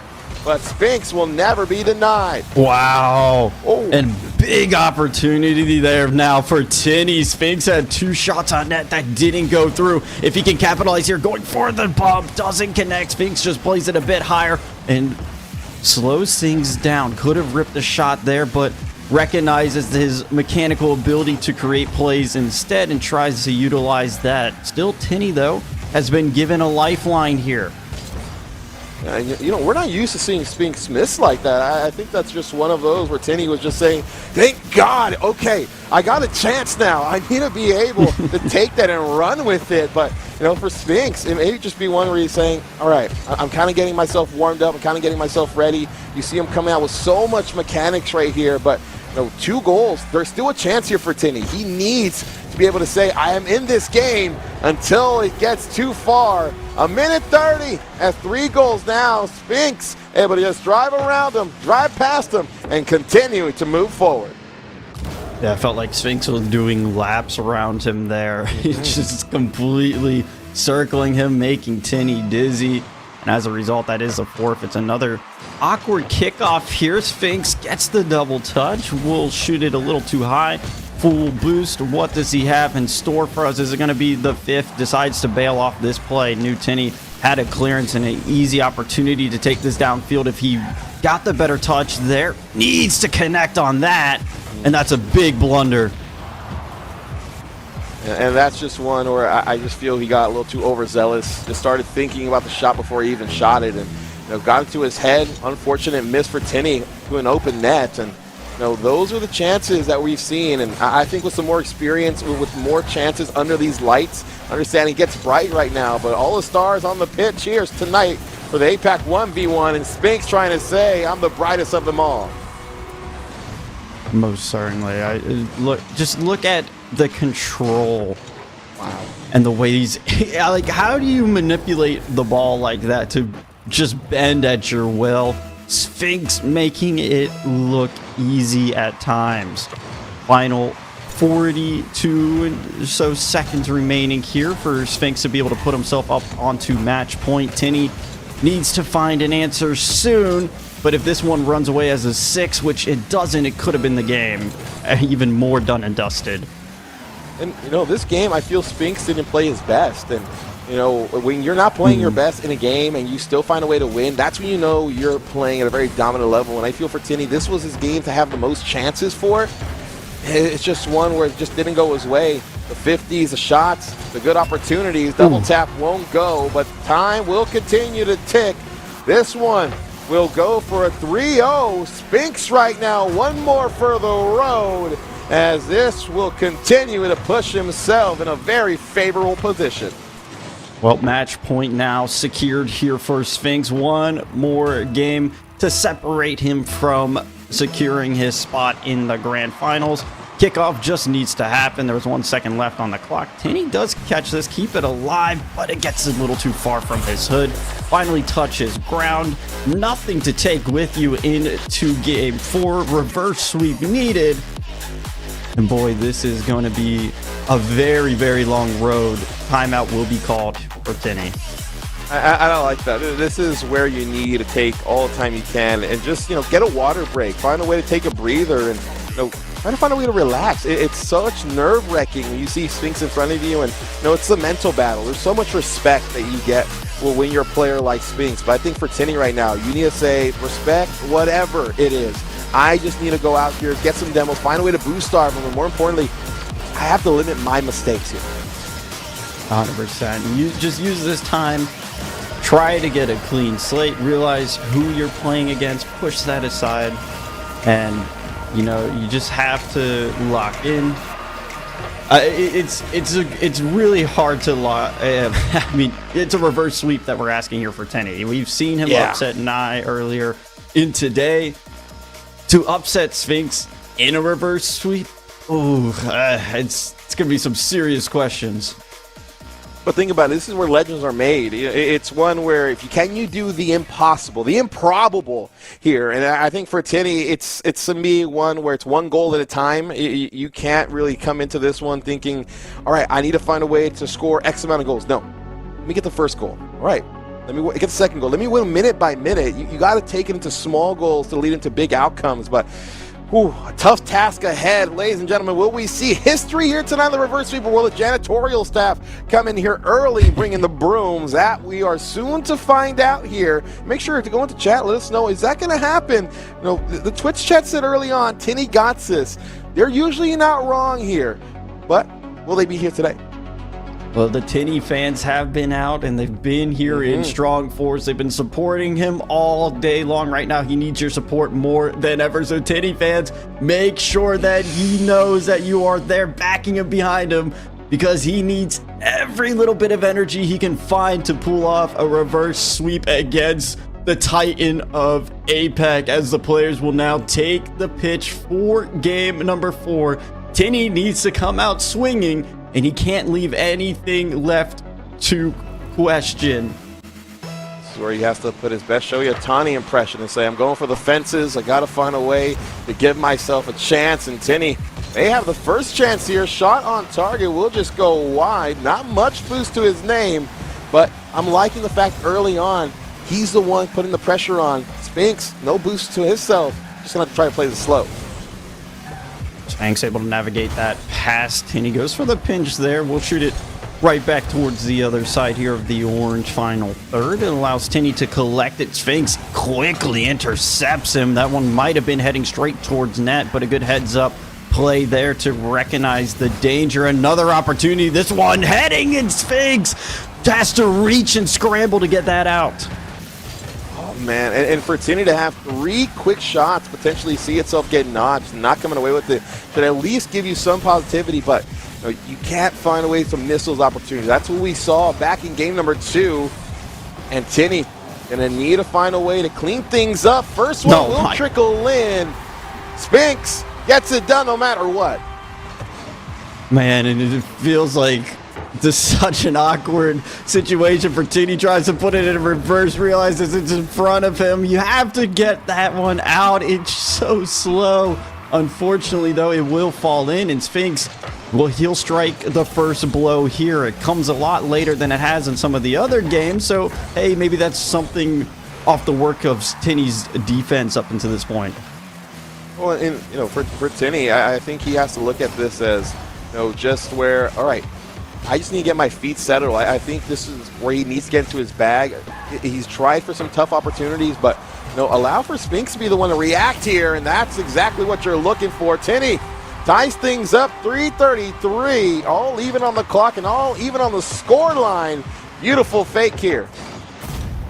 And this isn't the first time we've seen Tinny bring out the fake capabilities. He knows what he's able to do. Be careful coming out from Tinny there in chat.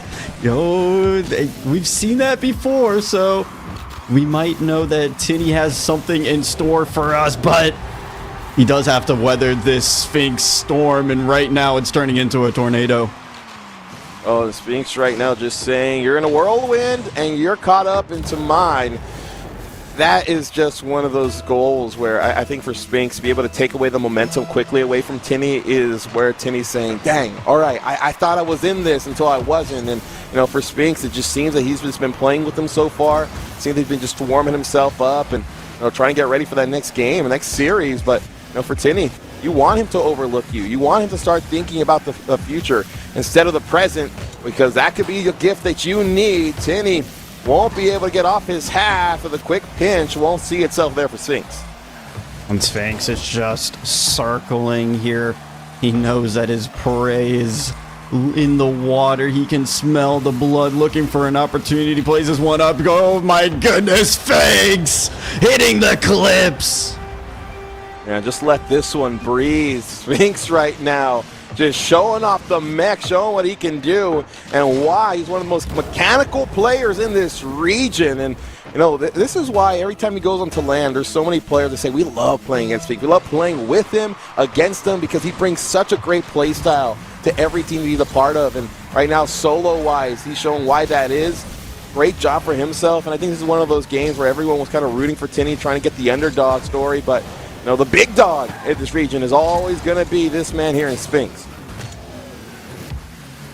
Yeah, and Sphinx just kind of stalling things out there. Tinny will get a little bit of a breakaway, tries to play that downfield. As a result, though, Sphinx is able to negotiate his way back. Gets a flip there, looking for the second, doesn't quite connect on it, but he is hunting for these plays, just showing off his mechanics here, and he's in a really good position to be able to do so. Has to take it from his own side of the pitch all the way across towards the other. Tinny, can he intercept it? Can he get there in time? He's going to hit the post. Follow up. What a recovery and save there from Tinny. I was about to say those are the type of defensive position that he's putting himself in that's been hurting him. But if it works, it works. And Tinny right now goes back the other way, cuts the lead down by one. There's a chance here, Borky. Ooh. And I kind of wanted to bring this question out a little earlier here in the series. Some of these opportunities, it felt like Sphinx should have easily have been scoring, and I don't know if it's going to be chalked up to mistakes or just really good clock management. He knows when you score 12 goals in the first game how long it's going to take, and he might just be trying to just keep possession and kill things when he has the moments. This one, really good look for Tinny, but as a result, it's just going to be a long shot downfield that he has to watch roll in for Sphinx to resume his 2-goal lead.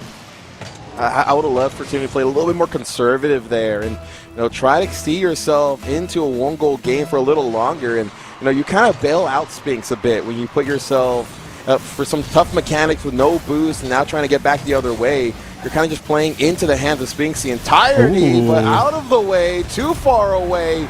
Tinny from long distance cuts it right back down to 1. Well, hold on a minute. Tinny still has a little bit of gas left in the tank. He's still throwing punches. 4-3 now is the scoreline, minute 15.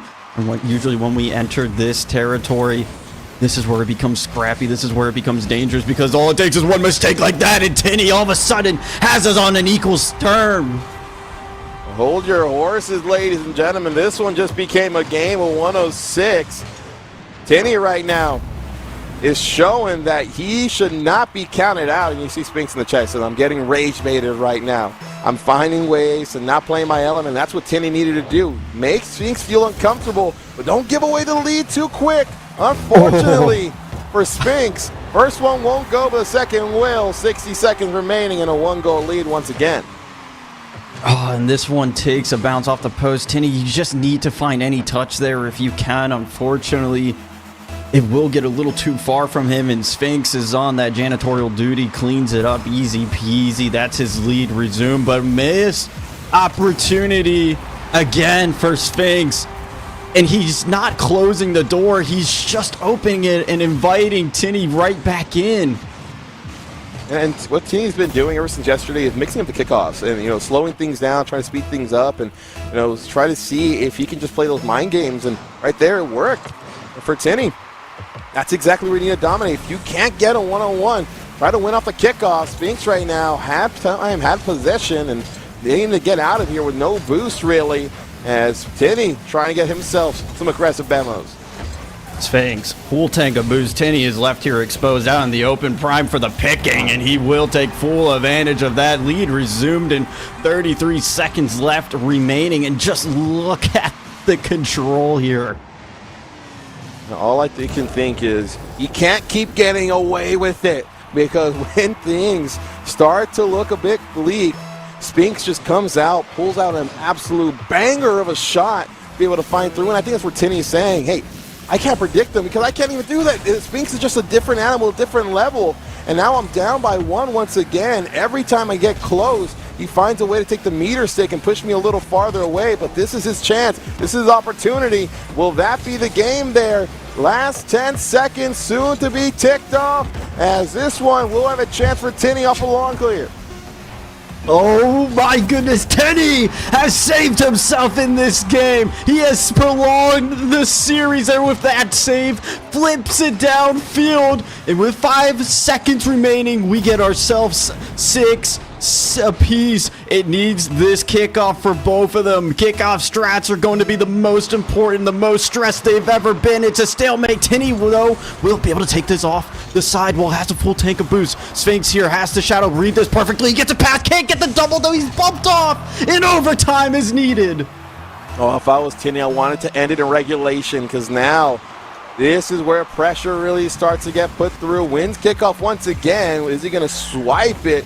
Will miss, but a second attempt is on, but will be saved. No boost for Sphinx, can't get back, and Tinny will move on and be able to at least get one more game in this series. And Tinny, where has this been? Where has this come from? He continues the series. The sweep is denied, and another step closer to the reverse. And it will take 5 now, unless Sphinx has anything else to say about it. This is where he has to be the one to come out here with a megaphone and saying, do you know what I have to say? It's going to be loud. It's going to be clear. More importantly, it has to be bombastic. And, for Tinny, this is a game that I wanted to see him play. I feel his best game so far this series. I think Sphinx played better than he did in the last game that they played. So it's saying, all right, Sphinx upped his game, but so did I. And I was able to meet him at the level. You just got to see, is there a little higher levels there for Sphinx to reach? I think so. You're still not out of the woodworks yet, but you gave yourself a chance. Yeah, for me, I feel like it's just Sphinx taking his foot off the gas a little bit heading into that game. You have that confidence, especially when you score 12 goals in one of the games and you're now sitting on match point. You're going to feel that, yeah, this one is in the bag, but when you take your foot off, Tinny, his back was against the wall. All he can do there is accelerate, and he's going to catch you off guard. And by the time you realize it, well, you're now in overtime, and Tinny's able to capitalize on that. So we will find ourselves going a little bit longer in this series here. Remember, this is the semifinals. This is to decide our first finalist on the day. Sphinx, 3 more chances to close things out. But for Tinny, well, he's had a taste of victory now, Woofy, and he might not let it go. Well, we'll see who holds the rope here in the tug-of-war match. That is this series. Tinny, you've seen him dominate so far in the kickoff, have been able to win it through, but a beautiful clear there for Sphinx. Going to just give it right back up, and this is where Tinny has been able to score first in a couple of those games, and being able to do that twice against Spinks has to give you some positivity, but you have to make sure that becomes way more of a continued factor as this one goes along. Oh, and there just goes Spinks doing Spinks things. It almost looks easy at times. He started from his own back corner, and it's just going to carry this one the whole distance. And this is where, for Spinks, it's where it's saying, all right, I let you have too much room in that last game. I let you kind of come in here thinking it was a game. But no, this is my series. And one of the most disrespectful things is to take something that belongs to you. And Spinks feels that this series belongs to him. So he's saying, I'm going to come out and claim it right here. Spinks, great touch there to pop this around. Tinny will get the foot race here in the corner, tries to sneak it around for an impossible angle. You can hear the gong of failure, and that one's going to reverberate across the field as Tinny scores. Oh, and this is what we were hoping for. Allow for Spinks to make the mess, allow for himself to miss the shots and counter back the other way. Tinny ties it up in the first 60 seconds. He's gotten better as this series gone along. Yeah, really coming into form. Both you and I, Woofy, have been talking about where you need to build up on those micro wins, and eventually it's going to overwhelm and overflow. Well, that's what it did with Tinny being able to take a game in this series. But he has to remember who his opponent is. It's Spinks. He's been at the top of the region. He's one, if not the best talents that APAC has to offer. And he's not going to make it easy for you in any means. Gets a really good 50 there, up towards the backboard. Double is undefended, and it is golden. And, this is where we knew when Real Eye saw himself retire, Spinks was the next man up. He was going to be the next poster child, and he has taken that and ran. And he said, I work, I grind, I don't touch grass, I just know how to win. And wins a kickoff, puts himself up by 3. And apparently with that double tap there, I looked over at the broadcast. Spinks did a no look for that double tap. That's just insult to injury. He's so confident in his abilities. He just knows it's going to be in. He doesn't even have to look. And this is where he's starting to feel himself right now. And when things are going well, you kind of just say, I'm hot right now. Keep shooting, shooters shoot. And he's right now trying to continue landing off shots as Willie finding a 5th. Spinks, quick touch, quick reset, and that's going to put him up by 4. And there's the Spinks that we know. This is the Spinks that we were expecting in game 4 there to be able to close off this series. Just needed to be awakened yet again. It was a little bit rudely by Tinny when he stole game 4, but as a result, he's in for a beating now. 4 goals difference, 3 minutes and 20 seconds. Might be able to cut that lead a little bit here, but it is popped high up into the backboard. Gonna get a backflip for his double opportunity, but he will be able to play this safely to his own corner, collect some boosts, and try again. Well, and I think for Tinny, you're looking at these games as just the growing pains of what it takes to be at the top of the region. And right now, he's trying to make this one an interesting one. Under 3 minutes, down by 3. Tinny trying to make a quick comeback. And, Spinks there. You saw him reacting. You don't see him usually chasing after him. But we'll be able to see one notch through. Tinny, big kickoff here. Big kickoff, but Spinks muscles this one all the way through. Will get the middle boost as well. So now it's time to pick up some pennies here for Tinny, but can he get there? Spinks had a wide open net, won't capitalize on it, but Tinny won't be able to capitalize on the open space either, and is still stuck here in his own 6-yard box, bumped off. Spinks will be rewarded and continue to grow that lead back out yet again. Just in awkward positions here. It's so tough to get saves like this when you're on the same side of the opposition, and Spinks, understanding that, just needs to get it right over him and does.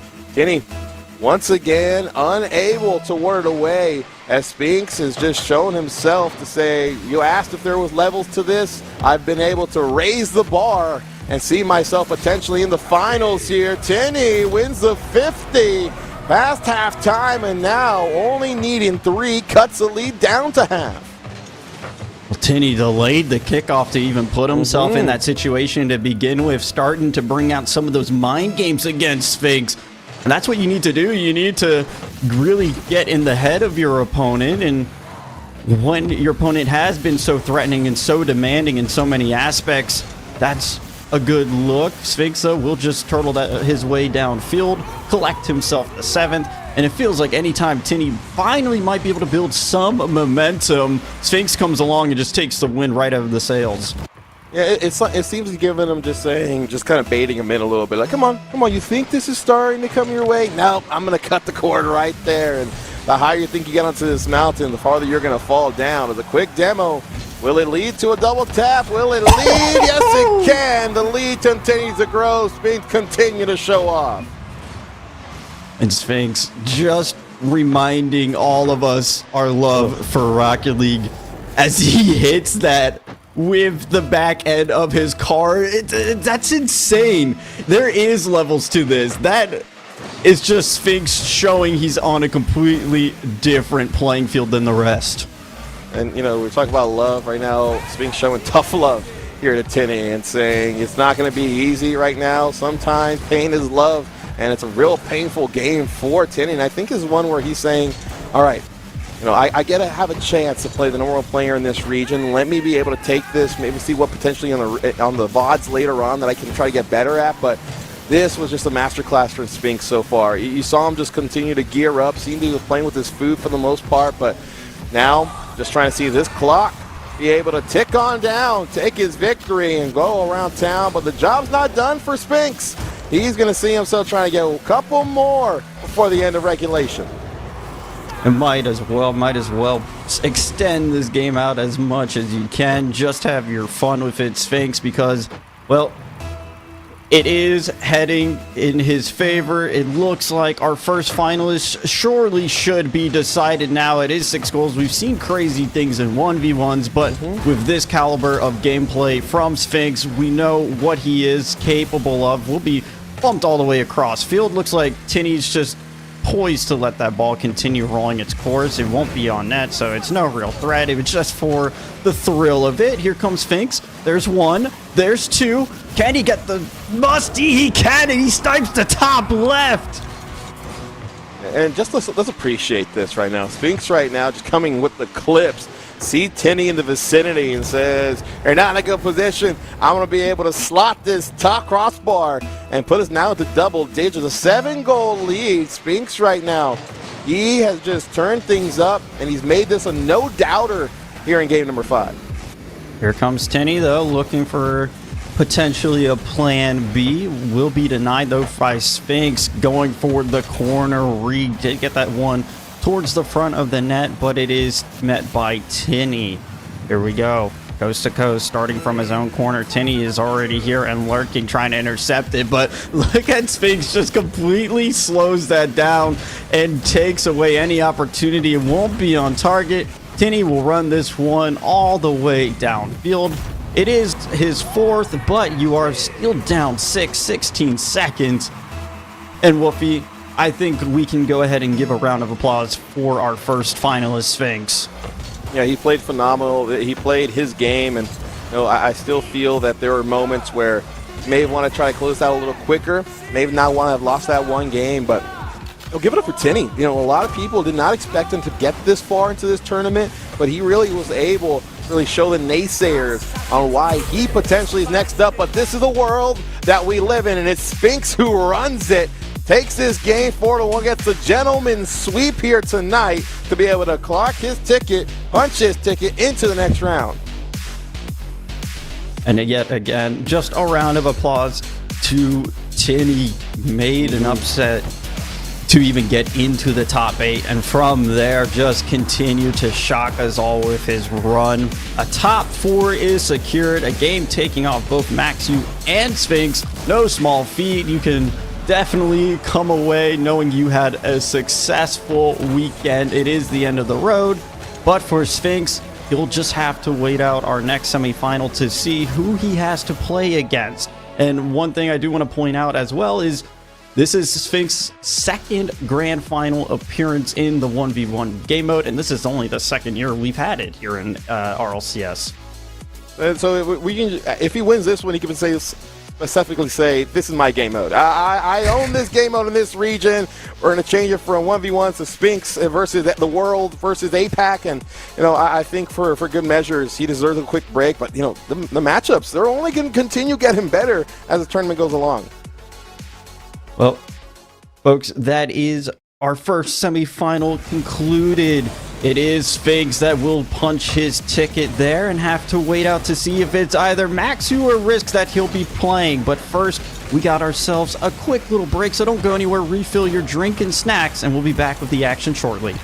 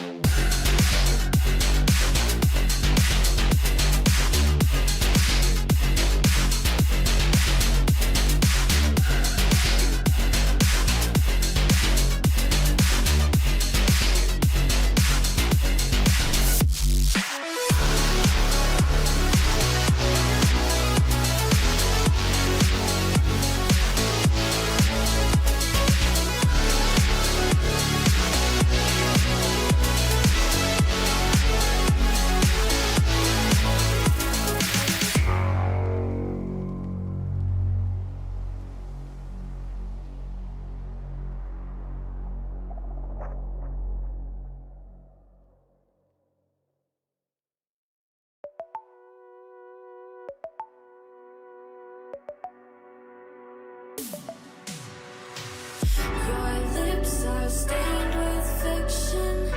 You always have your reasons, and I spoil you rotten.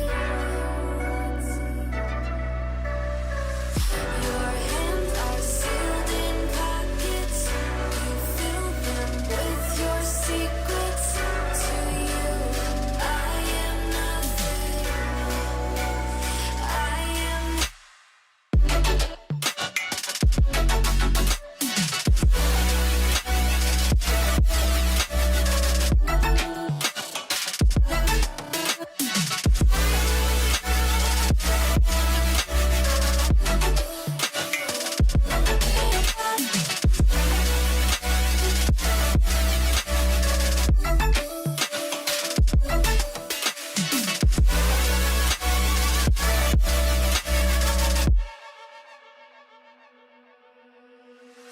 Your kiss, sweet like poison.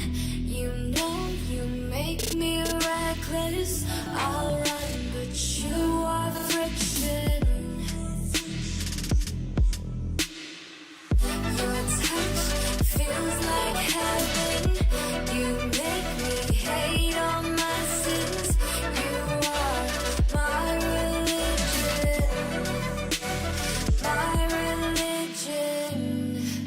have a million reasons to leave you,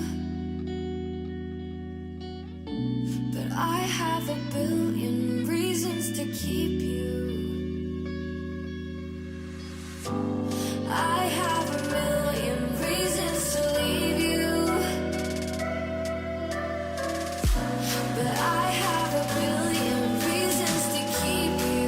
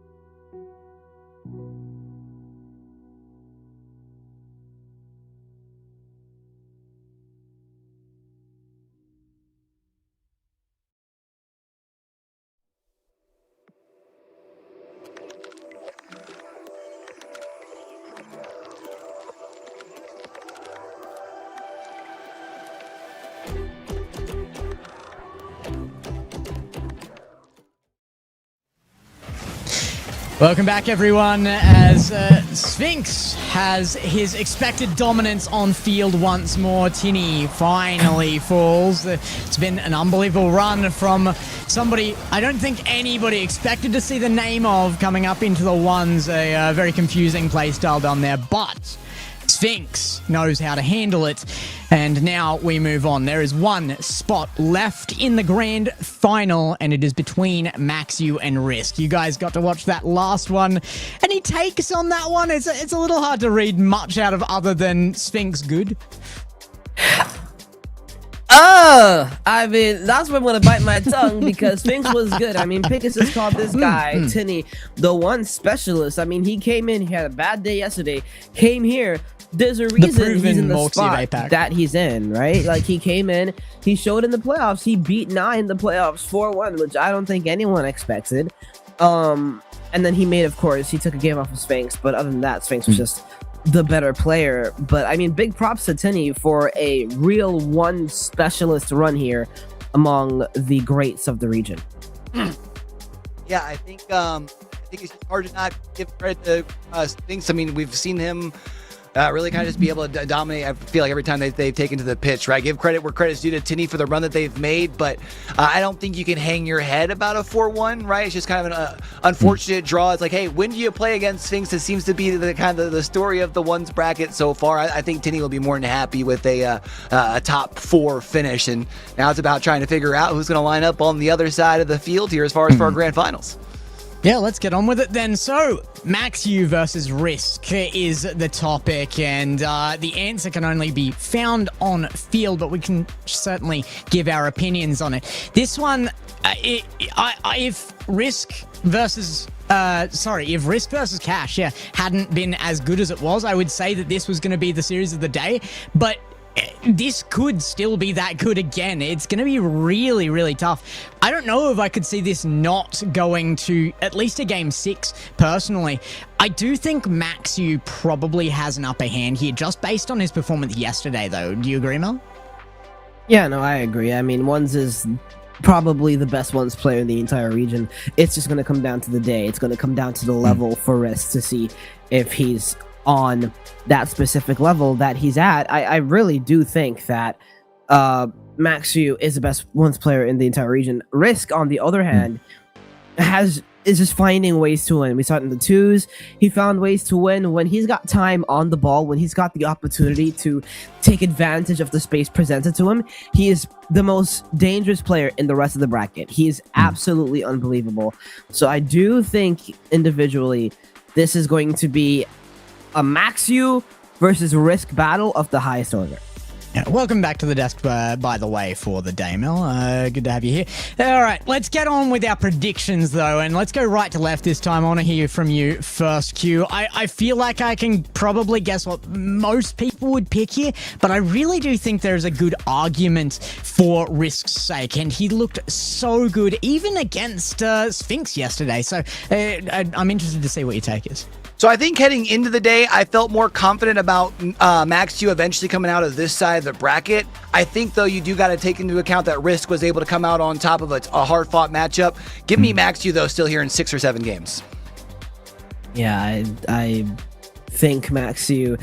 I feel like he's got the upper hand. Risk right now is the warmer player, but I don't know. Judging on Maxiu's form right now, he's too good right now to, you know, say no to him. So I'm gonna predict Maxiu in 7.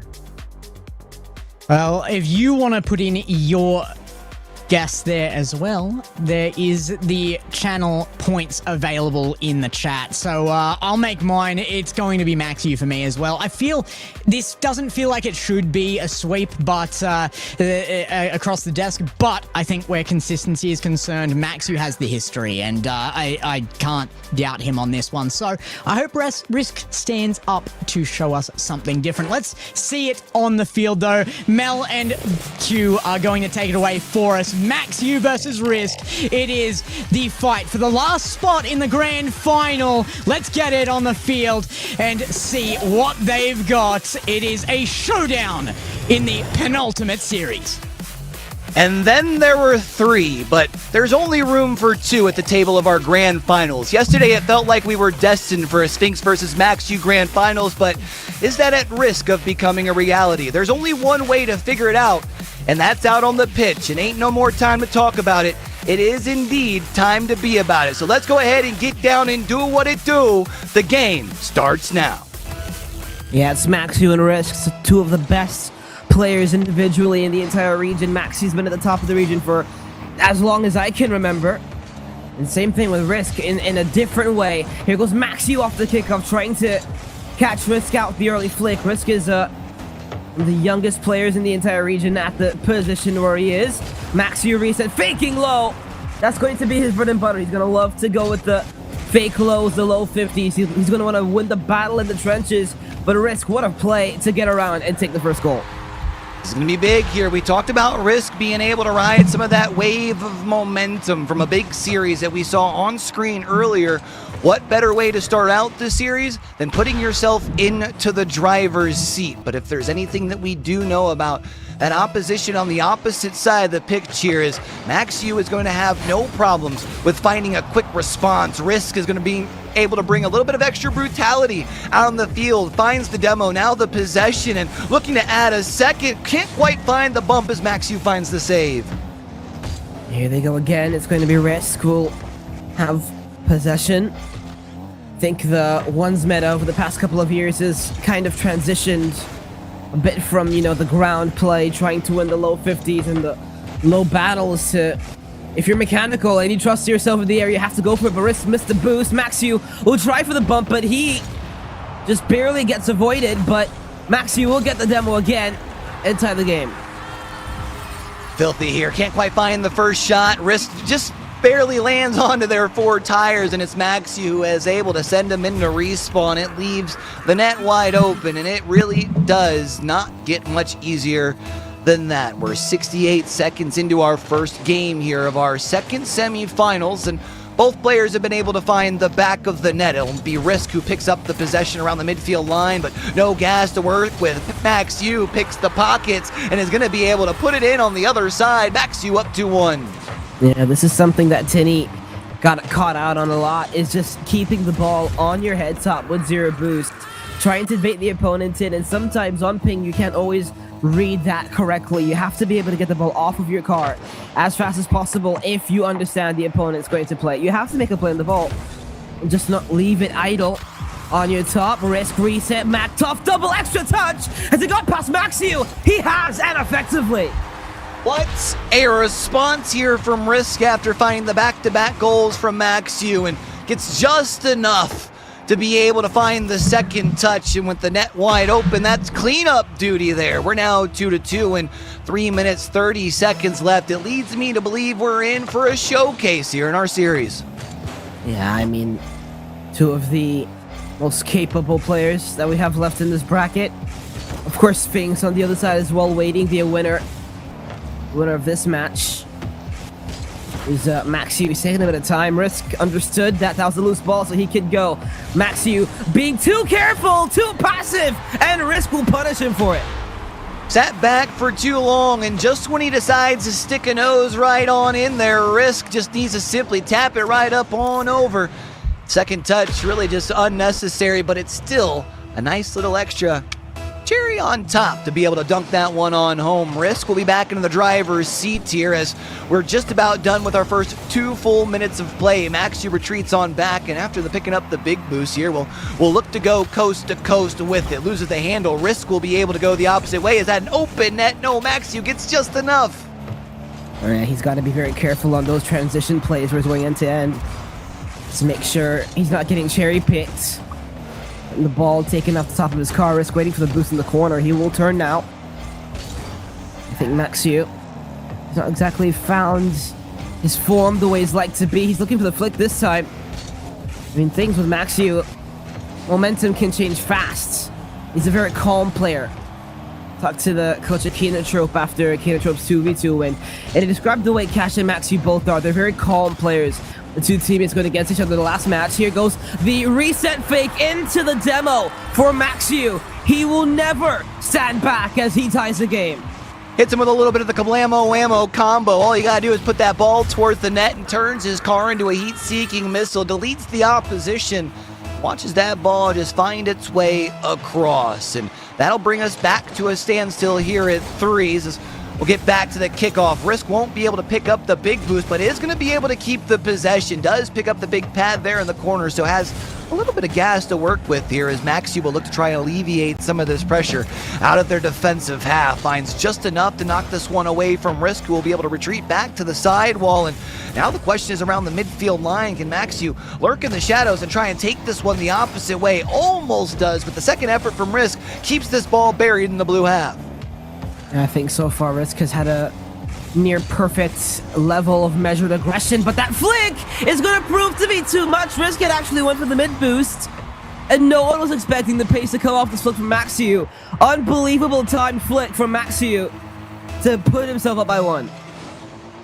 Seeing a lot of the experience shown there. Realizes the slight mistake made, punishes, and puts them in the lead here with a little less than 100 seconds left to play. And now with Maxiu in the lead, you get to dictate the pace of the lobby. Another touch here, almost delivers that one. Can't quite find the mark, but Risk can't get back in time, and Maxiu now up by 2. Yeah, he's always going to trust himself in the air. Every time he's got this aerial battle with Risk, he's always going to trust himself 100% of the time. Every 50, every beat. He's got to know the significance of it. Now Risk will take the corner after Maxiu faked the kickoff. He'll try and land this on his car. He'll have some time. Max has got minimal boost. Risk wanting to take control. He wanted to get the late flick of a Maxiu. It's not going to work so far. He'll fake it this time. Maxiu will control and wait to go. Risk will enter the play at the perfect time. Now he's going to want to control this. A very loose touch and just can't get control. Gets away from the demo. Maxiu doesn't take the open net. There's still 50 seconds to go. But Risk needs to find a way to turn it around fast. What's the sense in burying it in the back of the net and relining things up? If you can bury it in the corner, bury some time, burn it up off of the clock, and still eventually find a 6th regardless. It's just more time that's cast away, and now it's a 3-goal lead for Maxiu. And unless Risk can find some success off of the kickoff in these closing seconds of game number 1, it looks like this opening game goes to Maxiu. Yeah, I mean, Risk started off the game well. He was very even. He will still score. And one's momentum can change fast. You have to be very, very careful with how you defend their 2-goal lead. Maxiu. Risk is still a mechanical player. He hasn't exactly felt himself. There were times he wanted to be able to go for things, but he just mistouched things at the wrong point in time. Something I haven't seen crazy much of, as well as mentioning, is the very specific ones kickoffs. Maxiu reset, fake underneath, and it's a Maxiu special. Reads this one like a book, does Maxiu. Goes up high, knows that Risk is going to eventually have to try and read it, and just sticks the 4 tires on the ground, finds the low 50, and bullies the way on through, and it re-extends this lead. Back to 3 with less than 30 seconds left. And you had mentioned, you know, in ones, you do still have the ability to turn things around quickly, as far as especially with the kickoffs. But as Maxiu does win the draw, retreats on back, burns plenty of time. Now it's just a matter of time before the result becomes official for game 1. Yeah, just a couple seconds left. And I mean, I think Risk has a couple things that he can take away from this game in the positive category. But Maxiu, he's just been too good. It'll be Maxiu 7, Risk 4 at the beginning of game number 1. It was very interesting for Maxiu as he took a second to find his form, but when he did, he was good enough to take it the entire way through. I think Risk, he's going to have some things he's going to want to be able to take away, but has to make sure he can.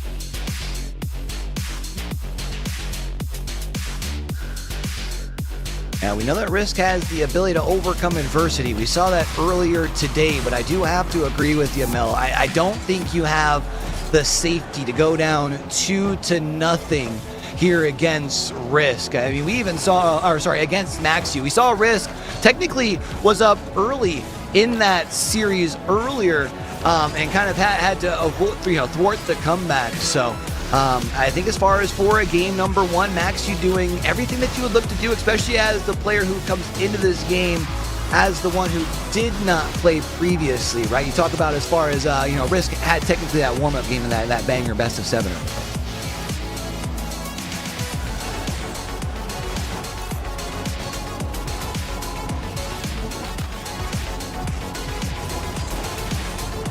And now we do have, as far as getting ready for game number 2, this is where Risk does have to lock in. We had said earlier that the importance not falling behind by 2.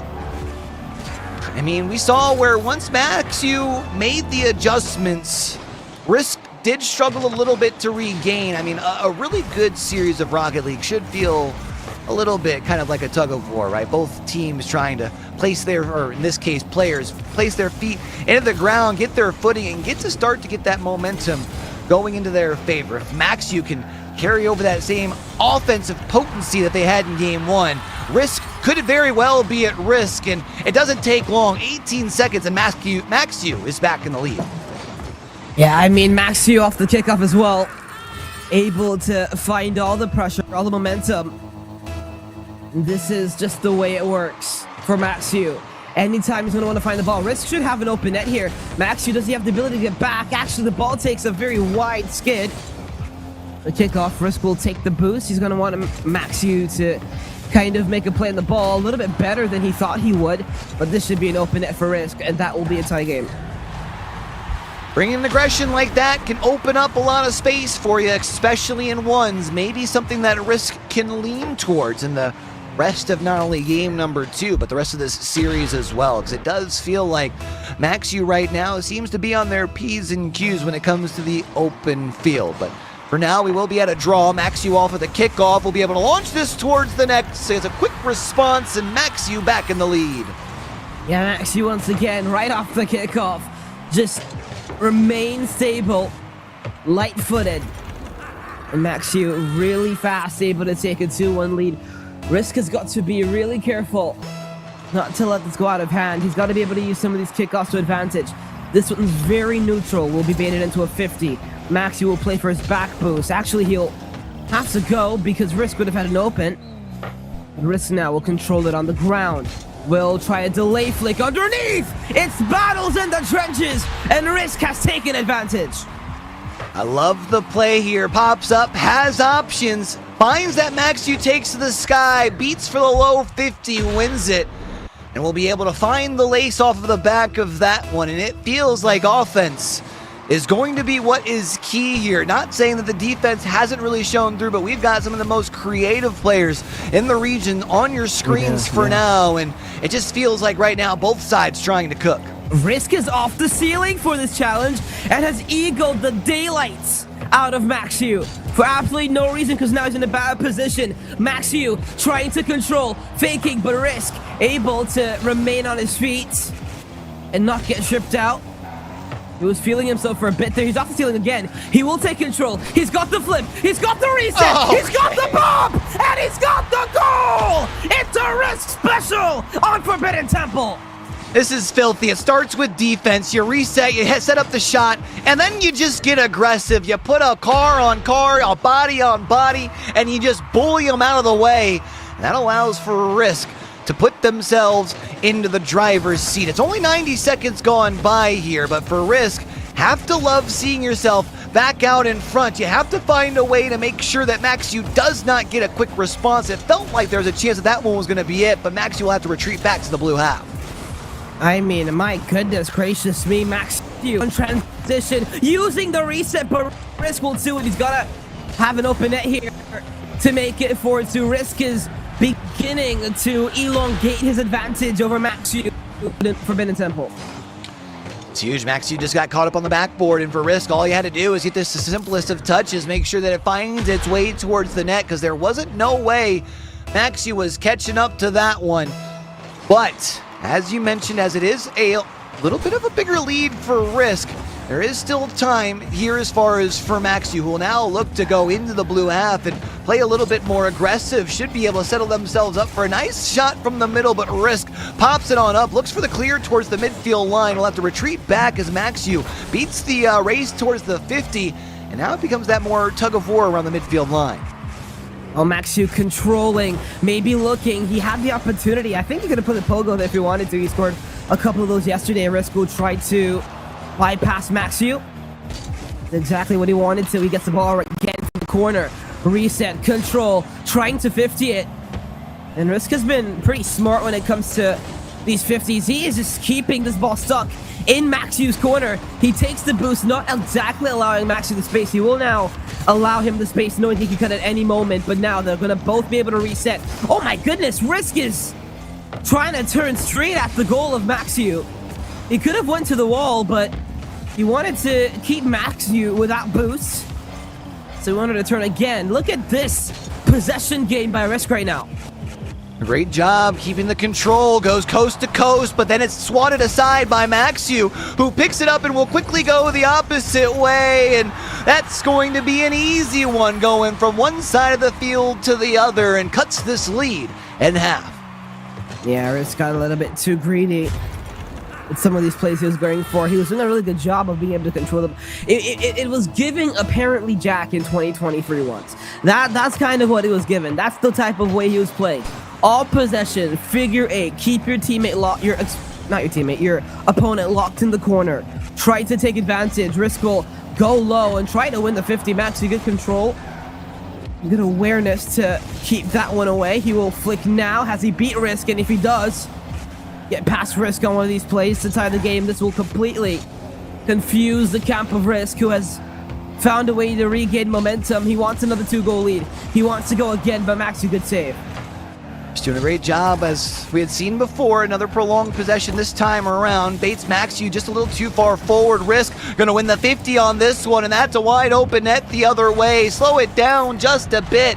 Every second counts. Let that just milk away off of the clock, as Risk will now be up by 2. Risk. There's always that just X factor about him. He will always be able to bypass you if you give him the leniency to. It'll be Maxu though. Oh, maybe not. Look at that by Risk. Shutting down and closing down the space as fast as possible. That's something that's so underrated in Worlds, especially in APAC. You have to be able to close down the space of your opponent as fast as possible, even with no boost. What can he do here? He's got no boost. keeps the save, puts it in a place where he's going to be able to get back to it.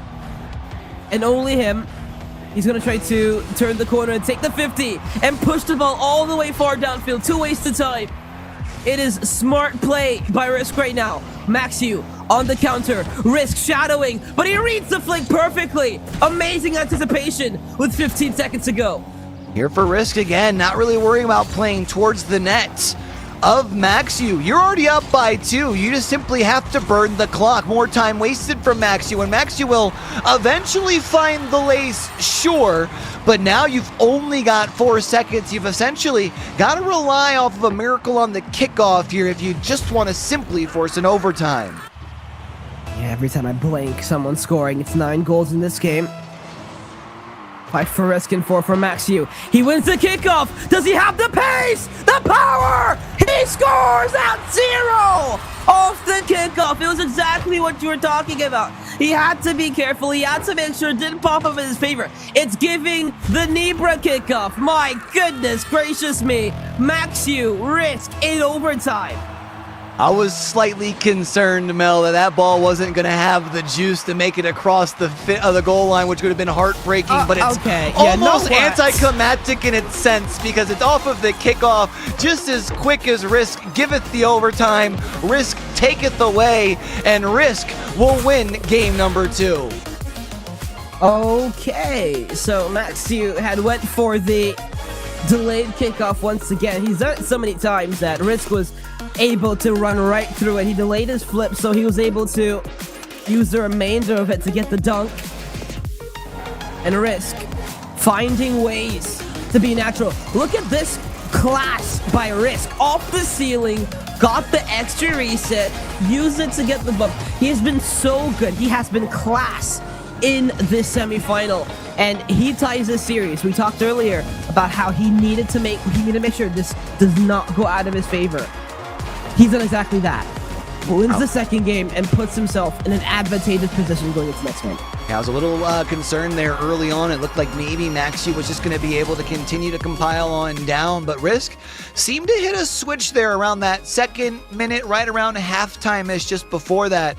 And once they were able to put themselves into the driver's seat here in game number 2, they didn't relinquish. Again, yeah, you allowed the overtime off of an awkward touch there at the end, but just quickly put that thing to bed as well. So essentially turning this best of 7 into a best of 5, and now it's going to be about who's going to be able to put themselves halfway there here in game number 3.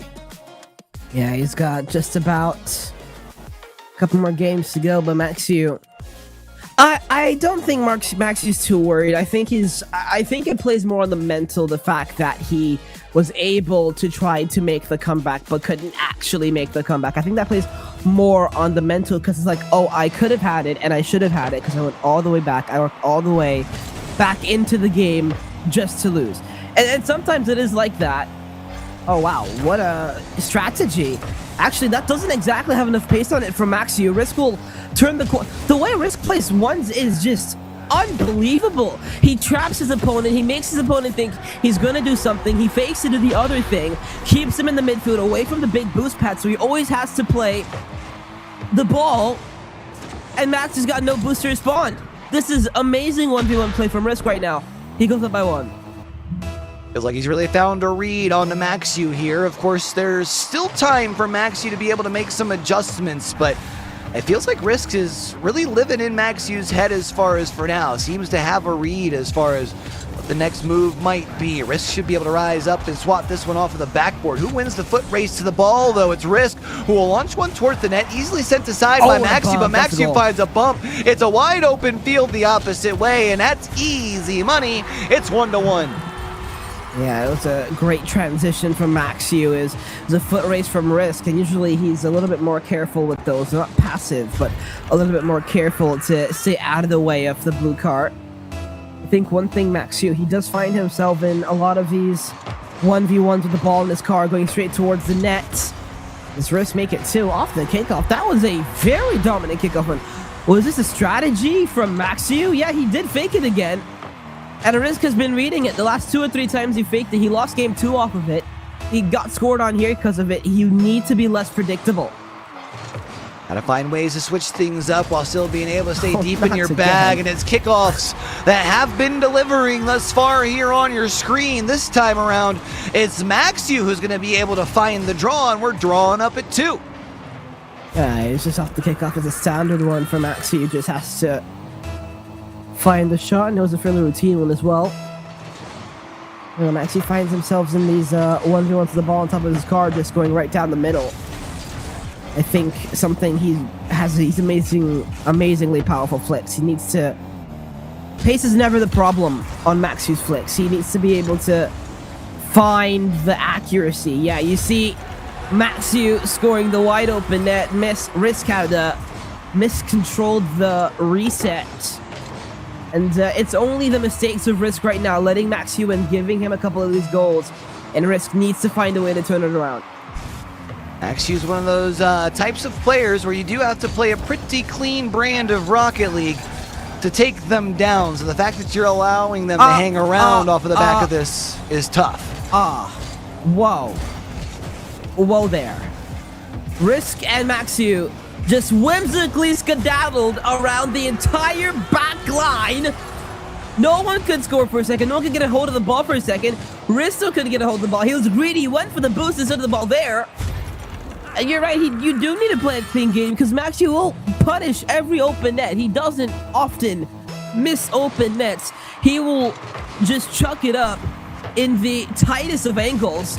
And they've got to be careful again here. Risk has just flaunted his way around, and now Maxiu's got to be careful. My goodness, Risk will keep this on his car. Control. Early flick. Force Maxiu to react. He'll take the boost in the corner. Maxiu will just try to make this as awkward as possible so he can continue to make a play in the ball. I thought Risk could go there again. Maxiu's got no boost to keep it on top. He will play back for himself. About 2 minutes gone by in this game number 3. It looks like it's an open net the other way. Risk. All you gotta do is tap it in, my guy, and there it is. You take the lead, you cut it down to 1, and you keep yourself right into the thick of it. This is where you've got to find a way to really dot the T's and cross the I's because you're looking to try and complete the comeback. You got to play darn near perfect Rocket League. Yeah, well, if you're Maxiu trying to turn for that midfield challenge, you have to turn earlier. Because that one just wasn't correctly timed. Risk doesn't get the boost. He is very greedy for this back corner boost. It's giving glowing. Here goes Maxiu trying to control. Wins the battle underneath. And we'll see the ball roll through as he looks back at his opponent and says, brother, where did you go? Nice job to be able to keep that down on the ground for Maxiu, putting themselves right back up by 2 as we do close in on that midway point here in game number 3. Off of the draw, Risk will be able to get this one. Maxiu will have to retreat on back. Will surrender that big pad in the corner, which Risk will look to pick up as they take to the sky, but it doesn't matter as Maxiu, Bully Boys right on through, will deliver a shot from there, and they go coast to coasty with it, and they're now up by 3. Yeah, Risk is just no longer being as, I wouldn't say as creative, but he's not able to keep the ball as close as he was in game number 2.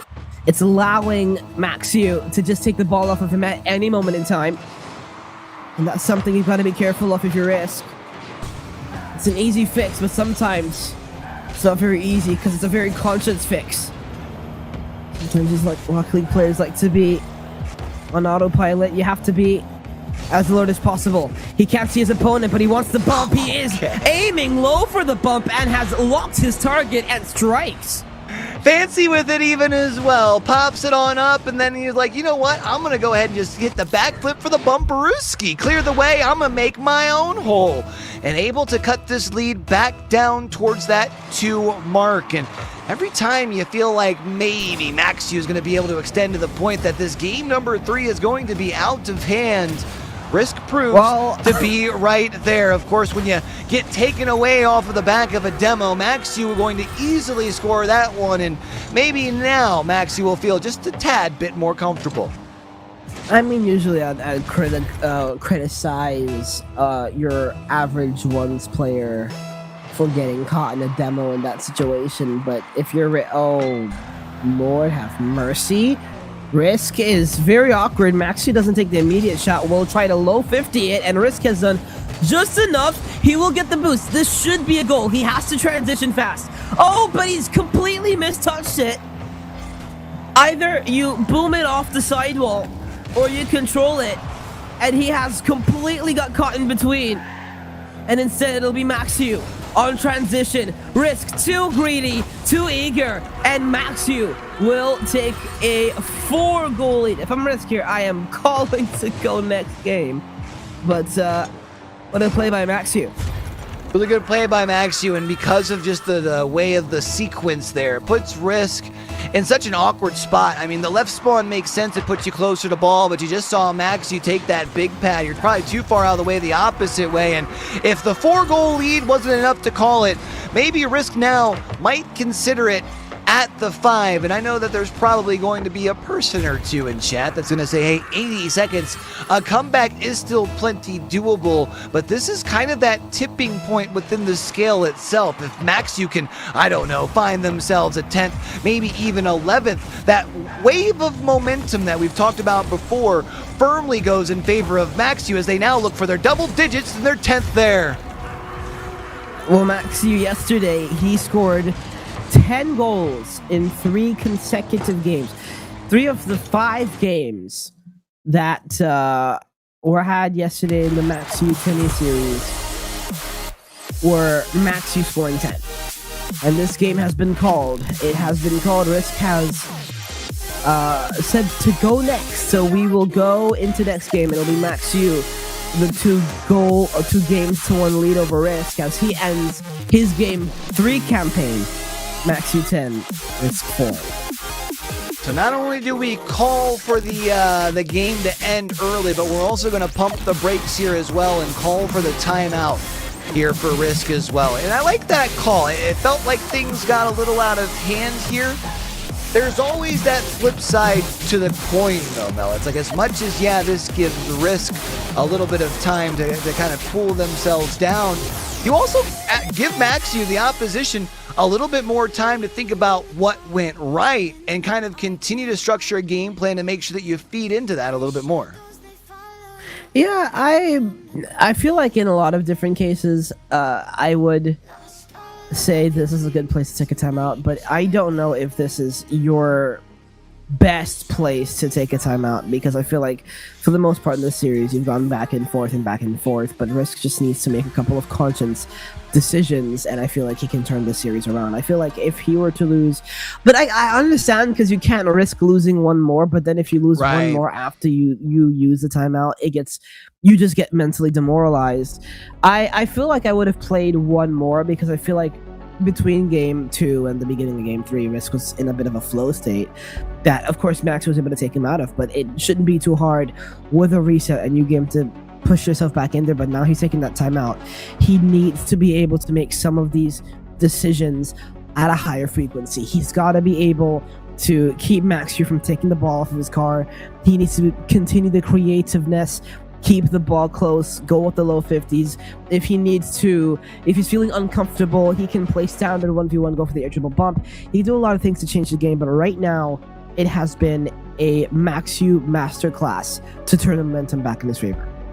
Well, can Risk find the buff off of the back of the timeout, or will Maxiu just put themselves one game away from being in that grand finals and with a square-off date with Sphinx? There's only 5 minutes to figure it out, so let's go ahead and take to the pitch. It's time for game number 4. Yeah, here goes Risk. Had to make a save early. He's going to have the boost. Gonna want to go quick, but again, it's a little mistouch. We'll try to wrong foot Maxiu. Do enough there. Risk will turn around and take the 50. He wins it, and he will score. This is what Risk is so good at doing. He's good at baiting Maxiu in to take these 50s that he knows he's going to have in his favor. Just played a little delay and got the goal. This is what Risk needs to do to win.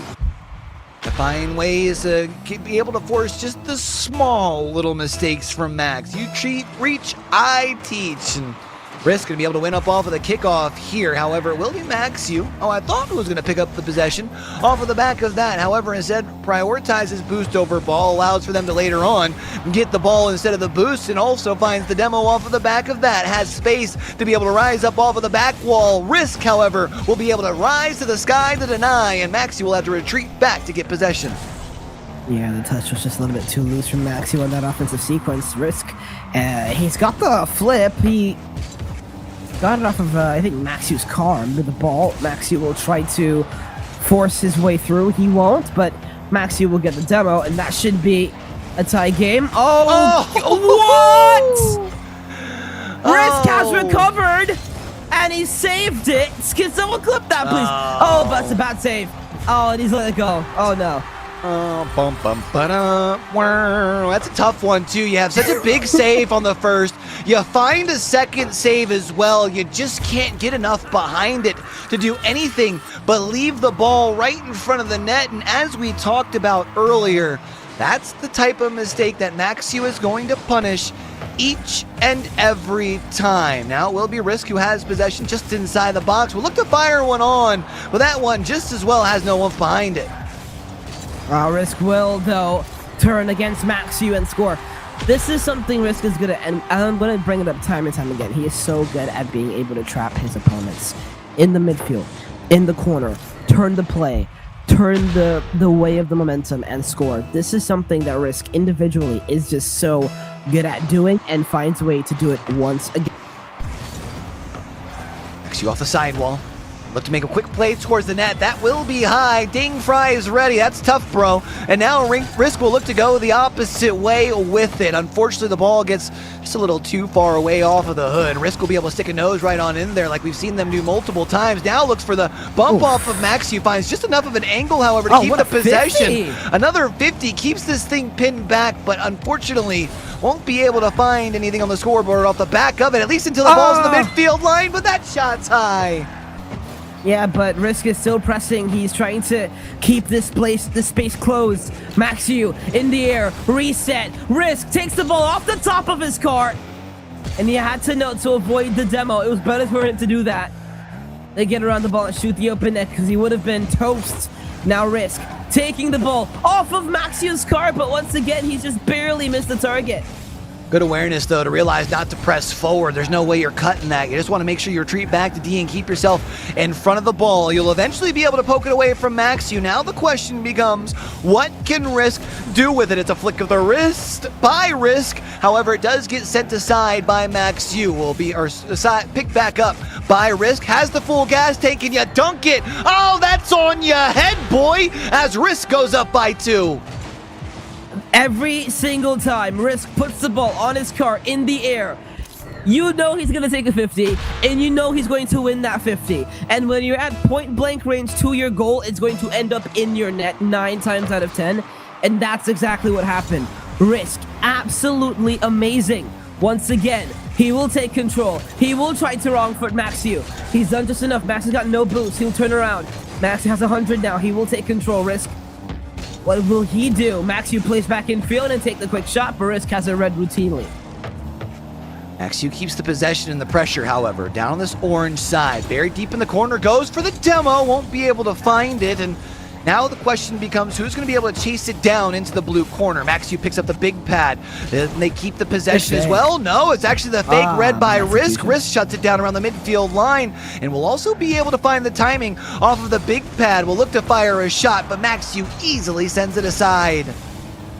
Yeah, Maxiu, you see him beginning to amp the aggression, the physical aggression, just a little bit more against Risk. He knows if he could just get that one demo, he will be home free to get a goal. I'm not so sure what the plan was there to use a flip there. Just made him all a bit more awkward. Risk will fake it. He will allow Maxiu the big boosts. And he had the option to go fast, but he thought it was a bit risky. No pun intended. Here goes Maxiu back to his corner. Tried to play it in the air. He might go back down to the ground with this setup. Risk is off the ceiling for whatever reason. He does get the demo. Is he home free? He takes just a bit too much time, but it doesn't matter. He got the one demo he's been looking for the past 2 minutes, and he scores the second goal of the game for him. That's tough. Similar read like before. Technically, the side that you want to spawn on is closer, but the big bad already gone, which means Maxiu has all the gas that's needed to make a play on the goal. There's just ain't nothing you can do but sit there and look at it. 40 seconds here left, and Risk does still have themselves a 1-goal lead, but they have to make sure they can continue to lock things in. Setting this one off of the top of the car of Maxiu will look to go the opposite way, and now what do you do? Maxiu sitting back on the goal line will give Risk just a bit of space, but Risk doesn't have the angle. Yeah, but Max has got no boost to continue. What a save. And that save it favors him completely because it plays to the complete opposite side of the field. So Risk can take the momentum. He'll roll up the wall, force a mistake, and make it a 2-goal game with 9 seconds to go. Oh, we've all been there on the back wall. You try and go up and just, I flipped the wrong way, bro. Come on. That gives Risk a 2-goal lead here in the closing 10 seconds. And unless you can find a miracle off of the kickoff here, it looks like we will indeed, at minimum, be guaranteed 6. However, Maxiu might be able to find a late one, but Risk rises up to deny. And with the clock now struck 0, it is indeed official. We're going to be all tied up at 2 as we go to game number 5. Well done, Risk. Timeout well used. Yes, found a way to turn the momentum in his favor once again. And it was close because Maxiu still found the opportunity, still found the chances, but Risk once again playing his game, being able to trap the opponent in the midfield, use a couple of the pads. What a save by Risk, by the way. Off the demo spawn, but Maxiu was able to punish it, and that's what he's been able to do so well. Maxiu will always be able to punish you every 50, every mistake you make, but Risk in this past game, just a little bit too good. I mean, when you talk about how good they were, literally every shot from Risk required a save, basically, right? I mean, that's talking about your shooting efficiency. That puts that extra stress on Maxiu as you are playing from behind a little bit late there. So it is tied up at 2 here. You do still have a bit of time as far as within the series itself, but we're kind of starting to run out of the little bit of extra wiggle room there, especially for a player like Maxiu, who we've seen at least their peak. They've already hit double digits in one game. We know that their offensive capability is there, but at times have just seemed like they've had their wings clipped. Yeah, I agree, and it comes so much to what Risk is able to do. He's able to take the ball off of Maxiu's car. He's able to keep possession. He likes to keep Maxiu on low boost, so it's hard for Maxiu to even be able to run full and effective counterattacks. And it's just something he's able to do so well. He likes to run his offense, not his offense, but his entire game style through the middle of the field. Speaking of which, he gets a reset that gets a little bit out of his favor. He'll keep this one close to the wall. He'll decide to trust his mechanics here. He'll go back down to the ground, get a pop, get the bump, and put it in the back of the net. This is unbelievable from Risk. He goes straight back down, knew he used the amount of time, got the extra touch, got the bump as well to just slightly displace Maxiu's car. 1-0. The control on the dribble, the control and awareness to be able to raise up that back end enough to be able to redirect that ball to that near post where you know the defender's not going to be able to rise up to him, and that is a type of prowess on the offensive side that very few do have. Maxiu, however, says you reach, I teach, and that's an open net in front of him. That's an easy finish for Maxiu, and we're tied up at 1. Yeah, this is Risk just being a little bit too greedy, trying to close down the space. But to be fair, that's not a terrible challenge to take if you're Risk. Maxiu, just amazing reflexes. He's got to defend the kickoff once again, though. Risk will take his back corner. Maxiu will take possession very loosely, though. Almost gave it away to Risk, who will now have possession of the ball as Maxiu will chase. Risk, I don't think, wants to go the full length of the field, so he will go back down and play the 50. He gets the reset that forces Maxiu to be just a little bit more careful and passive. Now Risk in a race for the goal, but Maxiu, good defense. Great defense from Maxiu. However, used up all the gas in the tank, and Risk does a great job of being able to pick up both of the big pads. So, unfortunately, Maxiu riding on E right now on fumes inside of that tank, but it doesn't matter. Still is able to rise up and finds the save off the back of that one. The second touch will send the ball back towards the midfield line. Unfortunately, it's Risk who's there in the shadows to be able to keep the pressure towards the net, but eventually Maxiu finds the possession. Maxiu delivers the shot, and ding off of the post once again. I feel like that was a bit more of an unnecessary save that was needed. Risk wanted to fake for the bump.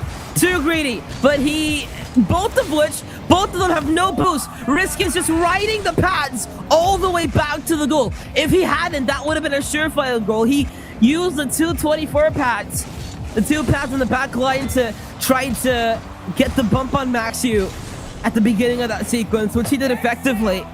Allowed him back into play. Risk will try to keep this close. Maxiu caught out. Risk up fast, and Risk will take the lead. Once this pops up, especially for us who have the view where you can see both players boost, you know it's over. Maxiu's facing the wrong way. Unless you can find a pixel perfect kind of jump in reverse and boost towards the net, as long as Risk doesn't make a mistake on that second touch, that should find the lace. It gives Risk the lead here as we close in on the midway point in game number 5. Can you extend it to 2? That's indeed exactly what he does, and Risk now up 3-1. This is excellent from Risk, understanding that Maxiu took the wide path back to the back corner boost. Did just enough to get the release off the car just in time. And, I mean, worst case scenario for Risk, okay, he concedes possession. He'll have the boost to get back in time. But well done for him. Off the backboard, this one goes. Maxiu will go for the backboard, knowing Risk does not want to take the chance on the double tap. Control. And did well enough. Maxiu, though, completely misflips. Risk didn't exactly take the touch he wanted. He'll fake the demo, turn the corner, try and go around, but Maxiu no boost, but Risk still possession. Mention that possession for Risk. Rises on back after getting the big pad. We'll look to settle it down. I thought maybe he could bait Maxiu to jump right in and find the slightest of touches to pop it up over, but Maxiu gets the read. Maxiu now shuts this one down, going towards that sidewall, and now we'll be able to go towards the opposite end, but Risk picks the pad up, quickly flips the script. Is that towards the net? Is that in your net? Oh, it's just wide. I mean, Maxiu's got to be very careful with where he's turning. He has just given Risk a couple of very unwarranted opens. He might have has done that again here. He has done that again here. This is going to be just off target, though. Just barely off target. Oh, and Maxiu will score. What? Risk has just slightly tapped it on target. If you're Risk, you have to know that Maxiu will get back for the secondary shot. You have to keep possession. Put it back into your corner. Instead, he has allowed Maxiu an unnecessary entry back into game number 5. I mean, give credit where credit's due. If Maxiu even fumbles that a little bit trying to pick it up and put it in onto the hood of their car, there should be enough time for Risk to at least put their nose into the mix of it down on the other side. So still a great play by Maxiu to even make it possible, but now it's back-to-back goals for Maxiu, and all of a sudden, we're tied up at 3. Well, Maxiu right off the ground and back into himself. Absolutely unbelievable. He will turn up his level. He is the most experienced player left in the bracket in APAC. Some of the most accolades in Rocket League history. Maxiu will try to fake it low. Risk has got to be careful. The 15-year-old, he's been good. He's just got to make sure that he stays conscious and mentally composed. We're beginning to enter crunch time. That means any more goals that will be scored could determine the fate of the series. One more momentum swing could be final, although that could be unlikely in once. Risk will try to keep possession. He flicks it high. It is a 50 this time, though. Maxiu will kind of give it away. Risk will take it. Just bang it all the way back. Force Maxiu to control it. And I think Maxiu has done just enough. He will control. Not a lot of boost to work with. May want to fake low. He will fake low, but Risk reads it well. Great defense shown by both players on either side of the field in these last couple of possessions. in this standstill match at threes. We're finally into our final 30. Maxu, I was going to say, if you go over the backboard, you have to find a touch. Risk lurking in the shadows, gets just enough, picks it up, and it's wide open, as you mentioned, Mel, and that's going to give Risk the lead with 17 seconds left to play. It's just a bad clear from Maxu. Risk had just backflipped right into it. That's all he had to do. He could have done anything, and that would have played right into his favor. It is a terrible clear from Maxu's backboard. He had no boost. He had places to put it, though. He's got to be careful. He can't go back down by 2. Risk will control it. Take the time off the clock. He's got Maxu wrapped around his finger completely where he wants him to be. Risk will try to play the time. Has he fumbled it? No, he hasn't. Risk is just a ball in the ground away from putting himself onto match points. And who needs to put the ball on the ground when you can find the lace and make a statement with 0 seconds left? It's Risk who will be able to be the first of our 2 competitors here in our second semifinals to be on that series point. The question now becomes, how does Maxu respond? Maxu, I don't know. He's one of the greats of the region, of Rocket League in general in terms of history. But right now, the 15-year-old has just looked the more composed in this game. Maxu had a couple of very, very odd errors that allowed Risk opens. Risk had a couple of free shots that normally you really would not just see him get just abnormally. It has just been an amazing and a stunning display of skill and mental composure and ability from Risk. Yeah, I think the big thing that really stood out to me in that game number 5 was the shot disparity. Even when we've seen the scoreboard not necessarily a 1-2 goal game, both players, I should say, have been getting their kind of fair share of shots. Risk, 11 more shots than Maxu. Maxu spent a lot of that game stuck onto their back line, and especially now as we do shift our focus over towards Neo Tokyo, where Maxu gonna have to come out of the gates swinging. If Risk can find a way to duplicate that success, especially from what we saw in the second half of the game, it could end here. It really could end here. Risk is on semi-final point here. He's on grand final point. A point to make the grand final. One more game to go. Max has got to win 2 consecutively. Good start from Maxu, though. Good pinch. Risk will still maintain possession as he's going to take this all the way back. Go for his boost. Try to bait Maxu in. I think Maxu has the ability to get back there. He does. But, and he's got the... Oh, he missed. Oh, no. Oh, my gosh, he's missed that. You can't miss that. Maxu, you don't miss open. That's what's happened. Okay, he's going to have the boost and the demo and possession. Let's see what he does. Feels like that's one you would have preferred to walk away with one, especially punishing such an early and unnecessary mistake from Risk. Instead, it's now Risk who's high in the sky, looks to find the contact onto Maxu, but will swing and miss. Shot misses as well, but even with that, Risk able to get back, gets the control, looks to fire another shot on target, but Maxu denies. He's in the air now, Maxu. He did get the reset. What? He got the reset. Pushed it over Risk, who thought he might have not got it. I mean, if Risk knew that Maxu got the reset, surely he's not going there. He's waiting till Maxu either goes back down to the ground or uses a flip later. It looked laggy for a second, at least to me. But Maxu has done enough. Risk has got 100 boost. Maxu's got 100 as well.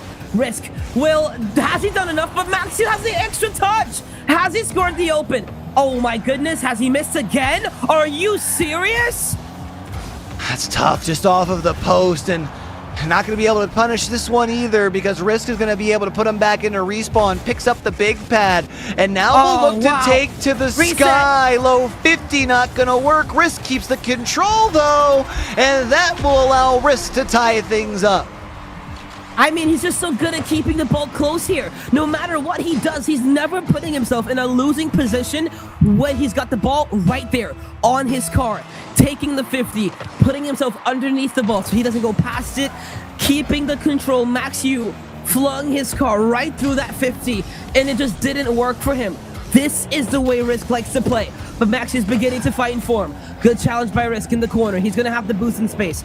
He'll leave it for Maxiu, though, as Risk will, I guess, turn on it. It's a good bait by Maxiu. Risk has got a decent amount of boost to work with here, as Maxiu still kind of finds himself with possession. Risk will bail to the mid boost as he will find the ball on his car, and he will score. Oh, he might not score. This is the only 1v1 sequence in games where you'll have possession, but you really won't have... You have the ball in your car, but you won't have possession of the ball. This is the only type of ones game that this will be. Maxiu, does he have the resources to get back to it? No, he is being absolutely bumped. He is being terrorized by Risk on the back line. An absolute menace. You could just see him serpentining underneath the bottom of Maxiu's car, figuring you're not going to get a way to get all 4 tires down and keep driving forward. I thought Risk was going to find a way to poke that one away in front of the blue net, but does eventually at least meet with some resistance, slows down the potential counterattack here from Maxiu. We'll be able to send this one towards the corner. It will be Maxiu, however, that picks up the big pad. We'll try to bait in a play from Risk, and while Risk does knock it away and knock it deep into Maxiu's territory, it's still possession for Maxiu. It's Risk who's trying to lurk in the shadows, figure out the perfect time to stick a nose on in, but that's the wrong time. Maxiu punishes, and Maxiu delivers. Yeah, in a low-scoring game, this is not where you want to kind of give it up. Risk just a little bit too eager to push the ball downfield. But Risk now in a splendid position, or Maxiu rather, to try to elongate his lead and force a Game 7. Way too loose of a touch from Risk. What has happened? Feels like the wheels starting to fall off a little bit. The good news here for Risk is you do still have 101 seconds, a whole third of Rocket League, which is time when there's 6 players out on the pitch, let alone the 2 squaring off mano-e-mano. But what is going to be important is you got to find a way to pump the brakes a little bit down in your defensive half. Low 50 here keeps the possession for Risk. Risk wins this one, and now the lead cut back down to 1. He's just so good at the low 50s. Risk every single time he finds himself in this position, he's winning the ball on his car, dropping it down, and 50ing it. Jesus asking you, who would you support? You've got 3 players left. Okay, you got Maxiu. You got Maxiu, the great of the region. Sphinx, the best player in the region's history. And you've got the 15-year-old prodigy who's trying to win and upset the best ones player in the region to make the grand final. It's a cinema here. Here goes Maxiu from the right wall. We'll try and control it low. Take the 50, but good control by Maxiu. He needs to keep this time off the clock. 70 seconds is all that you got to do when it comes to holding the line. Of course, as we mentioned, that is a heck of a lot of time. Risk picks up the possession around the midfield line. We'll be able to settle it up on their hood. Looks for the bump, but Maxiu able to avoid. And Maxiu now also going to be able to pick up the big pad inside of the corners. An empty tank here for Risk, who will now have to disengage, even if it's just but for a second. Will allow for Maxiu to maintain the possession. Burns more of that oh so precious time that's left on the clock. High in the sky is Maxiu, but a big beat here from Risk. I mean, he's like, Risk, there are not many players with the ego enough to challenge off of the ceiling in ones with under half a tank of boost to go. Speaking of things to go, that's the time, and it's slowly ticking. Risk can't take control. Maxiu will have the ball in the wall. He won't, actually. He had no boost. He left it and conceded possession to Risk. This is where he wants to be. Low 50, but Maxiu is a brick wall. Risk has been going low quite often. Maxiu finds the read, predicts it right this time, and will be able to hold the line.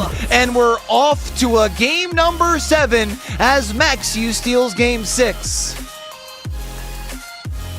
Maxiu just barely scrapping forward with his probably the most one of the best defensive efforts that he has had, not the best, but the most important defensive effort that he has had to bring the entire tournament. This was his tournament life on the line. This was his elimination match. This was the moment that Risk was needed to take advantage of. It, once again, is just the loose mistakes, and the longer we go on, the less mistakes are happening. But it's also the more important mistakes that are taking place, with everything becoming more crucial. You look at the stats from that last game, and I mean, it felt like the story was written for it to be Risk taking it away in 6. I mean, Risk 11 shots as opposed to Maxu's 4. I mean, Risk even being the one that brought a little bit more aggression on the defensive side with the demos as well. But when push came to shove, it was the experience and the veteranship from Maxu who was able to clutch in and show that they do indeed have the ice in the veins. And we're off to Champions Field here for game number 7. It's all about the next 5 minutes. Let's get down and do what it do. Well, it's Maxu, the RLCS 2v2 2026 champion for APAC, versus Risk. Here's Risk. Reset. Using it late. What a start to game number 7. What a play from Risk to get things going in game number 7. It's coast to coast. Maxu froze just enough on that back line as Risk delivers. It is only 8 seconds off of the clock, but that's definitely a great start. Here we go again. Risk has got the boost and just barely the ball. He'll just pop it high, wanting to hopefully get a loose touch out of Maxu, but he remained composed. Risk is up again, but he's gotten beat by Maxu. Way too eager to get the ball. Maxu ties. Sure if this was a heat check or what. It's definitely a very dangerous holy ghost 50 at touch. the midfield, but the ghost touch definitely has to have Risk feeling some type of way. Unfortunate that it concedes that way, but you know what? At the end of the day, you scored first, so you're still tied at 1. Here we go. Maxu on control, just barely beats out Risk and has done just enough. And now Risk, this is territory where he's got to be careful in.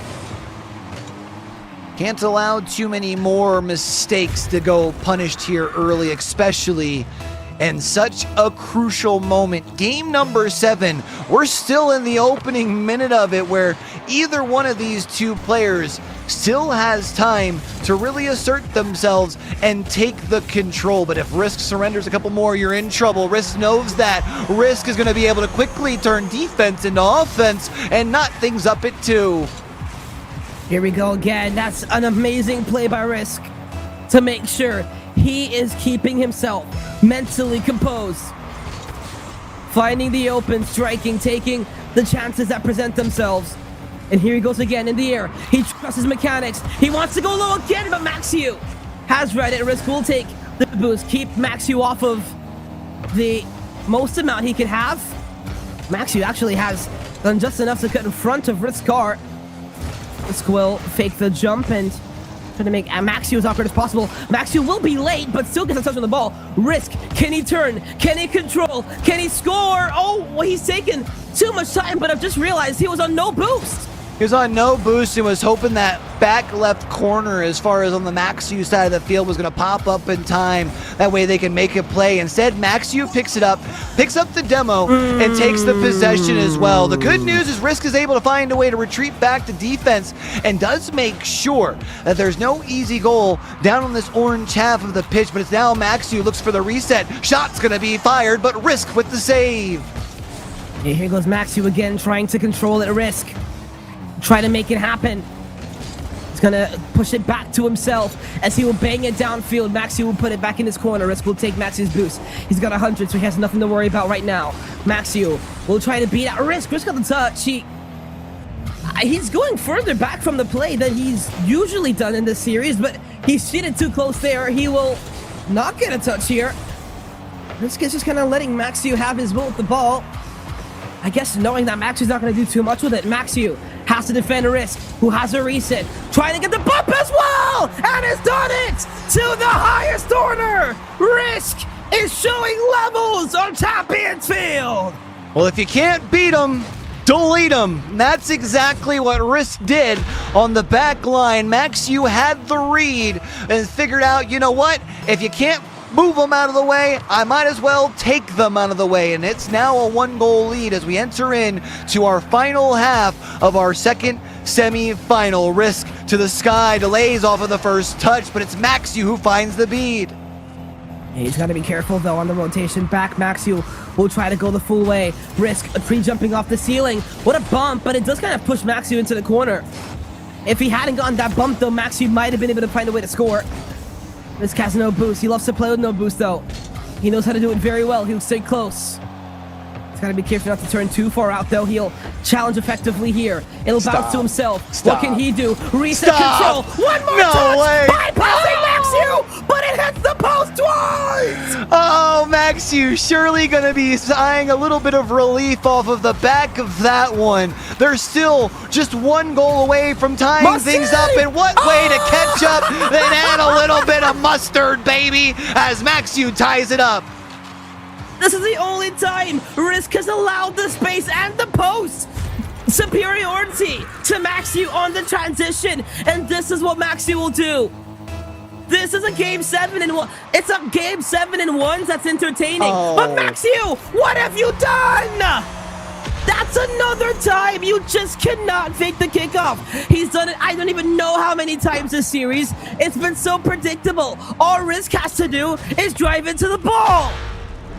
All you have to do is drive into the ball, and Risk does just that. And just after Maxiu electrifies the field to tie things up, it quickly goes away, and it's Risk back in the lead. It's Risk in the sky. Risk is able to do the exact same thing that Maxiu did to them, and is able to find the bump off of the demo, off of the shot, and Risk now is going to be able to be up by 2. There's a reason why he's regarded the best up-and-comer in APAC right now. There is a reason why he's been able to make a grand finals in the 3v3 circuit. There is a reason why he is considered to be the next APAC great. Risk is showing how he can compete when it's just you versus him on the field. Maxiu needs to turn it around, faking it low. Risk keeping it close. Maxiu will have possession still. Will push it back to the wall. Risk will take it back up the wall. This is where he wants the ball. He's mechanical. Reset, using it. Maxiu staying equal. That's huge. If Maxiu surrenders there, that could very well have been the game. Now Maxiu not only shuts it down on one side, but delivers a dagger on the other and cuts this lead back down to 1. He's keeping it close. He's keeping it interesting. That's finally something he needed. He's been going for those flicks the entire game, the entire series. And finally, he's found the opening. He's found a couple of interesting openings, and this game might be tied by Risk. Great control. What a control. What a 50 by Risk. Maxi will have the boost. He avoids the ball and gets the extra touch. Jeez, what a play by Risk here. Just able to find a big clear. You mentioned avoids the demo, puts Maxiu on skates, and for Risk to be able to extend back out to 2 with only 41 seconds left, that could very well be what seals the deal. Maxiu needs something fast. It's still one's momentum can change the hand at any point. He'll wait for Risk to go. Risk has read it from the ceiling. All the way back down. He took a journey back down to the ground. Max has got no boost to work with. And he's got nothing to work with. He decides to concede possession for the boost in hopes of winning this 50 in the corner. He does, but he's got less than 30 to go. Risk will send it all the way back downfield as he's got Maxiu running for help with no boost remaining, no time remaining. Risk has completely turned the crown, has turned the head of the entire APAC regional. Risk versus Sphinx will be a rematch in the grand final. What a performance from that young man right there by Risk, when it felt like most people would have expected Maxiu to go the distance, for Maxiu to be able to lean on all of that experience when it mattered the most, to show that age ain't nothing but a number, and they've been grinding and waiting for their time. For Risk, what a performance in the semifinals. Absolutely unbelievable. It went to 7. He had an opportunity to end it and close it out in 6. It went to 7, and he said, hey, this is where I shine. This is unbelievable.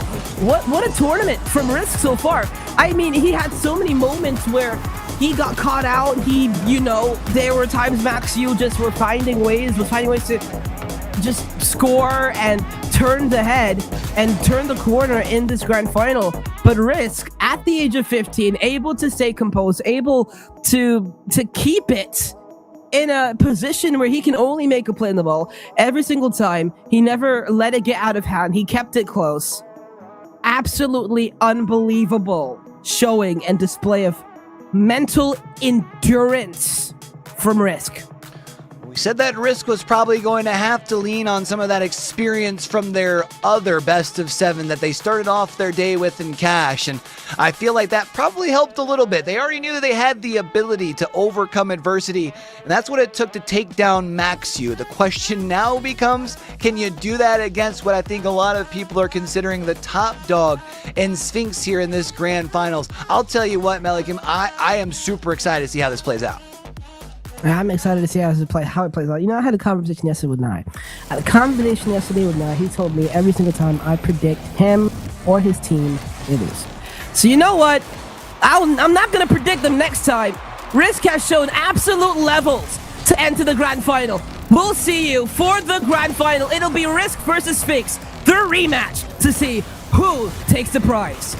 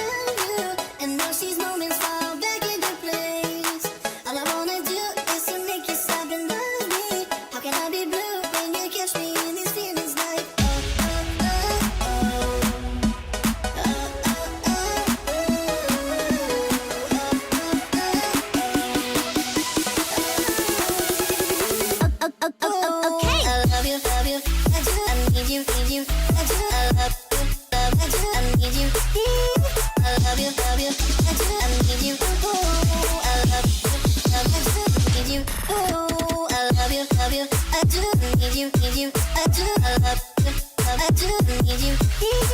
I love you, I do need you. I love you, I do need you.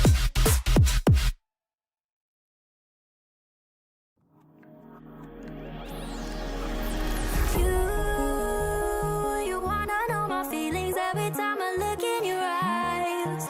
Baby, I can feel your energy, it's making me realize everything we've been through makes us strong enough. You and I, everything we've been through makes us strong enough. You and I, you and I.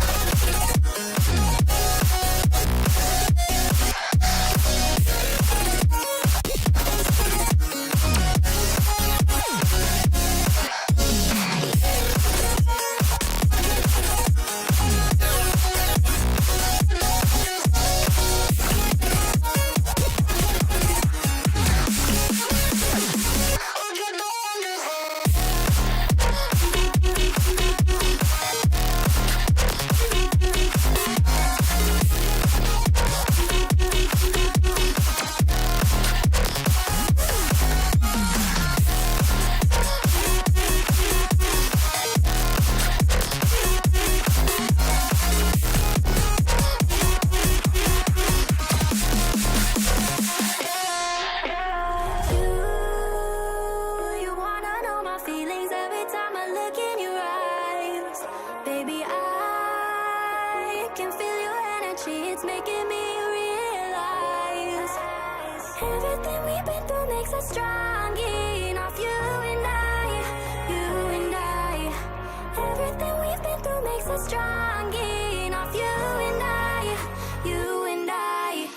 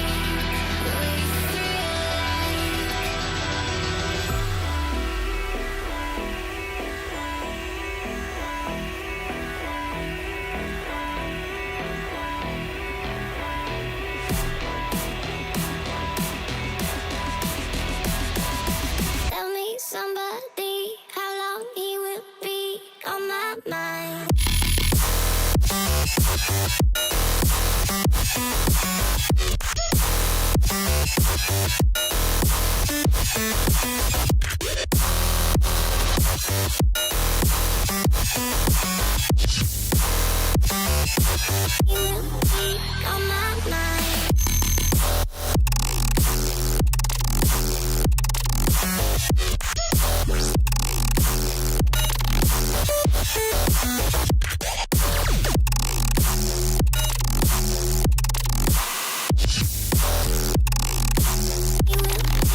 On my mind.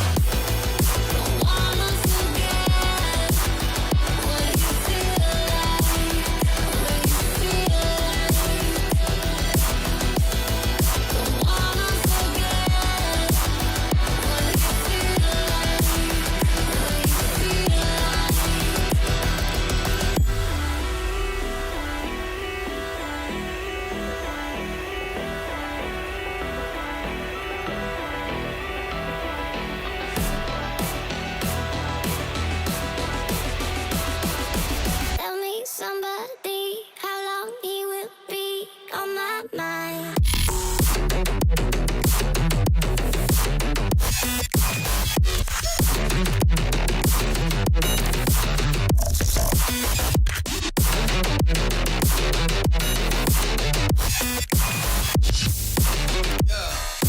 He will be on my mind. On my mind.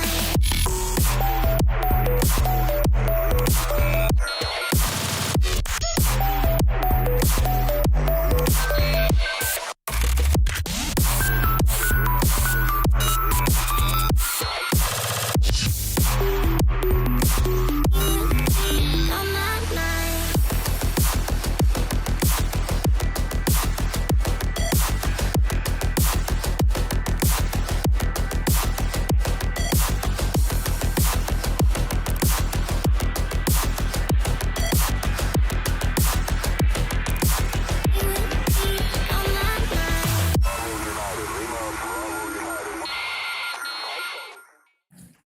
Welcome back as we come in for the grand final. We get here through the only path really possible, and that is excellence. What a series to decide our last grand final appearance. Maxiu took on Risk there, and I think there was probably a large part of this community expecting Maxiu to come up. I mean, he's got that history in ones, but so does Risk, and Risk brought it there. So much mechanics. I mean, he took the risks, he lived up to his name, but they did pay off. So an unbelievable game there, but huge stuff ahead with Risk versus Sphinx now.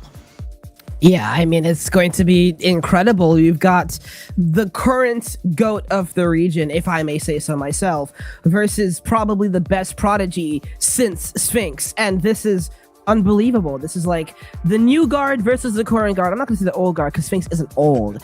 Obviously, he's so young. He's so young to me. Like, I think he's younger than me, which is crazy. But like, this is Sphinx versus Risk, and Risk has been right, and he's been coming up in this scene for the past over 4 years, and Sphinx has been there forever. Risk just took down first of all, Maxiu, the most experienced player remaining in the bracket, and then he took down Cash, who has made majors and world championships consecutively, both going to game 7, 2 of which have been the best series of the day, going against Sphinx, who didn't necessarily get his best warm-up against Tinny. How great it is. We end off with this game yesterday, and now we end off with it today. And I'm thinking for Risk, he's looking for that redemption. I think he saw opportunities he could have taken care of, and I think he heard that interview from Sphinx and says, "Oh, you respect me? All right, I'm going to use it to my advantage and try to just take the reins and put myself up here quickly." But I think Sphinx for himself, he's been here before. This is nothing new for himself. I think he's going to be cool, calm, and collective. I love the way he played in that last matchup against Tinny, and he just showed off so much mechanics. And I think for a bit he was kind of toying with Tinny a little bit. I think against Risk right now, you got to take it straight to him. Don't give Risk a chance in here. But I'm expecting Risk to kind of raise eyebrows here tonight. Yeah. I mean, Sphinx, though, I mean, he said yesterday he wasn't paying too much attention to the other matches that were going on. He did have a look at them, but he said that that was because he's going to play how he plays regardless. The way that these guys are coming into him isn't going to affect that decision, so why bother? And I kind of understand that, and I do think he's going to do the same thing here. What we expect of Sphinx is what we will see of Sphinx. It just is a matter of the quality he will play on the day. He said it himself, if he comes up on the wrong side of the bed today, there is a world where Risk wins this for sure, but I think he's got the confidence that he's going to win otherwise. So, yeah, I definitely see after the last matchup and how close every single game of that was, regardless of sweep, Risk has come back with a massive swing at things this time around. It's very, very different look from Sphinx, from Risk today. So I think Sphinx will be more challenged, but will it be enough? I'm going to go ahead and make my prediction here. I got to say, I don't think it is. I think Sphinx has this. I think he's the dominant one in the region. He is leading this APAC scene by such a big margin here that this is going to be Sphinx's scene. I don't think it's going to be without a loss, but I do think he will take it. Mel, your own thoughts? Yeah, I mean, as the TSM standalone on the desk, I do believe that Sphinx is going to look for his revenge after losing the 2v2 circuit a couple weeks ago. I think he's going to be able to take it in probably in Neo Tokyo. I do think it'll be a closer series than yesterday. Yesterday was a 4-0. I really want Risk to win, but something Sphinx said yesterday in the interview when I got to talk to him is that he feels like Risk probably could have and should have won the series if he would have stopped giving Sphinx open nets. And because Risk did do that. He did it a couple times against Maxiu, but if he plays the same way, the same level of gameplay against Maxiu, against Sphinx, he's going to be able to win. The only difference is Sphinx is such a different player completely. My brain is telling me go Sphinx, but my heart is telling me go Risk. I said it yesterday. I can't bet against him. Former Gotsby, I don't care how long you were on the org, you're part of it. So, it's one where, just a little bit of inkling, I have to go there for the young man. I think Risk is going to come out here tonight, make it competitive. He's battle tested. What that last series against Maxiu should show everyone here is that he can go to a game 7 and win. And that hasn't been tested all too much. He's been having some great series, but he's been making everyone else look average and himself on another level. I'm hoping Risk is able to rise to the occasion. I agree. It's not going to be an easy series. I potentially see if Risk takes it, it will go to 7. He just cannot give Sphinx any momentum and continue finding ways to battle goal from goal. If Sphinx finds a way to get 2-3 goal lead, I think that's books. But I think Risk is going to find ways to really make this a thriller. All right, well, I think he's seen enough Game 7s to know that he can make it there as well, so Risk is in with a chance. If you guys want to give your opinion as well, it is in the chat. The poll is up. There is one more person we have heard from as well. Kokken has given us a 4-1 to Sphinx. If you haven't watched the Japanese stream, twitch.tv/KOKKEN there. Let's get into it, Mel. I know you're excited for this one, so let's get on to Field. The grand final coming up in front of you now, Sphinx versus Risk, the TSM main liner up against the three cats as we take to the field. This is your final. Well, it's the best player in the region's history versus the best prodigy upcoming in the region. It's Risk versus Sphinx. Risk had to take down Cash and Maxiu, the two champions from the CBC. He's going up against Sphinx. He lost to Sphinx yesterday, 4-0. But Sphinx, there's a couple of differences here with the raid that Risk has played. He's played a lot better, a lot more composed. He's going to have to show some of that class against the world number one, the APAC number one, rather. Well, yesterday was yesterday, and today Risk is trying to dominate. I'm expecting here in this first half for him to really get there, but he can't allow easy goals like this. Sphinx does a great job of saving that one, but Risk almost putting himself on the scoreline early. And this is going to be a long-haul match, though. I can't imagine that the opening goal is going to define anything here, but both of them want to show up with some big fear factor against their opponents, too. So, Risk going to be looking for the mech that we saw out of that last series, but Sphinx scored some unbelievable mechanical goals of his own and might be looking for one here as well. Trying to get over the top of Risk. It's a bump and a demo. Sphinx goes down with the first goal. This is something that Sphinx is going to be so good at. He trusts himself in the air completely. Gets in front of the ball to get the initial bump. Makes sure Risk can't land. Gets the demo. And Sphinx takes the lead. And that's exactly what you are looking for Sphinx. The aggression, his ability to get those bumps in the net is where he's been special here today. And you've seen him be at such a high clip. This is exact territory he wants to be in. That territory, it's going to be gaining here. Sphinx making a little more room for himself. 2-0. Risk has got to be looking at that early scoreline a little worried right now. He's got to make moves. Yeah, there's no reason for him to wave dash going back in the corner. I understand he wanted to make Sphinx just think a little bit too much about what he's going to do, but in that position, you've just given away possession to the most mechanical player in the region. And speaking of which, it's the quick little pop reset that gets it done. This is not fair.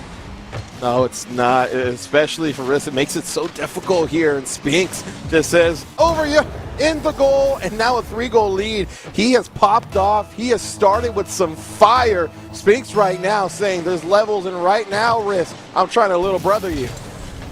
Slotted beautifully there. Sphinx, I mean, he came in with less of a warm-up as well. I mean, that was a stomping that he gave Tinny there, and he was just there to freestyle and get some mech in. Now, coming back into this, Risk had that warm-up. He knew what a tough series felt like, but it is nothing compared to what he has seen in these opening moments. Yeah, here we go again with Risk trying to control. Sphinx won't bite. Risk trying to bait Sphinx into the 50. And I think he's done exactly that, but Sphinx had done just enough and well enough to get back in time. Risk off the ceiling. We saw this a couple times against Maxiu. He might have got the reset. He uses the reset to get back to the ball, but just such a loose touch from Risk. He didn't get the power in the bang, and that will be the end of the sequence for him. It would have been a great goal, really, to put him on the score line, but just unfortunate. I think he's just going to look for that one next. But, you know, for Risk, things have not been easy. A lot of aggression. Sphinx just trying to walk it in. Puts him up 4 here in the first half. He's going to take that time because every second he does is another second off that clock as well. Just about half a game gone here, and it's been all Sphinx all the time. And even the one shot we got from Risk now, it's starting to look like it was just, okay, I've got an opportunity to get a shot on the counter. Let's just take that. It didn't look likely. Yeah, it really didn't. And look at Sphinx again in the air. He's just awarded so much space. He is automatic. Everything he does is automatic. Top left corner on the money. Beautiful job. Just you see a Risk just in no man's land, just on an island by himself, looking out into the water. But a bleak view for himself. Down 5. Sphinx has turned it up, and right now trying to see if he can turn off the PC, the monitor of Risk, and saying, hey, it's over before it even started. I think earlier Q said something that is really in effect here. I mean, if Sphinx can make these plays against 3-man defenses, he certainly can do it against a single person, and that's what we're seeing right now. I mean, Sphinx is just playing the plays that he would try against whole teams, and sometimes it works there. It's going to be an amazing game for Sphinx if he can continue to play at the quality he's at when he's peaking. Yeah, I mean, this is amazing. Sphinx's peak is some of the best in the world. You could argue he's at par at his peak with some of the top teams in NA and EU when it comes to his peak. And in a game mode, when you're in ones, it is as blatant as I could possibly put it. It is you versus him. And when he's on, he's on. Risk will, though, bait Sphinx into the challenge and score. for Risk right there, this is such a win. Just take the 0 off the board. Say, I was supposed to score early. It's taking me some time right now, but it's a whole different ball game when you go overs to at least 1 goal. Now he's been able to say, I'm on the scoreboard. I've been able to score once, and off the kickoff, Deucer Wild, that's going to be his second. Yeah, I mean, that's what Risk needed here. Like you said, taking the 0 off the board was enough, but now this 2, and taken so well off this kickoff as well, it's building confidence. I was going to say that 4 is absolutely a comebackable position in ones. 3 definitely is making that look better. Risk started slow in some of his earlier series. It's something that we know is a factor for him, but now he's starting to step back up into that. Maybe still a chance here that Sphinx could drop the ball. Yeah, but Sphinx did a really good job to avoid the demo and then enter back into the play. Even tried to demo Risk, which gave him some time on the ball. Now Sphinx will try to transition, easily bypasses Risk, and Sphinx might have put the game away with the camera. And that's just unfortunate for Risk. Just, it seemed like it was right in front of him. Unfortunately, on the challenge, just missed. And Sphinx just taking his time. No boost for the young man. Can't get back, as that's going to help extend the potential lead here for Sphinx and diminish the hopes of Risk a bit. I don't know if you saw that on stream, but Sphinx, as he was running that down the field, used the camera controls to check over his shoulder, look out for Risk, but nowhere to be found. This time he will, though. Out of the corner, gets a great hold of the ball here. Really good. Again, just control of the car, the movement out of these 2 players solidifies them in the one scene, I think. Yeah, I mean, it's unbelievable. I mean, some of these players don't exactly have one's experience. Some of them do. For some of them, they don't like to play ones. Some of them don't like to play ones because some people don't think there's enough competition. Some people think there's too much competition. Sphinx will score at 7. Sphinx wants to be in a place where he can have as much competition as possible, because this is what he can do. Risk just got caught chasing there, but Risk, he's been teaming up with a lot of great ones player. One in blue a couple seasons ago, and I know he's taken so much from him, and I think the ability to really get into a game, conform to what they need to, off the kickoff, finds himself back to 3. He's done a good job here late. Sphinx has gone for a very interesting kickoff there as well. Came in, jumped for that last one, and flipped himself around to take it from behind and try and get that backwards control towards his half, I think. Does not work out. Might be just something he's got in the plan books for new ones meta. Yeah, I mean, he goes Sphinx again. At the end of the game, this is a lot that Sphinx likes to do. I don't think Risk will be as happy with this. He lost the first game against Maxu in similar fashion, but there's a little bit less to take away from this than there was in the Maxu series. Sphinx was just suffocating. He will take the first game of the grand final. 4 goals to 7. Well, and this should give him some positivity. It was a struggle early, but late as it went on, he got better. I'm expecting Risk now in game number 2 and just shaking off the nerves. He came off a long game, and he's saying, hey, do I have the stamina in the tank? Of course I do. I'm a young buck right now, and I need to be able to show it. I think it's definitely a good sign that he is getting back into flow here. But like I said, it's a known factor there for Risk. However, I think there's more to it than this too. I think Sphinx has more levels to him than he was just playing here. The really breaking thing here for Risk is that Sphinx looks unbelievably confident. He was taking risks that he didn't need to because he knew he had the space. Yeah, I mean, this is what Risk can do, or Sphinx can do. I just feel like there are times where Risk, he's going to kind of award the space. He's going to want to try and, how do you say, like, bait the 50 in and try to take it as much as possible. But, Risk can find a way to take the ball off your car. It's just so hard for Sphinx to... It's just hard to do it against Sphinx, because Sphinx will always control. He's always going to try to play at his best and try to keep the ball away from you. And this is the type of gameplay that he likes to play.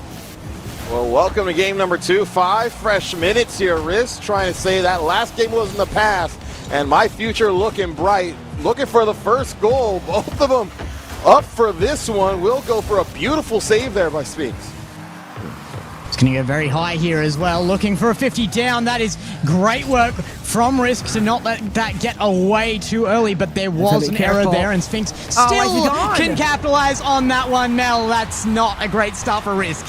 Why has he gone there? He needed to wait to see what Sphinx was going to do with the flip. Either you insta-challenge the moment he goes to the wall, or you wait for him to use the flip or go back down to the ground to challenge or something, but don't give him the space to put the flip and the ball over your head. Well, seeing if he's listening to broadcast right now off the kickoff. What a chance. Wait, he might score. Maybe not. Risk is going to get that over the top. Okay. That is a very slow response for this counterattack, and somehow he's just taken it into control, got the mental under control, and gets the right flick. Somehow, some way, since the beginning of this grand final, we're in a 1v1 sequence, we're in a 1v1 format. Risk hasn't found himself in too many 1v1 favorable situations, but Sphinx with a low 50, winning the battle in the trenches. He'll put himself back up in the lead. It's just so tough. You see the position that Risk is in, and it's not a winnable position in a 50 sense. And you know, it seemed that he felt Sphinx was probably going to come out something a little bit more flashy, but you know, keeping it simple, getting a big goal to take the lead. First 60 seconds coming off the clock here in game number 2, as the boys in orange here for Sphinx currently leading. Sphinx has just had too many options, and that's not something you want to give to the most mechanical player in this region. Very, very hard to stop him putting the ball wherever he wants at that point, and that's what he's been doing so far. It's only a 1-goal lead now, though, and Risk is trying to make the difference, but it will be answered by Sphinx quickly. You know, there's such a difference. It's just such an individual difference in this region between Sphinx and the rest. He's got a reset. He's usually automatic, but Risk did a good job to get back to it. He lands, recovers, and just send it downfield as Sphinx will try and control. He will try to make it happen. Risk jumping from behind, trying to force Sphinx back down to the ground, which he will effectively, but I don't think he wants to be in that position, because Sphinx will always put it right back over the top of your head.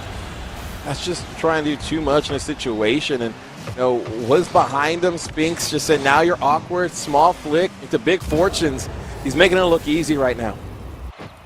He said that he just wanted to come in here and win this thing.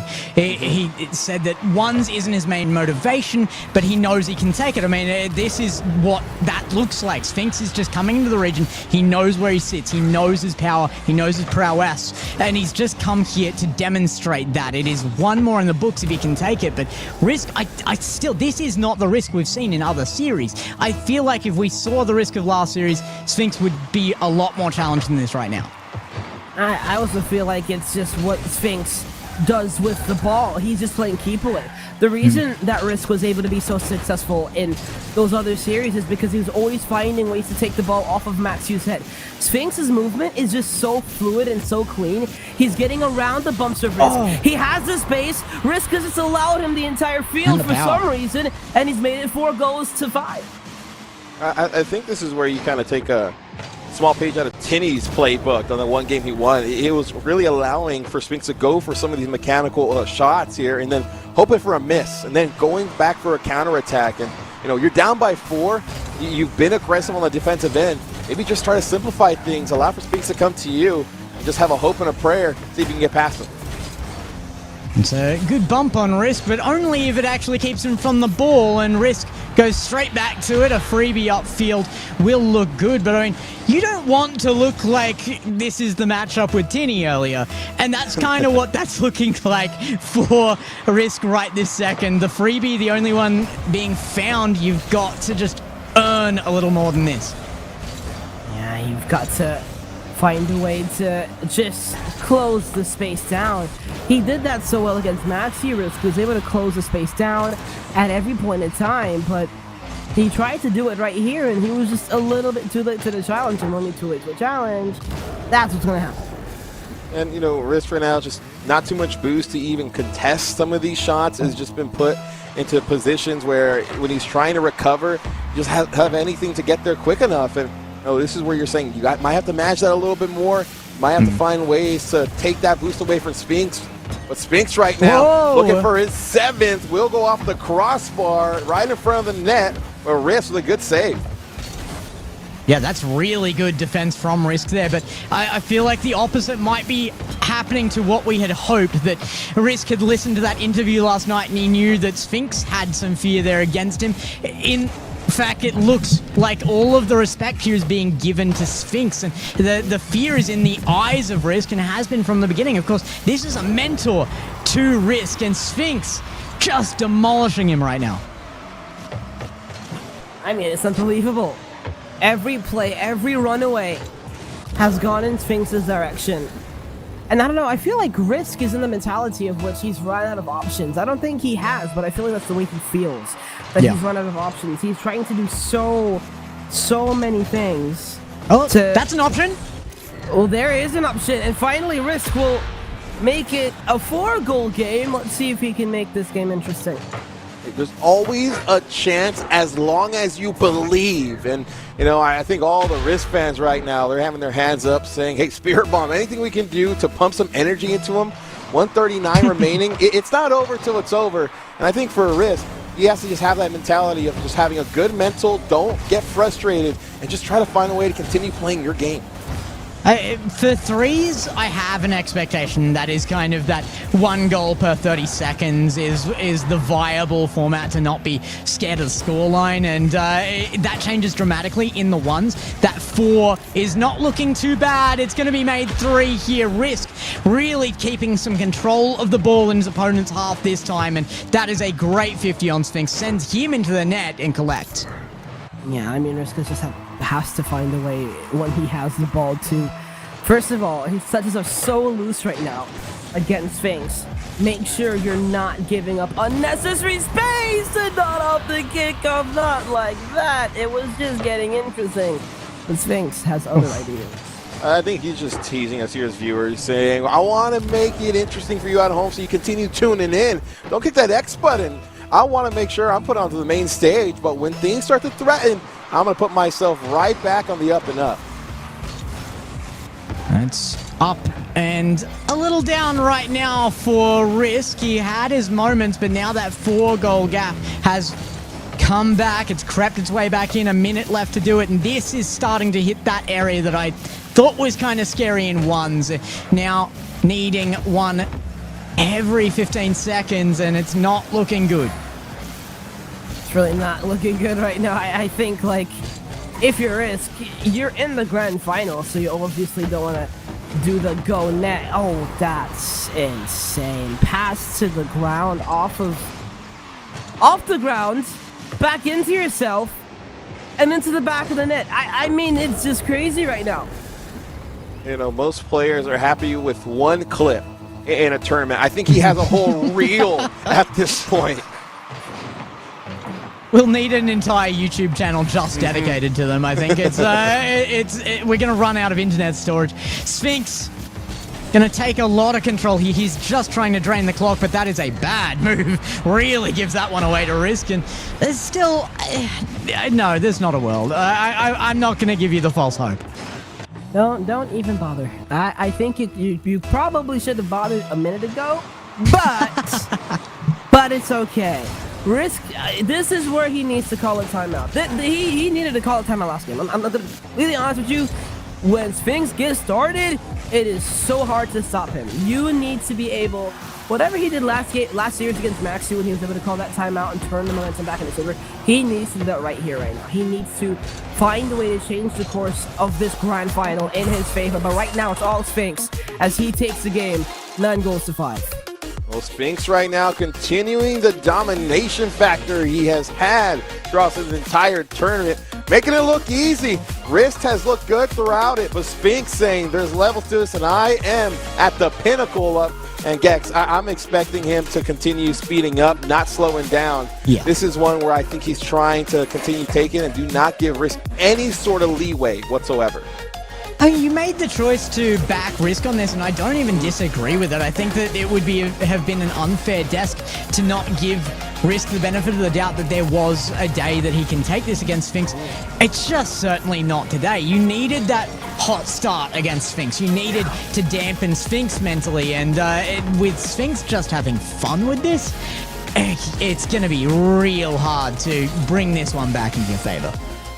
Yeah, I mean, especially with the way that Sphinx has been able to play, especially with the way that Sphinx has been able to control the ball.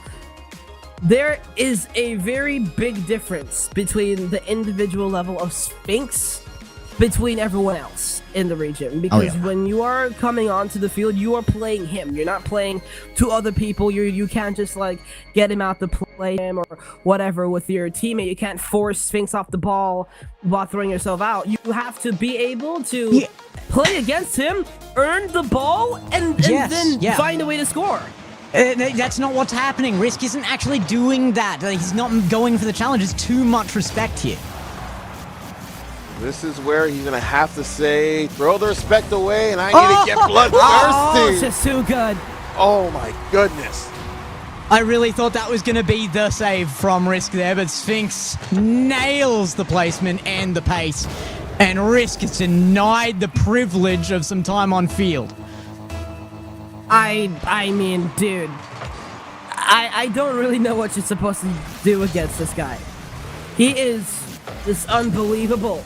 He had the space. He knew Risk was going to respawn. He's got the reset here. He'll control. He'll try to go the full way, but Risk good defense. And Risk right now. Looking good. Oh, we're all tied up. That's excellent, right, Wolfie? Oh, it is. And, you know, coming in, Risk needed to be able to get these quick goals, and with Sphinx nowhere in sight, beautiful job to notch it in. It's got to be a little more, though. I don't trust the even score line right now. Risk is under it. It's a good pop forward, and oh my goodness, there's what we're asking for. A little bit more. And there it is, finally, Risk taking the lead on his own accord for the first time, I think, in the entire series. This is so well done off the kickoff. And I think something that Risk hasn't been creative with so far in his tournament run. He has to find a way to get these kickoffs in his favor. One is not going to hold, and you know, when Tini won the only match that Sphinx has lost, he scored 7 goals to the 6 of Sphinx. And against Sphinx, that's a hard task to ask for, but it's one where you might have to replicate off the crossbar. Won't see itself as Risk right now having to play keep away. And keep away is being played quite well. Risk gets back in time. Sphinx gonna get the demo here as well. Is there the time to play this out? Risk will choose the left-hand spawn, and he's gonna get demoed again. Sphinx is playing mind games. It's unbelievable. Sphinx is trying to break his way through, but Risk has begun to turn up his level. This is probably the highest level he's played since the start of the grand final. He's trying to do anything to keep this lead. Oh, pinch off the ceiling. It plays into the hand of Sphinx, who will try to rotate out. It's a great job to cut down the space by Risk, who'll have the ball. He might want to turn on a dime here. He's going to beat Sphinx. He's going to put it right over the top of his head to make it a 2-goal game.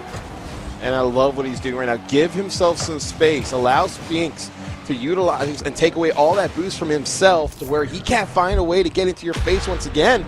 Up by 2, the biggest lead Risk has had. But I've seen Sphinx come back from a 4-0 deficit.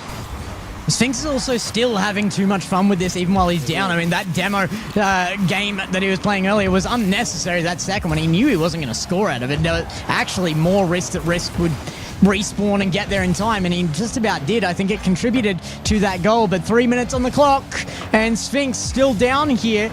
We creep towards half-time, and there is definitely a world in which Sphinx will drop this game. Here goes Risk again. In the air, we'll try and control, maybe get the extra flick. Sphinx had read it well. Risk will turn his direction as fast as possible, but he didn't land when he didn't drift when he landed, and that opens up, but Sphinx almost getting a touch again, but Sphinx has done just enough. Oh, that would have been a beautiful save in a much-needed position right now. Sphinx, look at no that. boost. Look at that. And Risk, nowhere near it. Unfortunately, that's going to go cut the lead down by 1, but it doesn't feel, even with Sphinx down, Sphinx is in this game, and he feels so comfortable, especially the way he's been playing right now. I just didn't think it was possible for Risk to get any kind of pinch against the crossbar there. He did so well to get back to that, but there it is. Sphinx gets a little bit of a handhold on the series, and it's full purchase now, 3-3. He's just looking for a lead. Right, he's just looking for a lead right now because Risk has begun to be a little bit lenient on these challenges. This entire series, he's been second to best on every challenge. And Sphinx just knows how to challenge that. And he gets around Risk once again. He'll try to do it for a third time. He'll take it to the wall. Risk has just under 30 to work with. Sphinx in the air, reset, past Risk, but he gets a touch. This is where he has to be able to be careful, Sphinx. When he's in front of the net like that, 9 times out of 10, he's gonna slot it through. And a beautiful job to give himself the lead. A quick reversal here with 2:09. Yeah, this is probably what Sphinx was planning from the beginning. He seemed pretty confident with his ability to take this back with the way he was playing with the ball, but it's disappointing. I thought Risk would maybe have this covered for a little bit longer, maybe that last minute at the very least, but nah, Sphinx getting dominant. He has finally found a way to find his form. It took a while for him in Game 3. Once again, I mean, it's just so repetitive from Risk. He's just like letting Sphinx have the backboard, he's letting Sphinx have the ceiling, and he's playing these challenges, these attempts on net against Sphinx from too far back. But then again, what can you do when Sphinx is always in the air? You just have to pray at this point and hope something goes away. But Risk right now coming away with a goal, putting it back into one after a beautiful demo there. That might be the game plan right now. You don't want to start getting too desperate for demos and some bumps. You need Sphinx off this pitch completely. It's one goal in it, though. I mean, this is not unwinnable for Risk. And if he beats into that boost, no, again, actually might have had the beat there and abandoned it, assumed Sphinx would have him. It's just, this has been taught to him. It's Pavloved right in there that Sphinx wins challenges. He wins ball. Why bother? You have to step up to that mentality. You have to. Risk finally actually wins the battle, the physical battle, but he's just let the ball go. Why does he keep letting the ball go? He's gonna have to get a second touch here. He will. He'll have the flip to land. Gonna try to turn back around for and take the early shot, but Sphinx is just so fast. Risk had the opportunity, but he let it go. Oh, surely you thought that goal was going through, but you said it, Mel. This speed from Sphinx on these recoveries, it's like a ghost. You think he's gone, but all of a sudden he just pops up. And the beautiful save there to ward off potential equalizer. 53 seconds, ladies and gentlemen, here in game number 3. Sphinx trying to take this to series point, and he gets one here to push it to 2. This is what Sphinx wants his leads to look like. Keep it close, but give himself enough room to start playing with the ball. And it's a beautiful thing to watch him cross the field with it. But for Risk, nothing more terrifying. Yeah, Risk just needs to find his footing. He'll have the boosts and delayed possession of the ball as Sphinx gets 100. He just gets the ball off of his car again. I'm very confused what he's trying to accomplish. Just banging the ball away to Sphinx every single time. Like right now, Terrified. Sphinx is given the entire space. You have the ball on your car. Play the flick, play the air dribble bump, play traditional ones. If you need to, just do anything to make Sphinx overthink every defensive sequence. But it's one where Sphinx is having such a good time right now. You could just tell by the way he's playing. It feels like he's just on autopilot. He's just in his room, just saying, all right, just another day, another scrim almost. But in a grand final setting to be this composed, it's just showing you the type of experience that he's had. He's gonna freestyle if he's allowed it. He's trying for it. Field side to side, looked for the skim, not gonna find it there. But Sphinx, he wanted something a little bit special there. Risk was allowing him the time, but there's one more in the bag for Risk. Not enough to change this game. Yeah, just not enough. Most of it just really isn't enough so far from Sphinx, or from Risk, excuse me. Sphinx has been absolutely, he's been amazing. The entire time he has been at another level. Risk has just not found a way to put his foot in the game, and this is just how it's been for him so far. Risk needs to get this next game. Look, Risk, if you're listening, just throw the kitchen sink at Spinks at this point.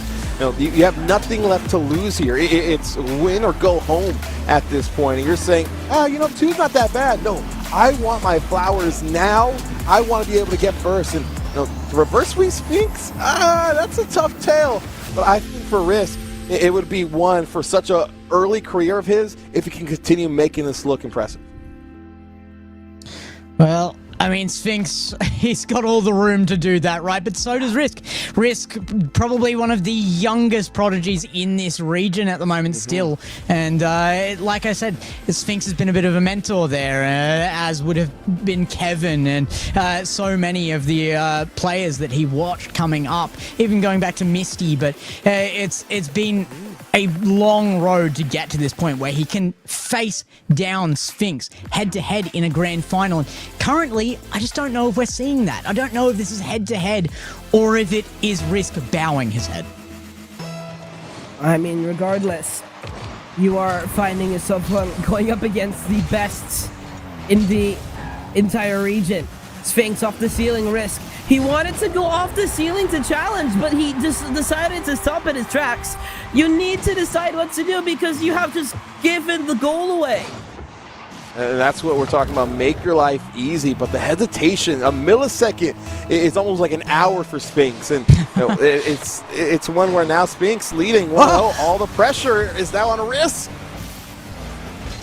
Risk just wanted to hold hands for a bit there in midfield, actually. Sphinx has denied him. Oh, and he's taken it back. This is a betrayal. This is the love story drama betrayal on your screens right now. Oh my goodness, Sphinx has just taken the ball right off of Riskar once again. It's just been an amazing performance from Sphinx so far. I mean, he's just fumbling. Everything he's doing, he's on as well. I mean, my goodness. This is where I'll just say to Risk, hey, find a way to not leave any regrets here on this pitch. You never know the next time you're going to see Spinks, but man, that's just unfortunate. You don't actually, we don't have to talk about that one. It was optional. I'm going to go with no on that. 3-0 right now, and it's all due to Sphinx being amazing. Risk is just incredible. It hasn't had his opportunity, right? Right? Sphinx? Right? Please? I'm crying in the background. Just a little. I mean, I don't even know anymore at this point. This is just an amazing display by Sphinx. I mean, I feel like regardless of who he had in the final, it might have not exactly been the most dominant result regardless, but he would have won this grand final. He is the best individual player in this region, but right now, regardless of that fact, we understand that it's just been falling apart in some of these points in this grand final. It's kind of giving the ball away. Loose touches, not taking the 1v1 chances ever, really. Just banging the ball anytime he's got 1v1 chances and then opting to play defense, which he knows he's not going to win.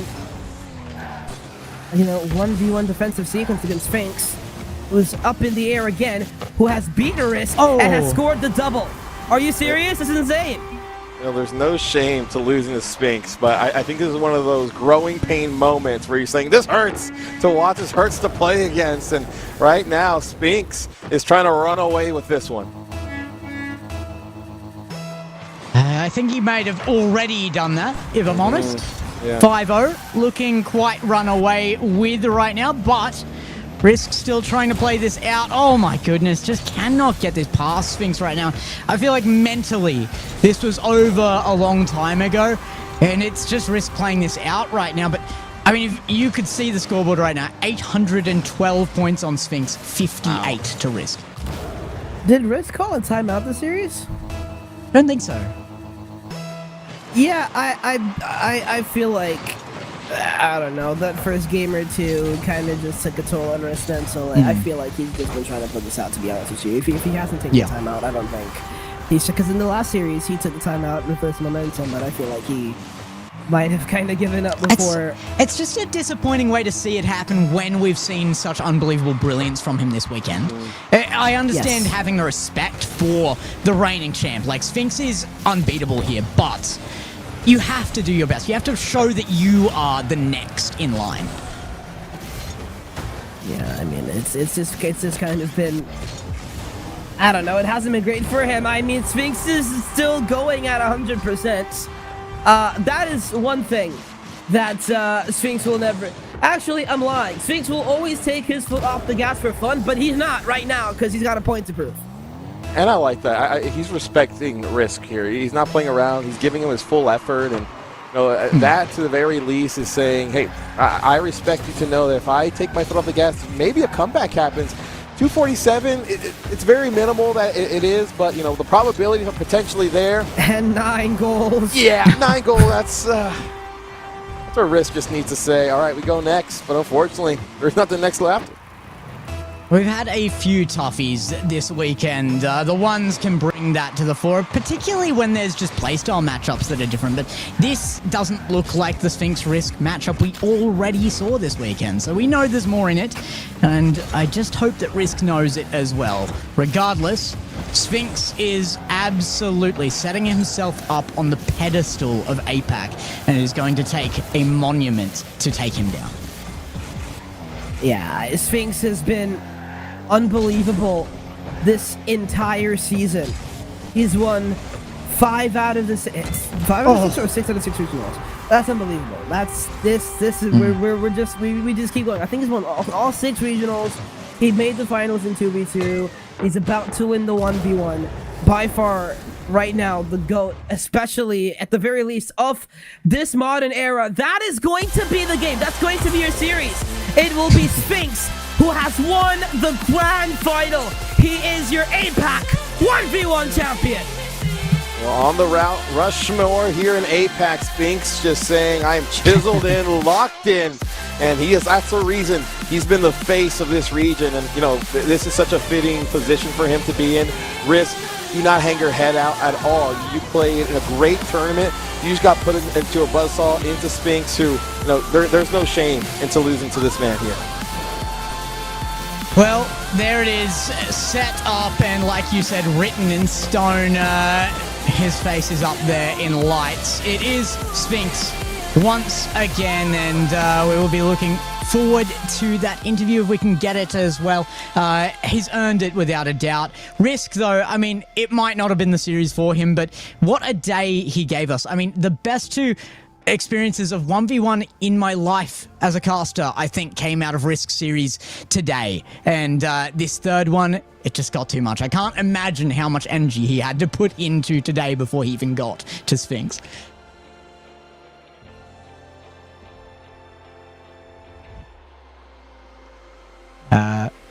I believe we've missed Malakim entirely, actually. Well, at the very least, if no one's going to tell Risk this, I'm going to say it. I'm proud of you, Risk, for everything that you've done. Yeah. He's only 15, and he's already competing at the top of the region. Give him another year. Give him another 2 years. And I think the matchup, who knows, give him another 6 months. And this could all be so much different. This shouldn't deter him. This should inspire him to know that I can still be able to reach another point in my career. Well, that does leave us with just a few moments left in the day. That was your grand final, so let's bring somebody in here as well. As Borky, give us your best interview of our grand champion, Sphinx. Thank you, Desk, and thank you, Sphinx, for joining us. I just want to give you a big congratulations on being the APAC 1v1 RLCS champion. I know we look at last year, you were in the finals so close, and I just want to know if that made any impact on your performance for this year's. At least I saw that there was no shoddy in the tournament. I saw there was no rigorous in the tournament, so all my PTSD of losing in 1v1 tournaments went away. So I was really confident going into this because I've only really lost to rigorous and shoddy. So as soon as I saw both of them not in here, I was like, happy days already celebrating. Then just to add on to, we had the privilege of interviewing you yesterday. We know that you talked a little bit on Risk and saying that he was a player that you respected. You ended up playing him again for the second time in the playoffs, this time in the finals. What did you think of his performance today, having to go through the gauntlet and then up against you yet again in the finals? I mean, I knew he was tired, 2 game 7s, but he is the wonder child, so of course, I had to lock in. But as soon as the boat got rolling, I felt like my mechanics were working really well, so I kept on playing how I always play, and everything worked out. And I didn't really get unlucky, so all the puzzle pieces just came together, and yeah, played a really good series, I guess. Well, you definitely woke up on the normal side of the bed, and your car was moving exceptionally on the pitch. And just to speak of, you did play 2 series today. The first one, it felt like you were in pretty commanding control. Do you think that helped build any momentum, or was it just another day in the office for you? Well, in the first series, I was just limit testing, so I wanted to see how well my car was moving, what mechanics I can pull off. So as soon as I knew my car was moving good, and I went into the Risk game with full confidence, knowing my car was cooperating with me, so that I could just do whatever I want.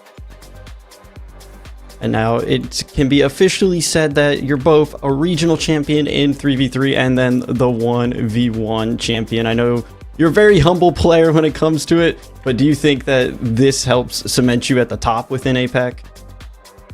I guess I think I was already on the top of APAC the last year against Shadi, because he's not really APAC, but I guess now that it really proves that I am the best. But everyone is really close to beating me. Like, I feel like if I could play Maxu or Risk again, I feel like things could go really, really bad if my car wasn't playing. So like, I'm definitely not cemented at the top yet, but for now I am at the top, I guess. Again, congratulations. It was a super impressive performance both yesterday and today, especially with your grand final there. Is there anything you would like to say to any of the fans that might have tuned in to support you, or any shout outs you'd like to give? No one. Nope. Any socials where we can find you at? Anything? Yeah, just my Twitter. I mean, follow my Twitter. I guess not really much. I don't really post anything anyway, so you don't really have to follow it. So I don't know. Just watch me in EWC and RLCS, and hopefully we win. Well, I'm sure all of us will be paying close attention, and we'll hope to see you do well in both all your international tournaments that are upcoming, including Worlds towards the end of this year. I hope this is a good momentum booster to get you there. But again, congratulations, Sphinx, our RLCS 1v1 champion. Hi, thank you for having me, guys. And I'll go ahead and throw back to the desk. Welcome back, everybody, and that is it for the APAC ones, and we get the privilege of being one of these first regions out to make that as well, thanks to the time zone, but there's more ones to be had across the globe. Thank you, Borky, by the way, for that interview, and making sure that you made Sphinx look like he has a massive ego, and then he kind of shut that down again by saying, definitely don't go follow me on social media. I don't do anything there. Don't do that. That would be terrible. Please do. Please go and support our players, and not just Sphinx. A massive day for Risk. I mean, he pushed through a monumental task to even make that grand final. Max, you looked great. Tinny, where did that come from? And then you had Cash and Nye as well. All that top 6 made a huge difference. But guys, thank you for joining me. We had a stellar cast on the desk. We tried to expand out and include a few more lovers of APAC. Before I get your last words, a big shout out to the people who aren't on desk right now. We had such a massive weekend of displays. Malakim came up there as well, and of course Wolfie had that last cast with me as well. But Pig, and that's it. There's nothing more to be said about the region unless you've got the words. Well, about the 1v1s, absolutely not. But I really liked in that interview that Borky just had there, APAC's Wonder Kid Sphinx referring to Risk as the Wonder Child. I'm hoping that sticks moving forward, because Q, as much as that wasn't a passing of the torch, there definitely was something there in statement for APAC's future.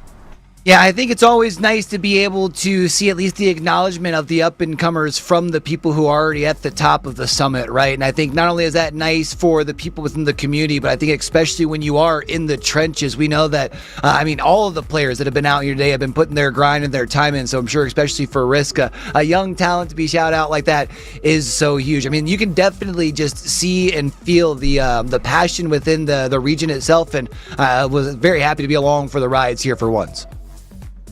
And I think that just cements the beauty of these extra game modes, especially the 1v1s. It really highlights players that we might not always get to see within the region. I mean, Risk dethroned both Cash and Maxu, who won the 2v2 tournament, by the way, have won a regional this season in 3v3. And the fact that he took them to Game 7, beat both of them, and then, of course, in the grand final, it's just such a privilege and a treat to be able to recognize the up-and-coming talent and who's all around within the region. Well, yesterday the day started, of course, with Furlash versus Nida, with 3 Japanese players actually all competing, all in the lower bracket.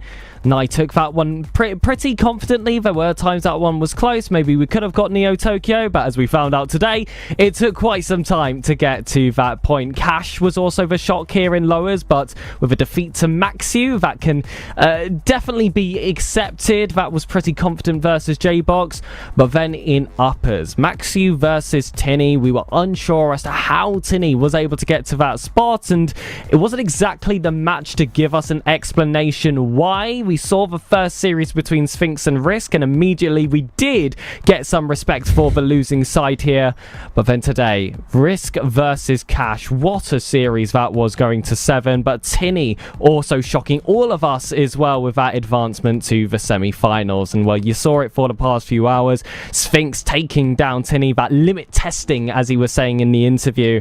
And then that Game 7 between Maxu and Risk finally going to that grand finals versus Sphinx. And Gex, I just want to reiterate on Risk's run. I just had a little look back at his Swiss stage and his GSL. Risk only lost 3 times during the entirety of the 1v1.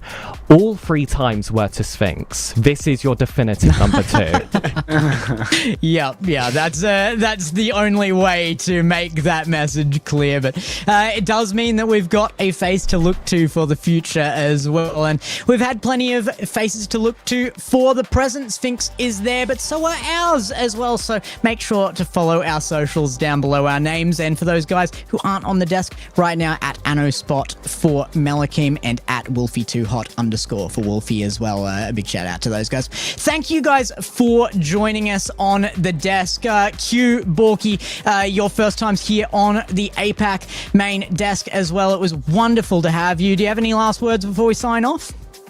Yeah, I guess I'll just start. I always enjoy getting to experience into new regions. I get to have a lot of fun in APAC over in ALGS, so to get to hop over here for some RLCS action, pleasure was all mine. I really appreciate you guys letting me come along for the ride. Well, they call them minor regions, including APAC, but the amount of love and support and just how passionate this community really is doesn't make it feel like it is at all. You can compare it against any of the major regions, and you will see that passion is met tenfold. So it's been a privilege to be here, such an honor, and what a performance from everybody that was involved. Well, you heard it here. It's main region in our hearts. Pig, do you agree? Look, there's a difference between a minor region and an emerging region, and with the amount of youngsters that featured this weekend, I think definitely we're going to have to transition to the latter. Yeah. Well, thank you for joining us today. A big shout out again to Sphinx, our grand champion here. An unbelievable day it's been, and it is not over yet. In fact, we're going to be ending on both our producer and one of these casters over to, I believe, SSA next. So check out the rest of RLCS 1s before they are over. That is the end of APAC for the year. We will see you next season.